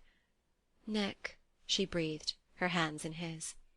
"But those children—" Instead of answering, she questioned, "Where are we going?" His face lit up. "Anywhere, dearest, that you choose." "Well, I choose Fontainebleau," she exulted. "So do I. But we can't take all those children to an hotel at Fontainebleau, can we?" he questioned weakly. "You see, dear, there's the mere expense of it." Her eyes were already travelling far ahead of him. "The expense won't amount to much. I've just remembered that Angèle, the bonne, has a sister who is a cook there in a nice old-fashioned pension which must be almost empty at this time of year. I'm sure I can arrange easily," she hurried on, nearly tripping again over the fatal word. "And just think of the treat it will be to them. This is Friday, and I can get them let off their afternoon classes, and keep them in the country till Monday. Oh, poor darlings, they haven't been out of Paris for months, and I dare say the change will cure Geordie's cough. Geordie's the youngest," she explained, surprised to find herself, even in the rapture of reunion, so absorbed in the welfare of the Fulmers. She was conscious that her husband was surprised also, but instead of prolonging the argument he simply questioned, "Was Geordie the chap you had in your arms when you opened the front door the night before last?" She echoed, "I opened the front door the night before last?" "To a boy with a parcel." "Oh," she sobbed, "you were there, you were watching!" He held her to him, and the currents flowed between them warm and full as on the night of their moon over Como. In a trice after that she had the matter in hand and her forces marshalled. The taxi was paid, Nick's luggage deposited in the vestibule, and the children, just piling down to breakfast, were summoned in to hear the news. It was apparent that, seasoned to surprises as they were, Nick's presence took them aback; but when, between laughter and embraces, his identity and his right to be where he was had been made clear to them, Junie dismissed the matter by asking him in her practical way, "Then I suppose we may talk about you to Susy now?" And thereafter all five addressed themselves to the vision of their imminent holiday. From that moment the little house became the centre of a whirlwind. Treats so unforeseen and of such magnitude were rare in the young Fulmers' experience, and had it not been for Junie's steadying influence Susy's charges would have got out of hand. But young Nat, appealed to by Nick on the ground of their common manhood, was induced to forego celebrating the event on his motor horn, the very same which had tortured the New Hampshire echoes, and to assert his authority over his juniors, and finally a plan began to emerge from the chaos, and each child to fit into it like a bit of a picture puzzle. Susy, riding the whirlwind with her usual firmness, nevertheless felt an undercurrent of anxiety. There had been no time as yet between her and Nick to revert to money matters, and where there was so little money it could not, obviously, much matter; but that was the more reason for being secretly aghast at her intrepid resolve not to separate herself from her charges. A 3 days' honeymoon with 5 children in the party, and children with the Fulmer appetite, could not but be a costly business, and while she settled details, packed them off to school, and routed out such nondescript receptacles as the house contained in the way of luggage, her thoughts remained fixed on the familiar financial problem. Yes, it was cruel to have it rear its hated head, even through the bursting boughs of her new spring, but there it was, the perpetual serpent in her Eden, to be bribed, fed, sent to sleep with such scraps as she could beg, borrow, or steal for it. And she supposed it was the price that fate meant her to pay for her blessedness, and was surer than ever that the blessedness was worth it. Only how was she to compound the business with her new principles? With the children's things to pack, luncheon to be got ready, and the Fontainebleau pension to be telephoned to, there was little time to waste on moral casuistry, and Susy asked herself with a certain irony if the chronic lack of time to deal with money difficulties had not been the chief cause of her previous lapses. There was no time to deal with this question either, no time, in short, to do anything but rush forward on a great gale of plans and preparations, in the course of which she whirled Nick forth to buy some charcuterie for luncheon and telephone to Fontainebleau. Once he was gone, and after watching him safely round the corner, she too got into her wraps, and transferring a small packet from her dressing-case to her pocket, hastened out in a different direction. End of chapter 29.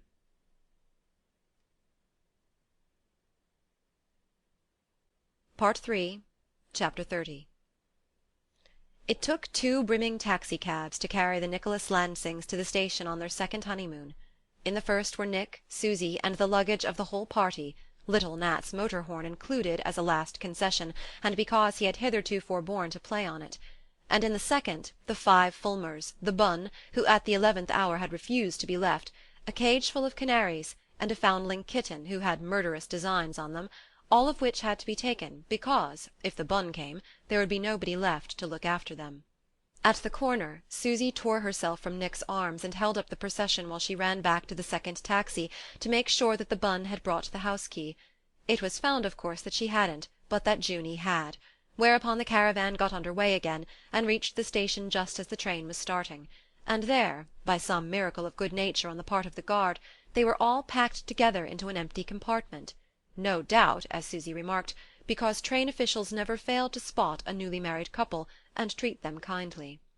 The children, sentinelled by Junie, at first gave promise of superhuman goodness, but presently their feelings overflowed, and they were not to be quieted till it had been agreed that Nat should blow his motor horn at each halt, while the twins called out the names of the stations, and Geordie, with the canaries and kitten, affected to change trains. Luckily the halts were few, but the excitement of travel, combined with over-indulgence in the chocolates imprudently provided by Nick, overwhelmed Geordie with a sudden melancholy that could be appeased only by Susy's telling him stories till they arrived at Fontainebleau. The day was soft, with mild gleams of sunlight on decaying foliage, and after luggage and livestock had been dropped at the pension, Susy confessed that she had promised the children a scamper in the forest and buns in a tea-shop afterward. Nick placidly agreed, and darkness had long fallen and a great many buns been consumed, when at length the procession turned down the street toward the pension, headed by Nick with the sleeping Geordie on his shoulder, while the others, speechless with fatigue and food, hung heavily on Susy. It had been decided that, as the bun was of the party, the children might be entrusted to her for the night, and Nick and Susy established themselves in an adjacent hotel. Nick had flattered himself that they might remove their possessions there when they returned from the tea-room, but Susy, manifestly surprised at the idea, reminded him that her charges must first be given their supper and put to bed. She suggested that he should meanwhile take the bags to the hotel, and promised to join him as soon as Geordie was asleep. She was a long time coming, but waiting for her was sweet, even in a deserted hotel reading-room insufficiently heated by a sulky stove, and after he had glanced through his morning's mail, hurriedly thrust into his pocket as he left Paris, he sank into a state of drowsy beatitude. It was all the maddest business in the world, yet it did not give him the sense of unreality that had made their first adventure a mere golden dream, and he sat and waited with the security of one in whom dear habits have struck deep roots. In this mood of acquiescence even the presence of the 5 Fulmers seemed a natural and necessary consequence of all the rest, and when at length Susy appeared, a little pale and tired, with the brooding inward look that busy mothers bring from the nursery, that too seemed natural and necessary, and part of the new order of things. They had wandered out to a cheap restaurant for dinner. Now, in the damp December night, they were walking back to the hotel under a sky full of rain-clouds. They seemed to have said everything to each other, and yet barely to have begun what they had to tell, and at each step they took their heavy feet dragged a great load of bliss. In the hotel almost all the lights were already out, and they groped their way to the 3rd-floor room, which was the only one that Susy had found cheap enough. A ray from a street lamp struck up through the unshuttered windows, and after Nick had revived the fire they drew their chairs close to it, and sat quietly for a while in the dark. Their silence was so sweet that Nick could not make up his mind to break it. Not to do so gave his tossing spirit such a sense of permanence, of having at last unlimited time before him in which to taste his joy and let its sweetness stream through him. But at length he roused himself to say, "It's queer how things coincide. I've had a little bit of good news in one of the letters I got this morning." Susy took the announcement serenely. "Well, you would, you know," she commented, as if the day had been too obviously designed for bliss to escape the notice of its dispensers. "Yes," he continued with a thrill of pardonable pride. "During the cruise I did a couple of articles on Crete. Oh, just travel impressions, of course, they couldn't be more, but the editor of the New Review has accepted them, and asks for others. And here's his cheque, if you please. So you see you might have let me take the jolly room downstairs with the pink curtains, and it makes me awfully hopeful about my book." He had expected a rapturous outburst, perhaps some reassertion of wifely faith in the glorious future that awaited the pageant of Alexander, and deep down under the lover's well-being the author felt a faint twinge of mortified vanity when Susy, leaping to her feet, cried out ravenously and without preamble, "Oh, Nick, Nick, let me see how much they've given you." He flourished the cheque before her in the firelight. "A couple of hundred, you mercenary wretch." "Oh, oh!" she gasped, as if the good news had been almost too much for her tense nerves, and then surprised him by dropping to the ground, and burying her face against his knees.